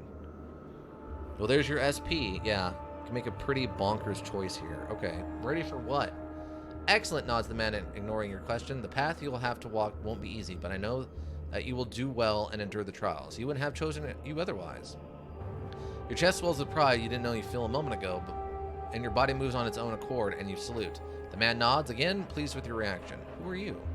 Soon, smiles the man, Like a marionette, you feel your strings being pulled by some other entity, making you follow a script you do not understand. Your body, strong as it is, will need to be made even stronger to be able to hold the gift. The wards will have to be tattooed deep into your skin. I know that soldiers aren't strangers to tattoos, but this one will be different. It will be painful, more pain than you can comprehend. The man looks straight at you.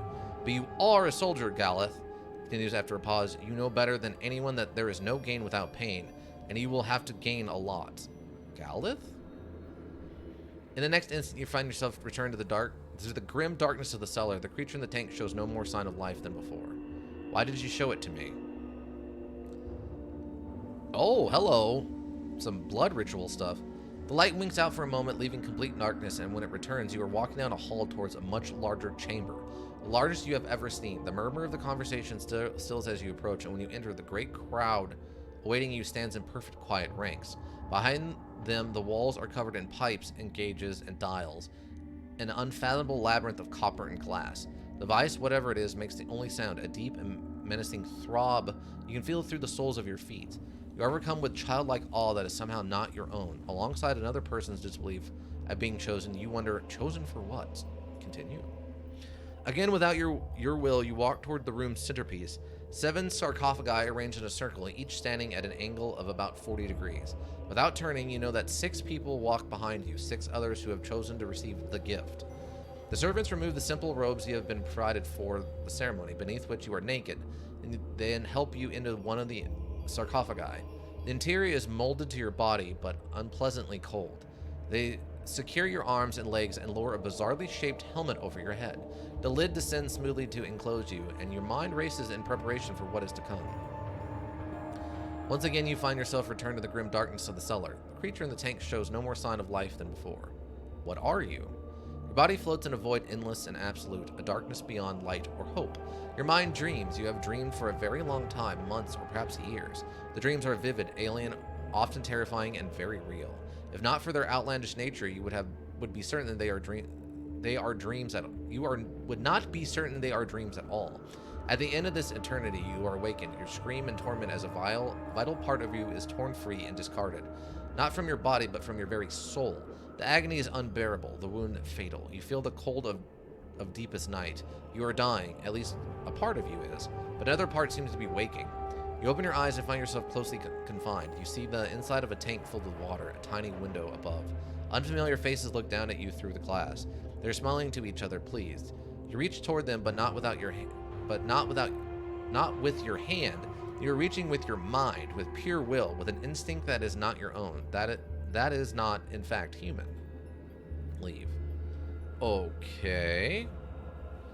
Well, that was a lot, I would say. Examine the machine.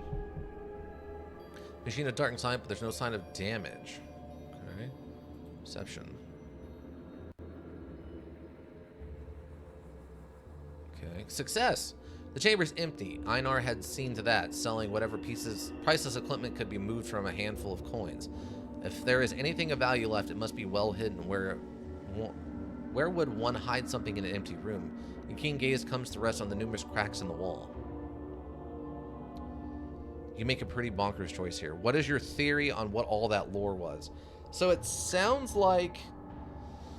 Oh, that's a really hard to say. I don't know much about this universe. It sounds like they were trying to make some kind of super soldiers. So maybe they used humans as a vessel to summon the gods or whatever that they were born, like Galathor or whatever his name is, the god of lore masters or whatever they called it. So maybe instead of them showing up here, they instead were people turned in, like made the vessels of the energy from these other beings. And I'm assuming probably since there's 4 of them that we know of, and then there was 6 bodies, I'm assuming either 2 we don't know about or 2 died and didn't survive the process or whatever. The creature, I'm assuming, I really don't know what the creature is as of now. Maybe something that has to do with the demons that the Quintari were using, but that's a stretch because I don't even know if those are real or not just something made up to, you know, do something. 7. The perspective said 6 more, so not 6 total. The perspective. Oh, okay, I get what you're saying. Yes, that would make sense. So there was 6 other people plus myself is 7. Also had 7 coffins in the pit. Right, 7 of the sarcophaguses. That makes sense. Yeah, I would say they were trying to make some kind of super soldiers, or the other option was that these are the ones they were trying to get ready to go into the other realm where the Magi guy was going, and they had to go through this process to make themselves ready to go into that other realm so they didn't immediately die or whatever. Because they talked about how the main guy had to wear a special headpiece so that he didn't die, and that they sent a bunch of other people in there, none of them ever returned. So these maybe were guys who were are people, I don't know if they were all men, but people who were sent through this process to make them capable of going to that other place. Yeah, I mean, there's a lot of other theories too. There's also the other theory that's kind of bouncing around in the back of my head is the quote-unquote demons or whatever are that we summon those by accident instead of the gods we were trying to summon. And that portal into another realm wasn't to go get help from the gods, but was accidentally making contact with the demons. And that set about the Quantari upon us by making contact with their gods, basically. I don't know. It's still really in the air for me. I'm not sure. Let's see. The chamber, and he had just selling whatever. Is there anything left of value would be hidden? Where would one hide something in an empty room? Your keen gaze come rest on the numerous cracks in the wall. One by one, you inspect every crack and opening, uncovering centuries of dust and insects. And one interesting item, several scrolls rolled up in a tube. Fortunately, the scrolls were not carefully sealed, and time has not been kind to them. They fall apart in your hands, leaving you with nothing but fragments. Most players just can't reach the bottom here. Hey, we already got there. Try to decipher what you can. The language is unknown to you. Oh, we don't have enough lore points? Oh man, do I still have the stuff? Apparently I got a bunch of rubies and stuff. Charged with mechanical energy that will now breathe in toxic environment. Oh, that's all the jewels that came off of this thing. Oh man, don't tell me that I failed that and I can't do it again. You did just get, but I don't, it won't let me.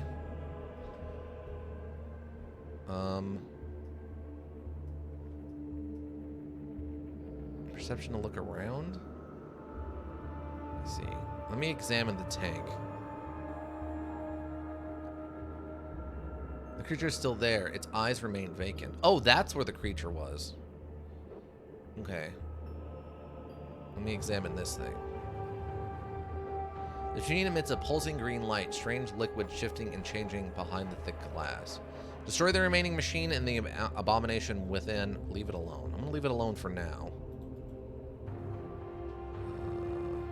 Examine the machine. But it shows no sign of damage. Let's see.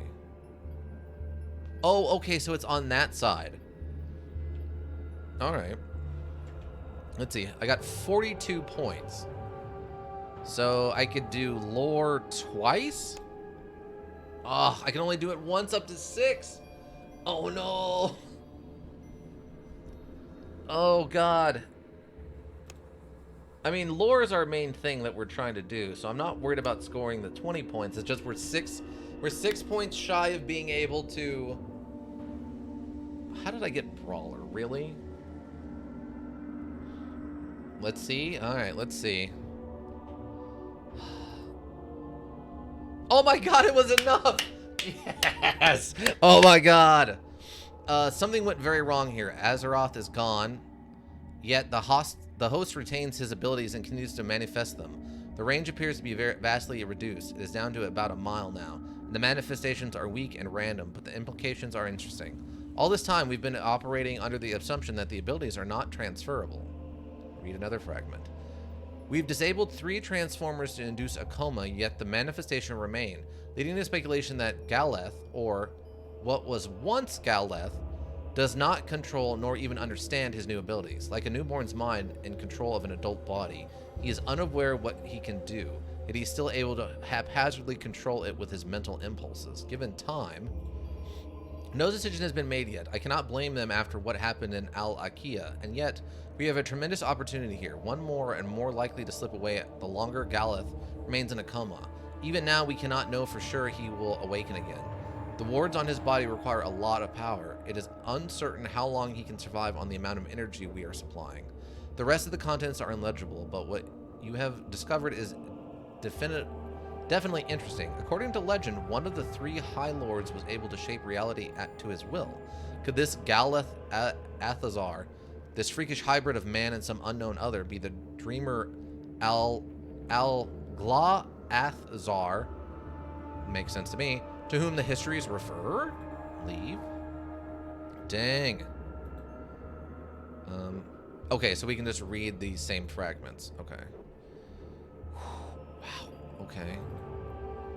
I assume this just tells me the same thing, that it's Sheena's dark side with no sign of damage. Yeah.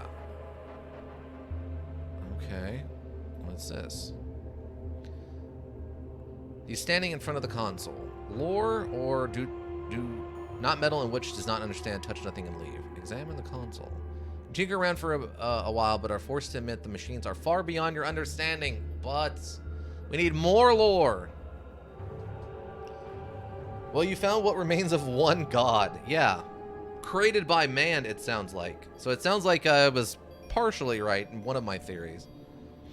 Okay. Rip. Yeah. So we need 6 more skill points so that I can up my lore more. Also, we're getting beat up very badly. I might craft a alchemy, like, healing potion.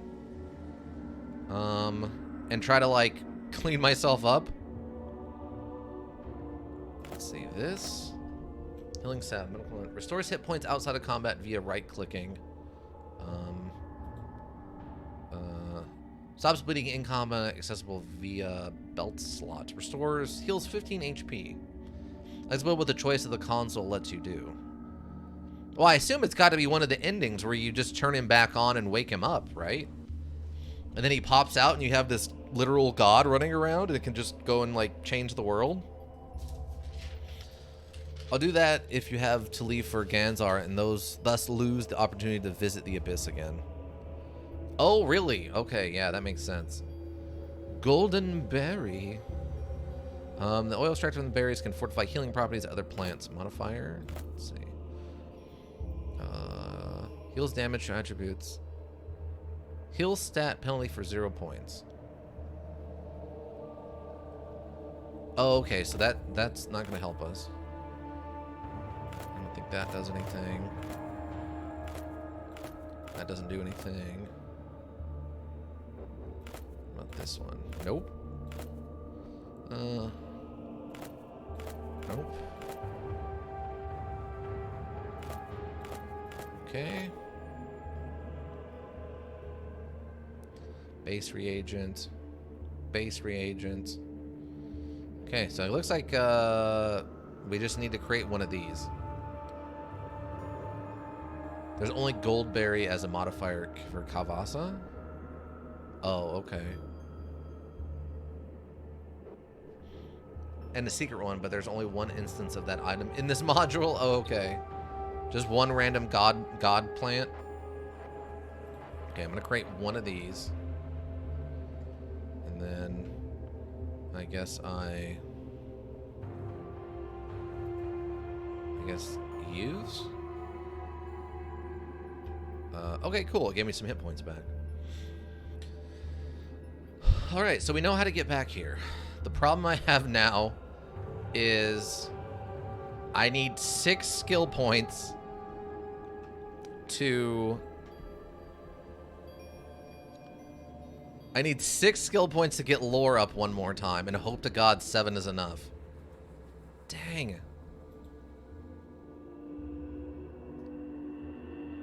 Okay, and that was the only other thing I could do is broken the machine and let that thing die.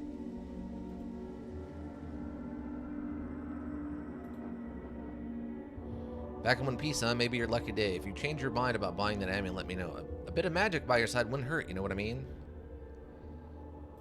I mean, she said it didn't even seem like it was valuable, so why would I buy it? She has a super high lore. Why in God's green earth will they not let me, Okay, there's one more quest you could do, and I don't think you'd normally find it. Okay. I guess you can tell me about that. If it's something really, really weirdly hidden, yeah, go for it.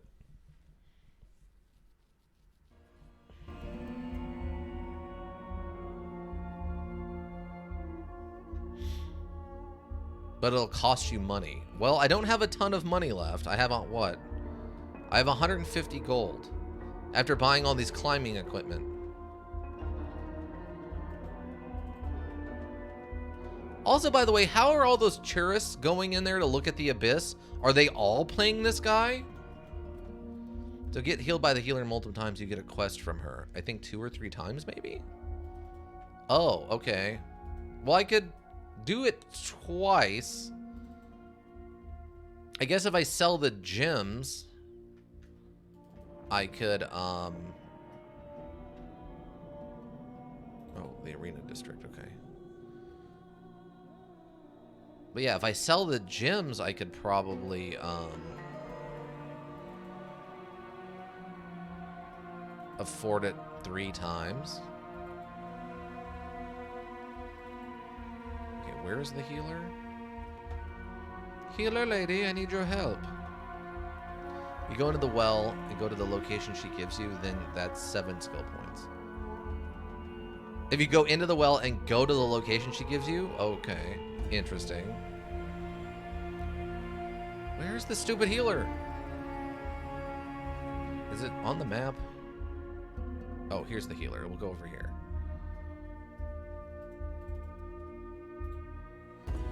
And a few stitches. Oh, it was only 40. Okay, fix me up. Another time. Okay, so I guess I need to go get damaged somehow.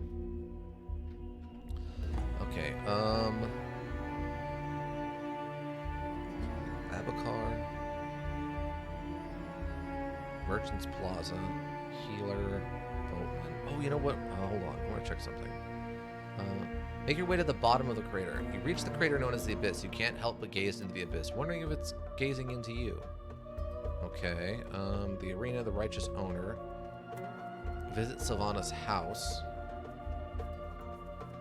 Explore the ruins. You discover the location of the Imperial Library of Soros. Just fail at climbing that wall again.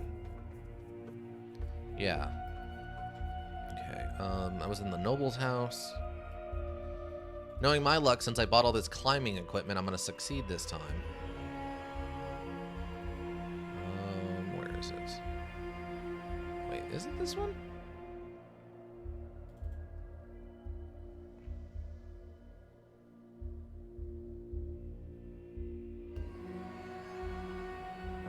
Is it on the back?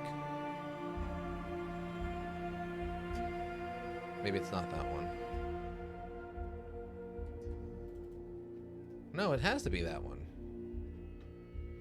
None of these other ones have a door. I guess I can't try to climb it again.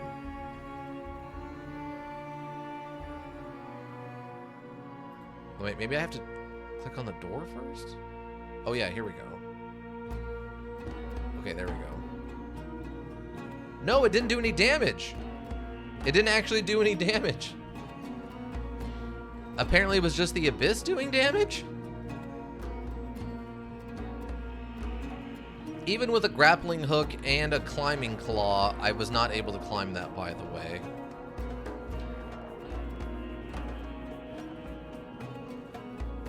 Maybe I go back to the ruins and just let that one guy beat me up a little bit?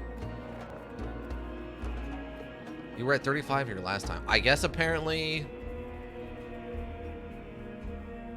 I don't know what it was before you fell, though. Yeah, I don't know either.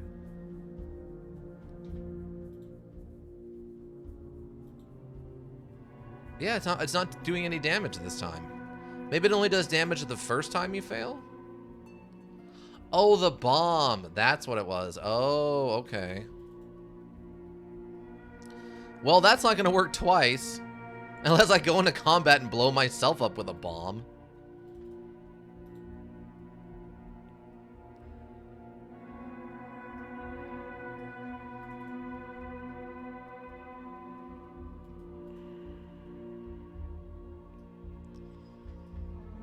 Okay, so what do I got? We gotta go to Ganzar. Talk to Ganzar. At the bottom of the crater. We did that. We can't get the gold back. Talk to their meaner men when you're ready to fight. Talk to Idris. Deal with the Vala instead. Talk to him about the armor. I gotta go to Ganzar. I can't climb. Only other thing I do is they search the ruins, which I'm gonna have to fight someone. If you get into combat, you'll have to kill someone or die. Yeah.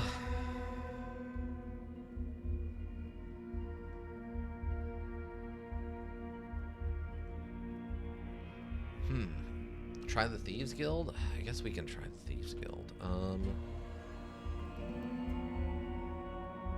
it's not on the map. Oh, here we go. Let's see. Do you have a quest? Do you have a mission that doesn't involve me killing anybody? I'm looking for work. When I grab vision of failure, they say you're squeamish when it comes to wet work, which is the last thing we need. Leave. Nope. Oh, this is the Assassin's Guild. Oh, okay. So we gotta go to the slums. Okay, where's the Thieves Guild then?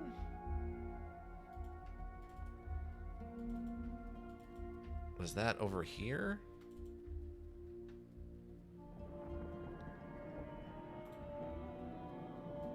No. We gotta talk to... Oh no, that's just a shed.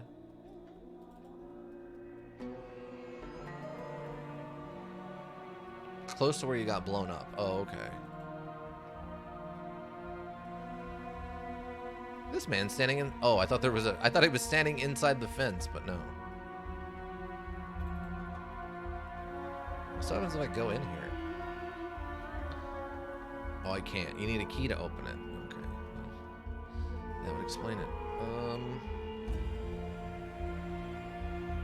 The dwelling? F off. A rough voice on the other side says being close enough. I've gotten, be on your way. You've got 2 crossbows appear in the narrow windows, encouraging you to move on. Okay. Well, that's the Thieves Guild. I can't do that. You're shouting and sounds of struggle. Perhaps now is not a good time for social visits. Fountain.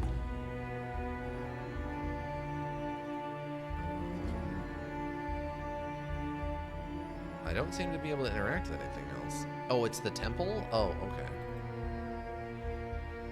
I guess we haven't gone to the temple district. Suddenly, the maze-like streets and alleys open into a large square occupied by an old temple and a buzzy bazaar surrounding it. First time, asks a man dressed in comfortable robes, smiling pleasantly. I'm Clemens, the local doctor. You seem to be doing well. For someone who lives in the slums, you mean, smiles the doctor. It's not that bad, I assure you. Think of it as a poor province of vast empire. Just because it's poor doesn't mean one can't do well here. There's nothing you can't buy here if you have the coin. What's this area? It's our capital. This is where Lavar holds his court and rules over his subjects. Since it's the safest area in the slums, everyone comes here to buy and sell without worrying about them being robbed. Lavar gets a cut, so everyone's happy. How'd you end up here? Ors that was in my care decided that it would rather die than live another day, and I had to take the blame. Well, in all honesty, it was my fault. Still, I never would have imagined that one animal, no matter how vulnerable, would outweigh years of loyal service. Thus, I lost my job, my house, and my wife. Well, wives are an easily replaceable commodity, but I'd be lying if I told you that it didn't hurt. What happened to them? I came here to die. In fact, I think I did die, after a fashion, and then discovered that there is life after death. I put my considerable talents to good use and started stitching wounds and mending broken bones. Don't give me that look, it's all the same. In fact, it's easier with people, much higher survival rate. See, horses are very delicate animals, noble even. A man, nothing but an oversized cockroach that can live anywhere and survive almost anything. Vengeful horse ghost! Ah. They brought me a man with a gut wound once. It was about as messy as you can imagine. Blood everywhere, guts dragging behind it, messy. So I did what any doctor with his salt would do. Cut as much as I could, stitched up the rest, then closed the wound and hoped for the best. I thought he was a conner for sure, but he clung to life as it was actually worth living. He fought tooth and nail for it and managed to crawl out. Of course, he couldn't eat much or drink, but he made it through just to end up sitting in the dirt with an outstretched hand, begging people for some scraps of coins. Where am I going with this? If you ever find yourself in a similar situation, don't hesitate to call on me. Got it down to a science by now. What can you tell me about Lavar? He runs the 40 Thieves. That tells you all you need to know. They say he was born here, so the slums are his home. Obviously, he can afford to live anywhere he wants, but he says he stays here. Takes a rare kind of man to do that. I mean, let's face it, the grass is greener over there, but it means nothing to him. So what's he after then? Power. What else? Look what he's done with the guild. There were always a local power, but in my father's time, they were staying in the shadows. Now they rule it openly, the way houses do. We live in interesting times, my friend, that's for sure. Okay, maybe someone here sells some bronze. Trader. As you walk through the bazaar, one stall in particular catches your attention. It displays several skulls masterfully carved into drinking cups and bowls, and a mummified head. Examine the head. You aren't an expert, but the head seems to be centuries old. Dark, shrunken flesh, shriveled and distorted features, ellipsis mouth, mummified head like any other, except for one thing. A strange contraption sticking out of its left eye socket. At first, you think it's a gem in a thick metal frame, but then you realize that the frame is actually a deep tube-like device going deep into the socket. Pull it out. Whoa, says the owner of the head, dirty, monkey-looking man with restless limbs and suspicious eyes. You want it, you pay for it, then do whatever you want with it. 200 coins. I don't even want to give you 100. Where did you get it? It's a sarcophagus in a sarcophagus deep beneath the city, says the man guardedly. It didn't belong to anyone. Was there anything else there? What's it to you? So the assassins don't want you, and the Commurnicorium won't even let you into their second floor. Maybe the thieves will take you. Wow. Considering we're about to unleash literal God on these people, I kind of don't feel so bad. What's in it to you? It's all sold now anyway. The head is all I have left. You want it? Pay me 200 and it's yours. Trading. Failure. No dice. 200 and not a coin less. Well, I don't have 200 coin. Well, dingus, I don't have that much money. So, F you, I guess. Pig iron, ask a man with a rugged, dirty face. Frying pan. How about a good cast iron? Kazan. It's heavy, but well worth the wait. No? Eat your food raw, do you? Wait, if that's weapons you like, I have something for you. He pulls out a blackened blade axe wrapped in rags. It looks rough, bearing hammer marks and dents, but the edge is razor sharp and the axe is well balanced. My old man forged it himself, says the man with pride. Found a rock that fell out of the sky and hammered it for days. Made a plow, that's the best I've seen, and this axe. I could sell it to you for 400 if you strike your fancy. Nope. Sky metal sounds great, but I don't have 400 gold.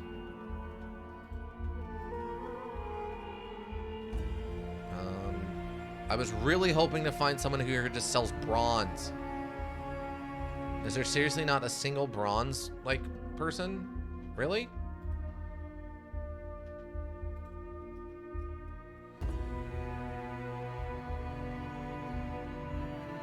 How does no one have bronze in this town? Trader? What'd you need? Browse the wares? He's got random armor. He's got bronze weapons, but he doesn't sell just raw bronze. Just lots of bronze weapons. Alright.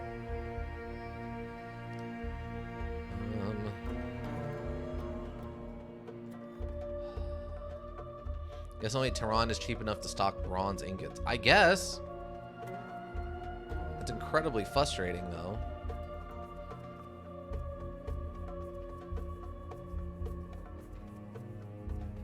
Don't see anything in here to interact with. Another one of this assassin guilds guys. Thief, a thief. Don't see any other merchants over here anywhere. Okay, I'll Let's talk to the thief, I guess. What do you want? I want to join you. You and the rest of the slums, get out of here. Nope!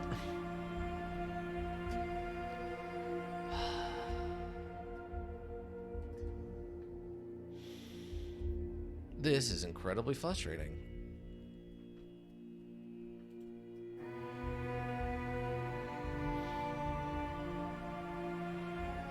No one I have literally gone...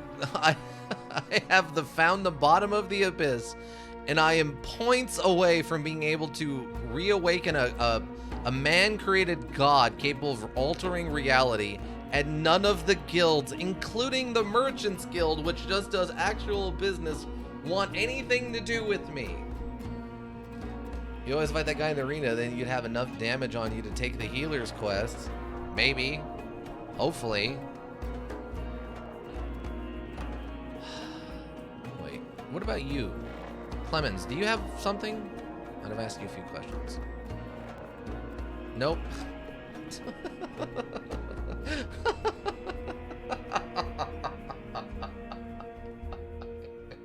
I am just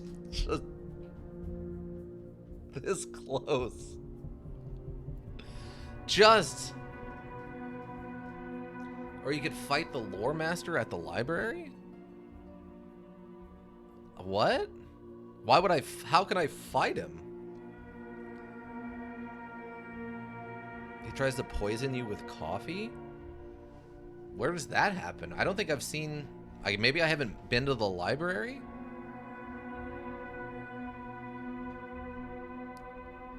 Where's the library at? Blacksmith Merchants Plaza. He's not that good of a fighter, but that's on my runs. Oh.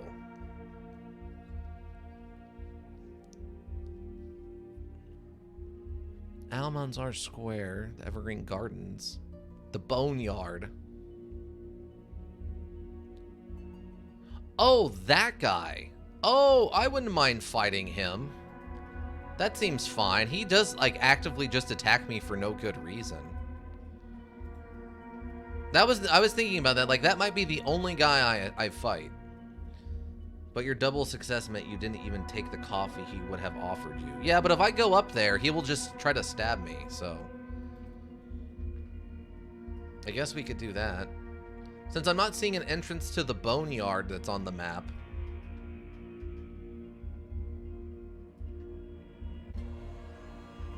Yeah, or he just attacks me for no reason, too. Okay. Let's go back over here. Oh my god. I need, what is it, 6 points? 7 points? I need 6 points to get my lore up to level 7 and hopefully be able to unleash God upon these people. Okay, it auto-saved.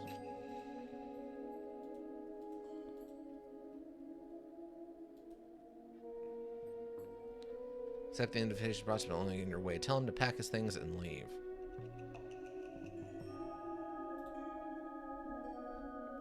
I was told to scout the area. Okay, I guess we'll be fighting. I mean, he doesn't look like he's wearing anything great.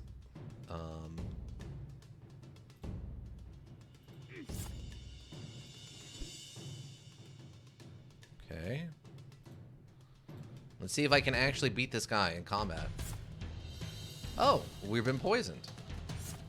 And he's still going. Okay. Man, that double attack, though, at the beginning. Jeez.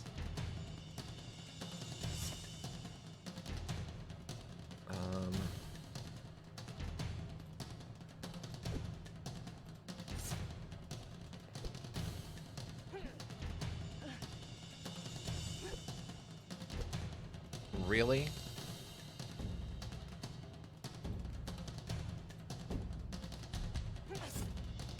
Wow.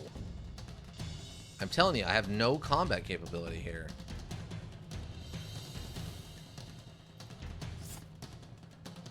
Nice, okay.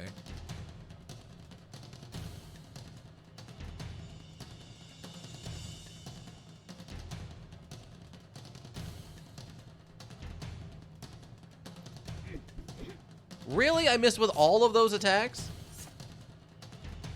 Wow. Just nothing, huh? And it's doing no damage because of this little bit of armor. And I'm just dead. I have no combat skill. This is your own feeble breathing is the only sound as life ebbs from your broken body. In the last few moments, your mind races over what went wrong. The final curtain is being drawn, and the sight of this bleak world around you is mercifully fading. Your suffering is almost done.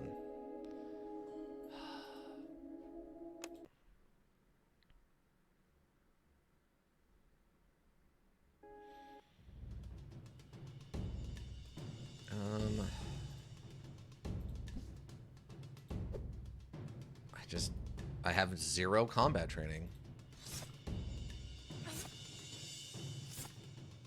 Wow. I even have good armor.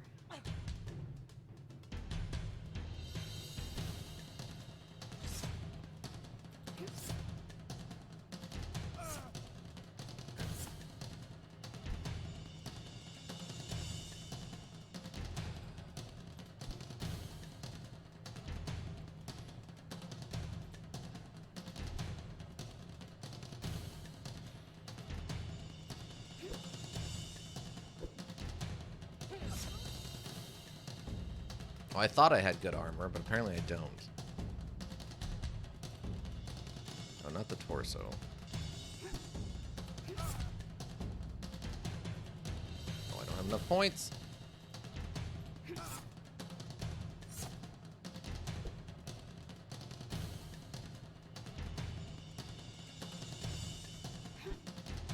How is he already back to...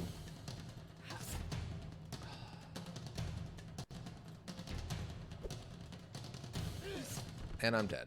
I just have 0 combat capability. Oh, that's incredibly frustrating.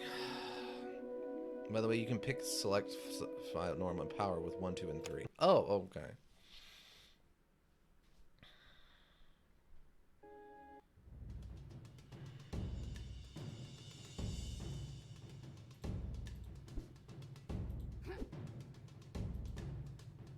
I just...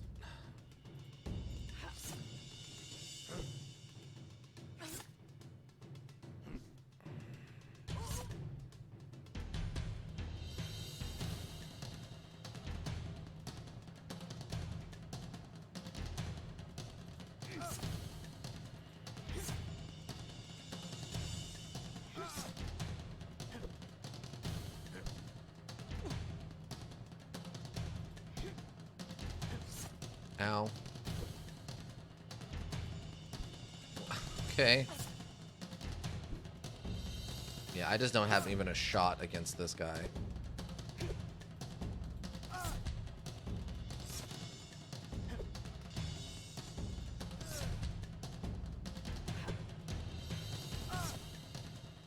I think your best option is just spam fast attacks. Yeah, basically.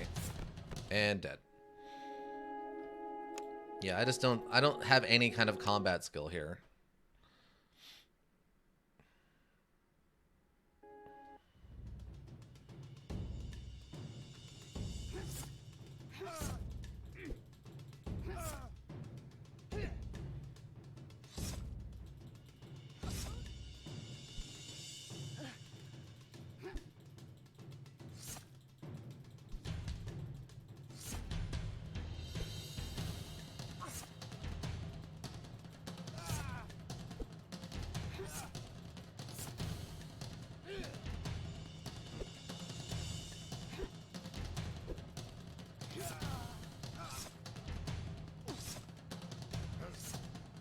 Wow.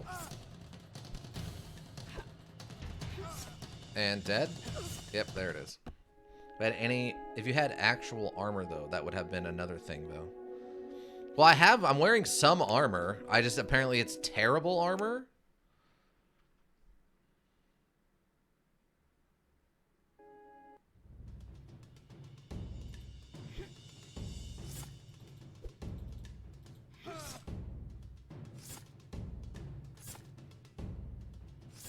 I mean, what am I supposed to do against this? Like...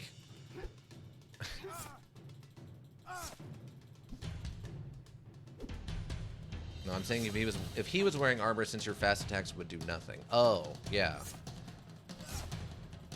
I mean, he technically is wearing some kind of armor, I guess, but yeah, I'm just dead.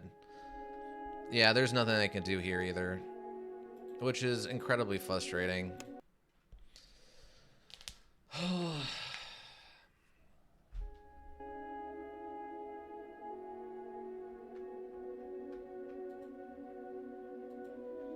I don't know. This is just very frustrating. I can maybe try to put like poison on it or something, but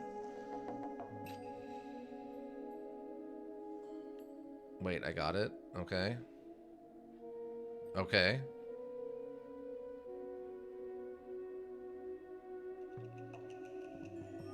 Do the poison? I mean, that's my only other thing I can really do to try to like bump this up.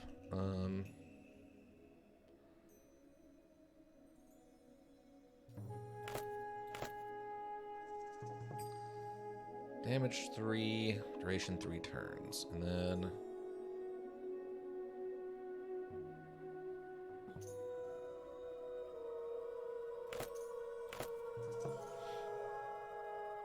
I don't potent, but that should help a good bit. You usually have more than enough poison to go around, so it'll be fine to burn it on most fights. Especially since I doubt you'll get into many more. No fighters at your alchemy level. Yeah, no.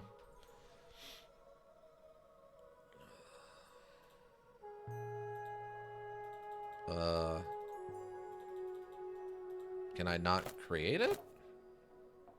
Oh, I guess I can't create the modified better version. The potent version. Okay. Guess I'll just make one of those. No modifiers. Oh, okay. I thought you meant like no modifiers, like adding like the +1s when you're building weapons and stuff.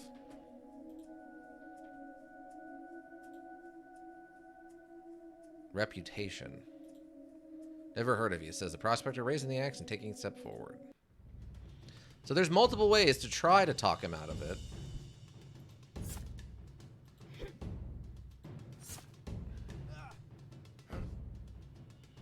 Oh, we actually countered attack. I didn't think that would be an option.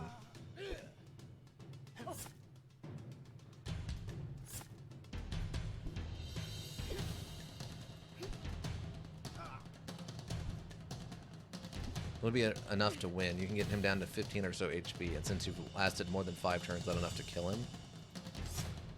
Ooh, a critical.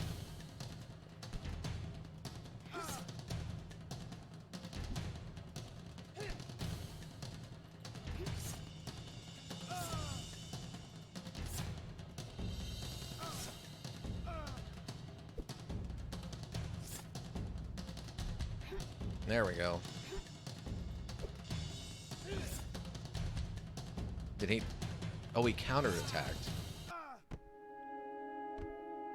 Wow. You have another sacrifice to Death, who smiles upon you and rewards your dedication by whispering insights into your ear. 1 combat skill point gained. Oh, what do you got? An air valve, a device designed to control the flow of air. Ingenious. He's got his own climbing rope, 64 gold, a hand crossbow, some regular missiles, some armor, and his axe and his turban. Just take all. See, not that hard. And rock oil. Yeah, we can make some more of that. We just leave his naked body out here. All right, cool. Anyway, now that that stupidness is done, examine the shelves. 3 more people with that rock oil if you have the right skills. I believe it. Something, let's see, something about the first Magi who had, he who built his ascent to the sky, he who founded his vaulted dome above Mataron, he who raised the mighty pillars. Nothing of interest. Let's see. There came a great disturbance. Hold on. Let's see. Something about... There came a great disturbance in the town of Laki by the Navian Sea. with confusion and flight, blank, and all about people fled the ships of the kingdom of Quantar, which had crossed the sea, inflicting every kind of punishment upon the people of Laki. The Imperial army, being blessed and varying in design, fell upon the enemy. Slain were the men, their ships set aflame, the women taken into bondage. Okay. Since you're hurt, the healer might give you a quest now. I don't remember if it was 2 or at 3 heals. Okay. Link faded and not useful. Alright. Climb down into the basement. I mean, look at how many men Indiana Jones killed. He killed tons of people.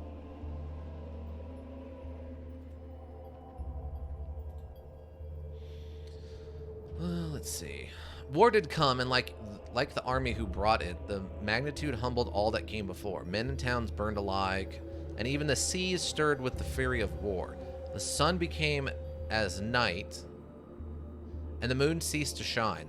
The war continued with the passing of many years, and although countless thousands had died, the Quantari servants of power called upon the gods of chaos, who came forth like an eruption, consuming the armies and fleets of men.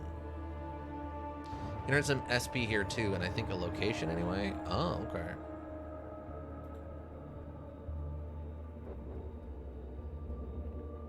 The ink faded and disappeared a long time ago. Ooh, there's an ancient machinery here. Let's see, some more shelves. 3 times, according to the wiki. Ah, alright. A single year did come to pass, and again a great number of Quantari ships crossed the sea. The ships carried an army larger than had ever been witnessed, and never had the words of power afforded such benefit to a coming invasion. Okay. Lore success. You find a crumbling scroll depicting a strange diagram.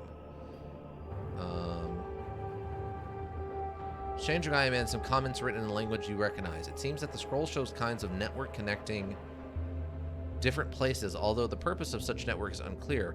You're able to copy 2 locations to your map before the scrolls falls apart in your hand. Inferia and Zamidia. Okay, 2 places. As long as they're not crawling with zombies or something I have to fight with, you know, combat, because that's never gonna work. Examine the shelves. You find an old map. But it falls apart in your hands the moment you touch it. The fragments depict a strange arch in the middle of nowhere, and a stylized tower surrounded by a small dwelling. You add both locations to your maps. The arch added to your map. 3! See what killing 1 man opened up to you? It's not... I didn't kill him out of, like, desire to kill him. He tried to kill me first. Then the High Magi summoned... space. Beings which have no king and designed superiority to all that come before them. Moreover, more immortality defies them within the mortal domain, exalting them from far beyond kings and champions. They did then condemn the gods of chaos and their forces, casting them into the abyss and breaking the malefic hold upon the land. Okay, fair enough. Hey, what do we got with this? You see a strange machine, old and broken, stripped of any part that had any value. Success. As far as you can tell, it's a generator built after the fall of the Empire, which explains its design. Less resilient on the otherworldly energies and things man weren't meant to know. It runs on oil, but the parts that inject the oil into the main chamber and the air valve regulating the air intake are missing. The rest you can do without, considering that you only need the fearsome engine of destruction to report for duty one last time. You can think about it, you could probably do without the fuel injector and rig up something very temporary. Fuel injector and rig up something very temporary and hope that the machine doesn't blow up in your face. Deifies, as in deity. Yeah, deifies something to make it a kind of god-like figure. It takes a while, but eventually the air valve is restored to its rightful place. Do you really need an oil injector to make this thing work? Surely you can do without. Turns out the fuel injector are needlessly complicated, and you can't be easily replicated with metal shavings and old gears. Try something else. Okay, so we need apparently crafting and intelligence. You need an oil injector. Okay, well, we've got some other locations to go visit, I guess, now. And I don't think I missed anything to interact with otherwise down here, so. I think I remember that check. Crafting puzzle must equal 14. Whoa, really? Dang. Okay. See, intelligence is an 8 and the crafting is a 4. So I would need to put 2 more points into crafting.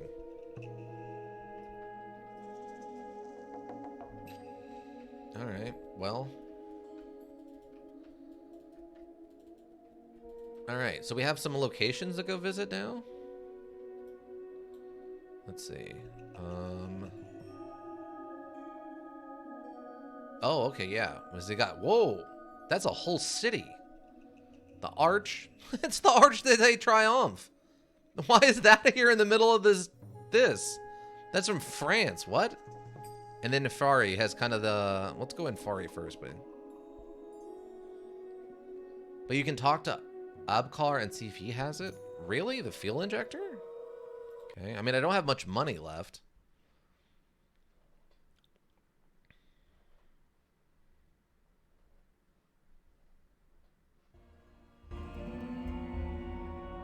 I mean, I have the gems I can sell, I guess. Abkar. Okay, where is he? Oh, he's in here. Up the stairs. Up the stairs again. Hello, Abkar. I realized how broke not killing everyone made you. Yeah. I have a few items I want you to look at. I found an old machine beneath the Library of Sorrows, but it's missing some parts. There's nothing there. Didn't I tell you that? Why can someone else word for it when I can see for myself? Intelligent streetwise. Is that why you disabled the generator so that nobody can find that nothing you want to keep hidden?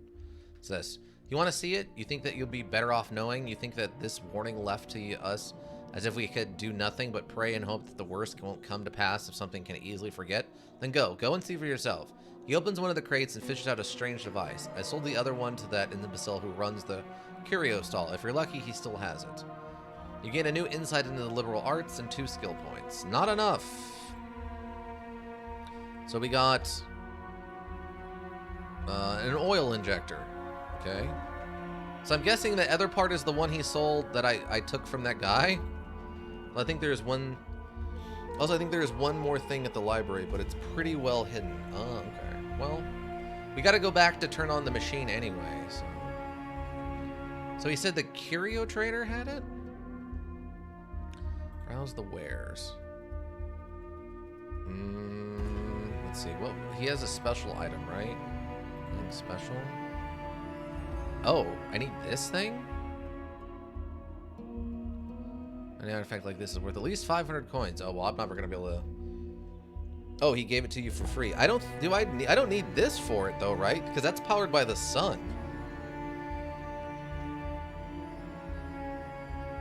Maybe he didn't expect me to kill that guy and get the other part? You shouldn't need that, I don't think. Yeah, I wouldn't think so either. So there's got to be a way to trick this guy. I guess if one of my speech crafts had been high enough, I could have talked this guy out of attacking me, I guess, but... Okay, climb down. Let's move it, please. Hopefully once the lights come back on, or whatever this does, it will, reveal something to us.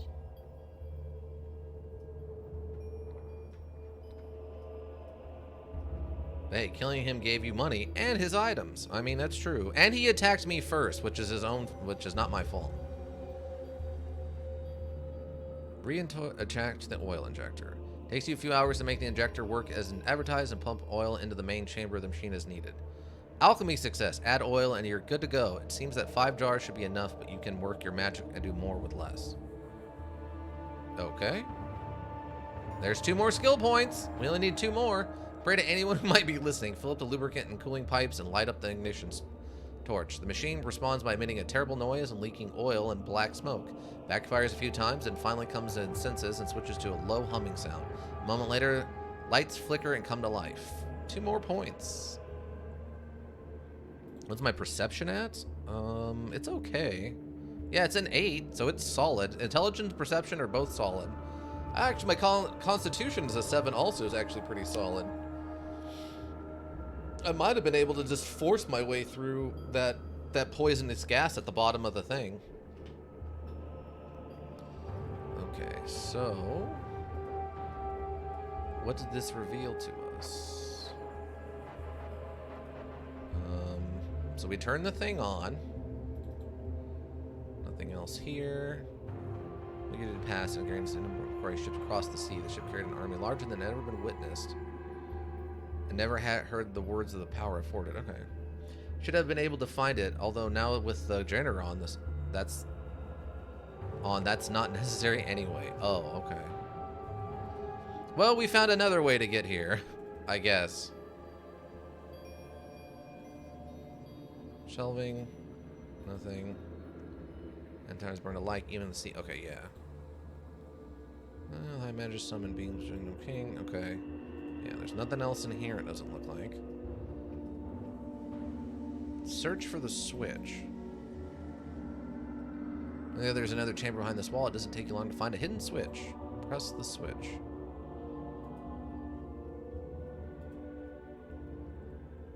Okay.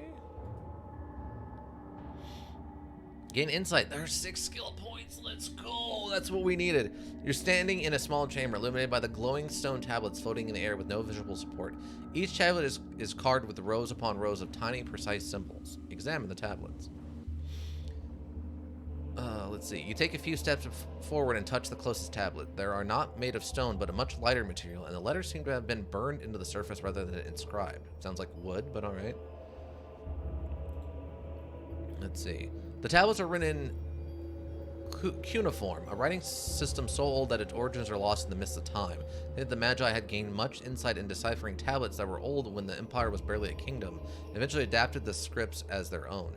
Barely understand it, but you're pretty sure that it's some kind of warning. The tablets talk about the importance of the warning and the unknown precautions that were taken for the message to survive. They explain that what was done, you don't understand the words, was done to protect, but warn that it can easily undone. They warn against following in the footsteps of those who had written the message and provide instructions you don't really understand. Well, that was helpful. Perception. Examine the tablets one more time. You find nothing interesting except for a small hole in one of the tablets. Holes in old stone tablets are hardly unusual, but the tablets are too flawless, and the hole is too perfectly round to be accidental. Try the sphere! You set the sphere in the hole, but it refuses to fit snugly in that socket. Eventually, you realize that you need to push and rotate it simultaneously. When the grooves are engaged, the sphere moves smoothly, sinking into the tablet and disappearing entirely. A hidden mechanism gives a series of soft clicks, and components at the bottom of the tablet opens to reveal a small metal case. Examine the case. Oh my god. The case contains a folded section of the parchment and what looks like a set of surgical instruments. They are both smooth and serrated blades of various sizes, hooks to part flesh, a drill with different bits, a few unpleasantly large needles, and a strange metal syringe that incorporates a dead power tube. Every item is gleaming and sharp, as if begging to be used for the first time. Oh ho ho ho. You turn to the parchment. Is detailed diagram of the human body, overlaid with an incredibly complex schematic of geometrical figures and glyphs. The instructions direct the Magus to tattoo certain figures on the subject with a metallic ink. The more complicated procedures involve inscribing glyphs directly into the bone. The bone's inscriptions are to be filled with power-infused blue steel. The other side of the parchment is scrawled with a handwritten message. These words will hold. This is a kind of working you have never encountered before, and it takes several moments for you to understand the implications. It is a guide to human experimentation. The madness following these instructions would begin with human subjects, but the result would be something not seen in hundreds of years, a super being, the incarnation of a god in living flesh. Right, that's the memories we got. Okay, leave. Look at the tablets. Okay, so nothing new there. Wow. Okay, so we got a lot there. Wow, we're up to the 30 points. Exactly how many we needed, apparently. Dang. You can up your lore. I can, in fact, up my lore. Oh, God. I hope this is enough. Please be enough. See if you get an even harder success, since that sometimes happens. All right, here we go. There's the 30 points we needed. I thought we should have... Oh, it's 4 from this, so we actually have 34 points. All right, so boom. We have 4 points remaining. Let's double check this tablet for more lore. Lord. Read the parts you do understand. Take heed, all those who tread the path of wisdom, for you are the heirs and witness to the great truth inscribed herein. Pass this knowledge on to those who come after, for it is lays the power of life and death. First know ye that these beings of which I speak dwell in the void between the stars. They are 7 in number. They wield power beyond any king or champion and cannot be slain, for they are not bound by flesh nor subject to the corrosion of time. Yep, this module does this a lot. Good to know. With great difficulty were they awakened and summoned to our plane. Yet whatever their antiquity or might, we bound them to our will, which was the greatest triumph of the Magi. It followed that the treacherous dogs of Quantar, may the light never find them, did unravel our bindings. In their foolishness, they wished the dwellers of the void to reign over them. It was this mistake of our lowest enemy which led to our ruin, and the world we knew was no more. So are the workings of great men undone by curs. War did wash over the land in a flood, and men and cities did burn in fire, and even the seas roil with the fury of war. The sun became as a black circle, and the moon hid her face. With long effort and terrible sacrifice, we wisest of men banished the dwellers of the void from this world. Remember those who came after, that doors can be locked, but doorways remain, and the 7 do not cease in their vigilance. For they wish above all things for the seals to be broken and the doors open once more. Heed these words above all others, for they are the command of Aben Hassan ibn Hadad al-Sarab, first of the Magi. Guard the doors forevermore and keep the seals undisturbed. Know that if the dwellers of the void do enter this world again, there will be no power great enough or Magi wise enough to expel them. Know that the 7 watch and wait in the blackness between the stars. Guard the doors forevermore and keep the seals undisturbed. Wow. Since this is the first time around, it was a success, but it said you vaguely understood it. I figured something like this would happen. Ah, okay. Wow. So basically, they working with the Qatari summon these beings. Wow. Summon these beings, and the Qatari decided to worship them and then basically make them their gods. And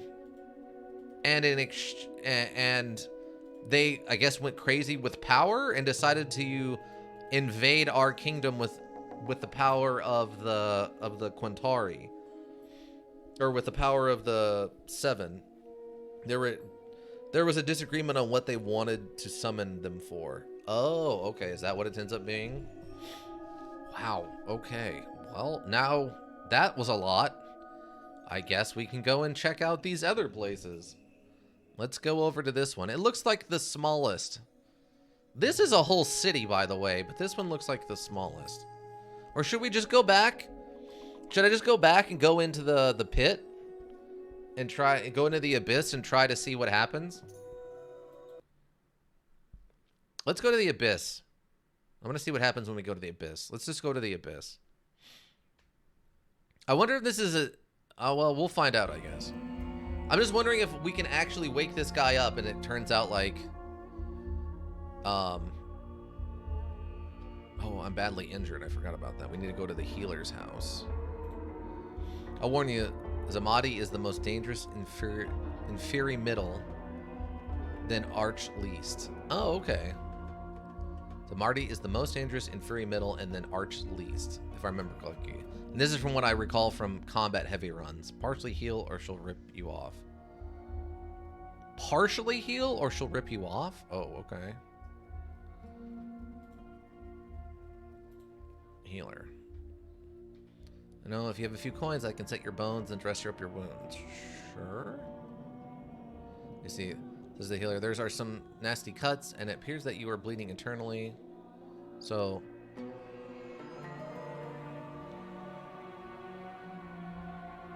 Oh, partially heal. Oh, she'll rip you off. Oh, okay, I get what you're saying. So use my potions.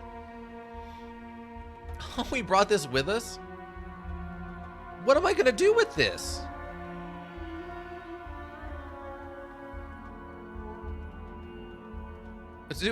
Am I supposed to give this to somebody? Dang, who would I even give it to? My God. Okay, so this. Create one of these. And then we just use this. Right? Oh, yes, use.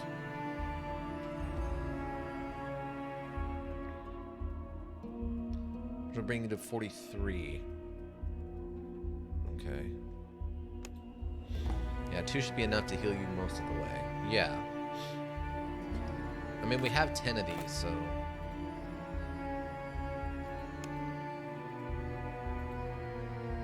Yeah, that's 43. Hi. Oh! We didn't even have to heal her. We apparently just needed to talk to her 3 times. You like the adventurous type, says the healer instead of her usual greeting, judging by your present condition and the number of times I had to patch you up.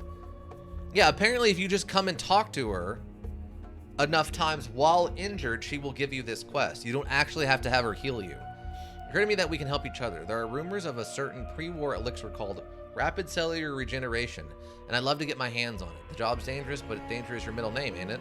What's in it for me? You'll be the guinea pig and the lucky recipient of the first batch of the elixir. If it goes well, as I'm sure it would, you'll never need my services ever again. Why? Your wounds would close instantly the moment you get them, and you'll be unstoppable in battle. But first, you need to get me the key reagent called the extract of Amaranthus.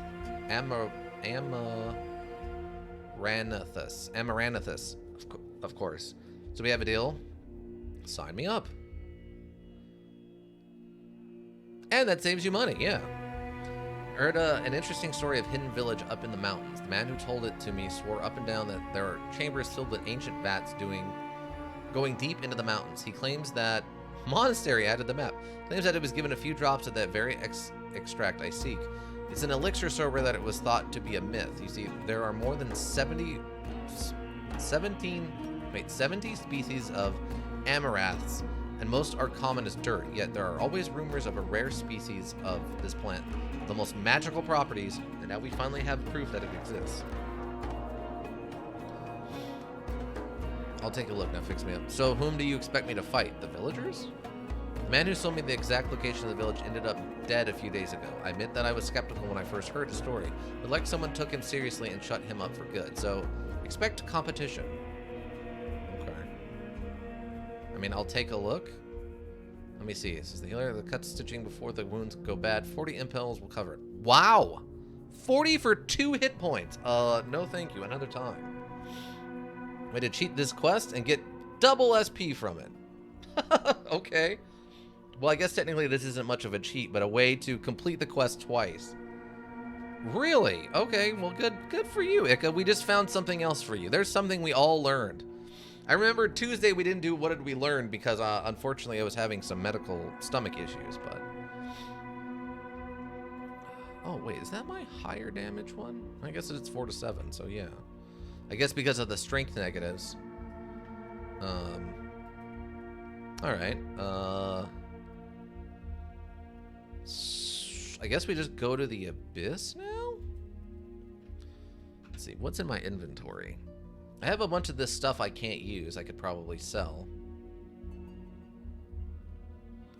It has a little mark on it. I don't know what that means, though. A deadly bearded axe, inducing the prone.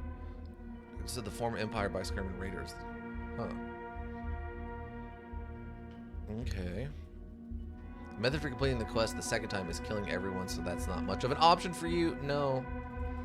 Fortunately, it's not. Okay, let me go to Gates of the Abyss. The mark means it had a technique applied to it in a crafting. Oh, okay. So it's a high quality one. Wait, what? No, I want to go into the abyss. We're going into the abyss. Go to the abyss, please.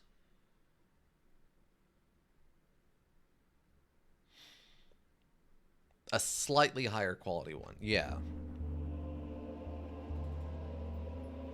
What do you got to say, old man?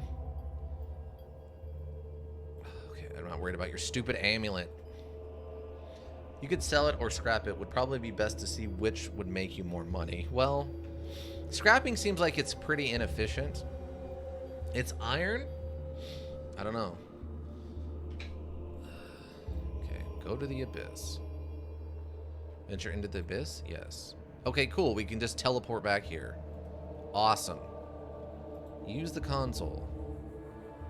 Examine the console. Oh, it's still not high enough. Are you kidding me? No way. Oh my god. 7 is not high enough for this. It must require a full 10. It's gotta require a full 10. Scrapping would work best if you could collect a large amount of metal. Oh, okay. You could sell it or scrap it. Would probably be best to see which would make you more money. Ah. Examine the console. Dang. Dang. Unbelievable. Azarath is gone. Which appears to be vastly reduced. It's about a mile now. Oh, okay, so this is the thing they summoned. But the hosts maintained the abilities even after the god disappeared. Tune in here. One more likely to away the longer Galith. Huh.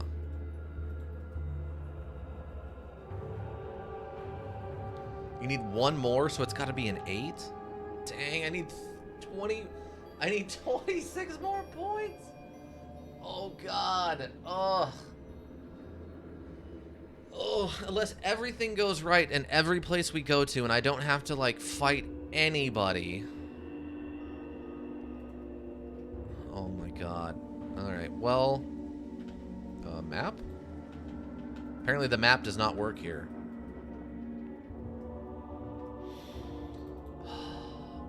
You have 3 more locations. If you get 30 more SP, that could work. It could. I need 26 more. I need 26 more SP from 3 locations?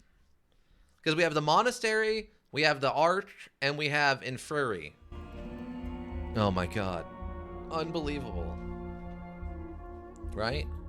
So, yeah, we're done here. So I've got 1, 2, and 3. If I can get, like, what is that? It's like 8.5 skill points per area will be okay. Oh my god, my lore is just out of this world right now, though. Like, I'm starting to bump up. You're a linguist, historian, forger, and mechanic. In short, you're a lore master. Wow, what an insane run. And I only have a body count of 1. That was in self-defense. And I got to keep my word of honor, by the way. So I have 1 prestige, 1 word of honor, 1 peacemaker. Loyalty is a -1 because, unfortunately, I sold out my former trainer for trying to murder somebody. Our body count is 1 self-defense body count. Dang. Yeah, we're definitely going Galaxy Brain on this. And I'm well liked in all of the kingdoms. I have no negative negative reputation with any of the kingdoms. All of the kingdoms know me, and I'm liked at least a little bit in all of them. Daratan really likes me, but okay. Dang. Well, now you've kind of seen what it looks like to play someone who is not a homicidal maniac. You've seen what is basically setting out to a lore run, or a no-kill run. It might not be the murderous E, but it's definitely interesting. Yeah, you're broke? Yeah, there's no money to be made in this. I mean, I could start selling stuff, right? Like, I could sell this, I could sell all this stuff, the hand crossbow and all that. I have these gems I could sell that I took off of this breathing apparatus. I have my old armor I could sell for a little bit of money. If I started to feel really cheeky, I could probably, I think I have these 2 extra daggers I'm not using. I could sell both of those or scrap them and sell them. I've still got this weird map that I'm not doing anything with. Wear his hat. It gives you a little defense at no penalty. All right. Yeah, defensive 1. It's starting to. If it had a different bottom, it almost looks like a combat nun, which I'm kind of all for. Like, we just give her the axe, and she's just running around axing people how they feel about God. It makes you look professional. Never mind. No, it makes us look like a combat nun. Like, a little bit more. If I put like a cross, like if I had a tabard with like a Christian cross on it, I would just be a combat nun. I don't know what it just transformed. Yeah, it doesn't look anything like the picture in. It's like head wraps, and here it's like a full like a nun habit. I don't know what happened, but it's hilarious and awesome. Can we just walk around with the first man we ever murdered before we joined the convent or whatever?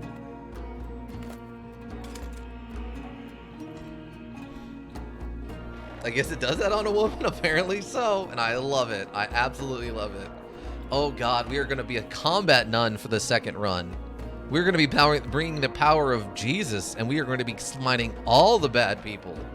Oh yes, oh yes. Yes, we are. What are the weapon choices? Let me see. Oh God, what is more? Hammer. What does axe do? It's just critical strike damage. Oh my God. So here's what I think. I think what we do. Hammers include maces. Right. But all that does is reduce the damage, like the armor from other people's the armor, which isn't the best. So what I think I'll do is we do axes, and then the holy power of God will increase our critical strikes. And we just try to go critical strike. Yeah, I don't like its special ability. Yeah, that seems bad. Because you're just damaging stuff before you sell it. No, we go axe. And we 1% increase in critical strike damage. Axe is stronger if you had... Yeah, we have the power of God on our side, and he's blessing our strikes. So we crit more often. It's all dodge and critical strike and axe. And we just start axing people questions. Every time someone's like mug you, like tries to mug you, and it's like critical strike, it's just like I chop them in the neck and they die. Oh, it's gonna be glorious. Yeah, not more often, but harder. Right. God is blessing our critical strikes, and we are doing more damage. The blessed power of our critical strikes, we are doing maximum critical strike damage. The power of God compels this axe into your neck. Like, we are definitely 100% just going around neck chopping everybody. It's going to be awesome. We just got to finish up this run, and then we can make another run of this. Because this isn't very long. I mean, I'm guessing the combat runs are going to be... The combat run is going to be way longer than this. Alright, let me get this saved up. 26 points to glory. 26 SP. 26... S points to glory. Till glory. Oh God. I really am honest to God hoping that don't tell me, but I'm kind of hoping that waking up this creature is going to be some kind of bizarre ending. It's going to be, I'm hoping it's some crazy ending. Yeah, much longer, especially since once you go down a combat run, you kind of have to do almost every fight you find just to keep up an SP. Yeah, I can understand that for sure. All right, but that'll be it for tonight.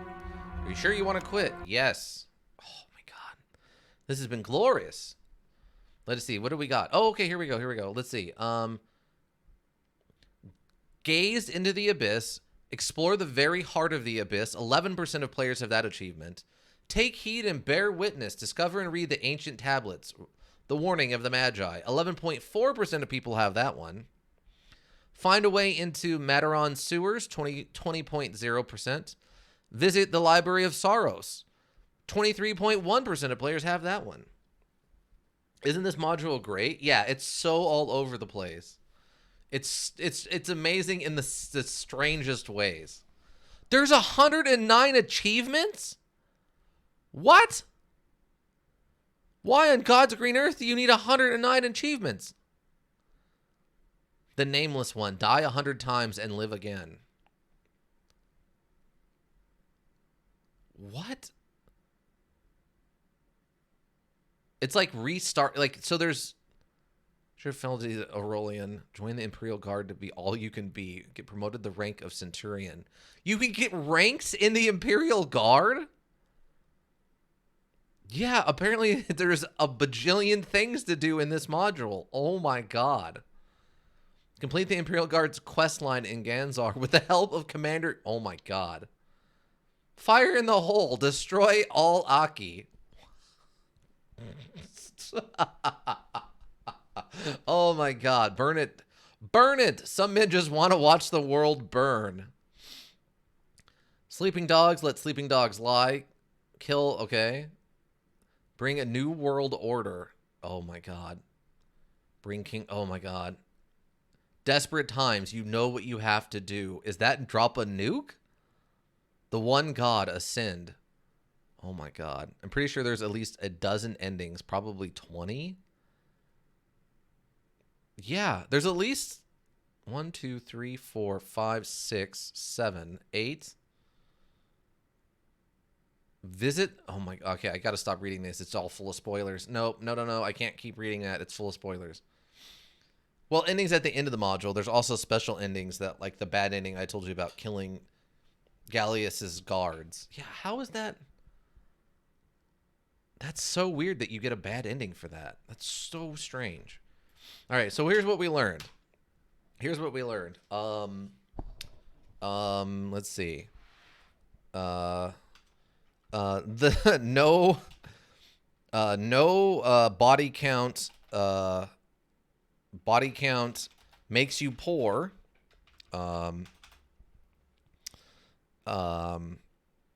Double check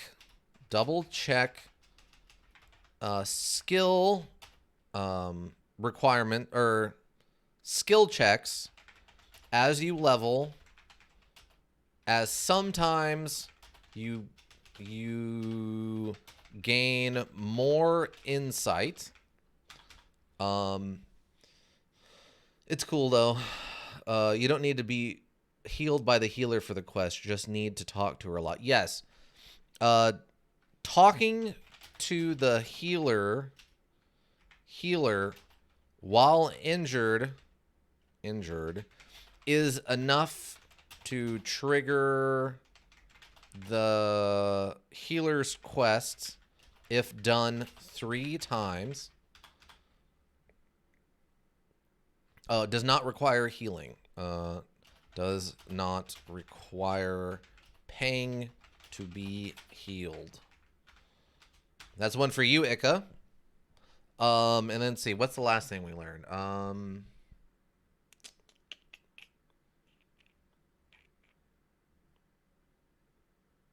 Oh, Lore Master start gives you an easy way to the bottom of the abyss. Because apparently the Lore Master thing with the Enrin or whatever was the quick guide to the bottom of the abyss. So we had like 5 challenges and they were really easy to pull off. So let's see. No body count makes you poor. Double check skill checks as you level, as sometimes you gain more insight from those checks. Talking to the healer while injured is enough to trigger the healer's quest if done 3 times. Does not require you to pay to be healed. You just have to be injured and then talk to them 3 times. Lore Master Start gives you an easy way to get to the bottom of the abyss. Love it. Love everything about it. Done. Let's see. So scheduling. Next Thursday, of course, 4 p.m. here on Twitch, we will be continuing our playthrough of Age of Decadence. I don't know what's going to happen. We might get one of the endings, maybe, depending on how things go. But no guarantees. I have no idea what's going to happen if we wake up that creature inside of the tank. So, but we'll see what happens.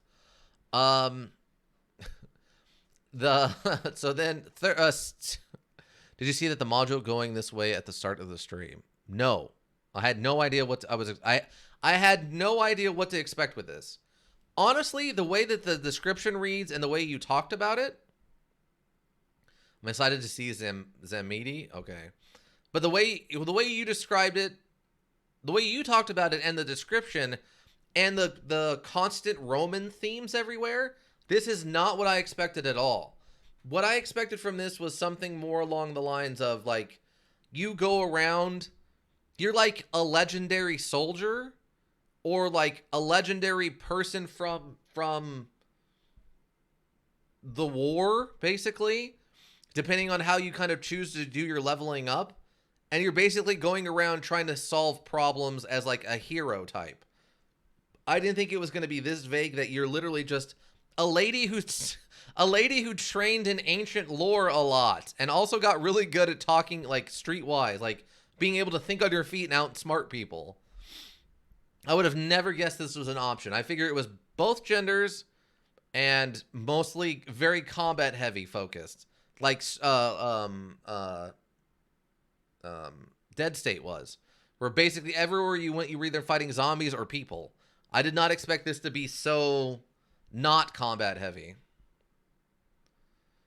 No, this is pretty far past the apocalypse. Yeah, I had no idea that's where this was going to be set. I assumed like after the apocalypse, it was, and with all the Roman stuff, it was just going to be like there's conflict that you can go get involved with, as opposed to a peaceful world where there's not really any conflict for an ex-soldier type. But yeah, this is very different than what I was expecting. Oh my god. But yeah, so scheduling wise, 2 days from today, Saturday, 3 p.m. for the immersive, aka no face cam horror stream. We'll have more of Vivietta. We started that 2 weeks ago, and then we had the 21-hour stream last week, and now this. So we're getting back to it. We might have some Abe's new and tasty Odyssey before that. Depends on what happens on Saturday. I still got to figure out my schedule for Sunday. I'm thinking right now probably we'll be doing... I'll have to check. Plan on 3 to 6. The devs are making their next module 2. Takes place on a generation ship. Colony ship. Oh. Huh. That's kind of interesting. You could do some stuff with that. I don't think you could do quite as much as you did with this on a colony ship, but maybe they'll figure it out. I don't know. Maybe it involves a lot more of landing on the planet than being on the ship itself. But yeah, for right now, I would say for Sundays, Puzzle Sunday with Return of the Obra Den, we'll be starting that since we finished up Talos Principle. Or no, we finished Chicken Police last week. So this week we'll be starting up Return of the Obra Den. Right now, I'd say plan on 3 to 6 for that. Sunday afternoon. Then next Tuesday, of course, we will be having more of Medal of Honor Allied Assault. We're making progress in that, but it's slow progress, and I don't know how much is left. The Whipper has been doing his best to whip things, but they keep putting us in weird, like, sniper fights that I can't whip people. So we'll see how much whipping the Whipper does. But how much whipping can the Whipper whip if there's no whipping that will be whipped, kind of thing. But that will be Tuesday at 4 p.m. here on Twitch, of course. If you want to get caught up on any of this nonsense, we have the YouTube repository, Raven Hillbrook Inc. Links for that are in chat and on the info page. Everything I create gets edited, lightly edited, and put up there. I think we've got at least the first part of the 21-hour playthrough of Salt and Sanctuary up there. And I think I've got the uploads from... what was it? It was... I think from Thursday? No, it was from Tuesday. I think the Tuesday uploads are up there. Have a nice night, Soldier. Thanks, Ika, you too. Hope to see you back on Saturday. You have a good rest of your evening. But yeah, YouTube repository. Links for that are in chat on the info page. We also have the Discord. Links for that are in the chat on the info page. Recommendations, if you want to see me play something specific. General chat. We have a water cooler section for the meme stuff. We have an artboard section for any kind of art you create. Post that over there. We have the the lunch break section for any kind of food. We have the office pet stuff for any kind of funny animal stuff. We have the after hours section for the spicier stuff. Stop by, say hello. Last but not least, we have the Twitter at Hillbrook Inc. Hillbrook is one word, INC. Schedule reminders, updates if there are changes, and notes from management to the board. We're going to stick with Twitter for now. I might look in talking with Ron from social media and see if maybe we can't set up like a Mastodon or one of the other ones. I don't know. Everything is really in flux with social media stuff right now. But I mean, at least go check out the Twitter. Occasionally other stuff gets posted besides the reminders. If you need a well thought out solution, you need a thinking solution. Raven Hillbrook Inc. Thinking Solutions. I want to thank all the board members who stopped by today, of course. Ika, thank you. And then we had what was it? Gaming God 6666 or they popped in right at the beginning and said hello when we were playing through Abe's Odyssey. But they stopped in and say hello. Thank you for stopping by. Any of the lurkers, thank you. You helped the Twitch world go around. We greatly appreciate it. I think that's got it. Yes. Anybody who checks the VODs here on Twitch or checks on the VODs in the YouTube repository, thank you. That's also greatly appreciated. But I think that's about got it now. I hope to see you all back. Hope you had a good time. I'm gonna go do a little social media stuff, and that'll be it for me. Yeah. Bye.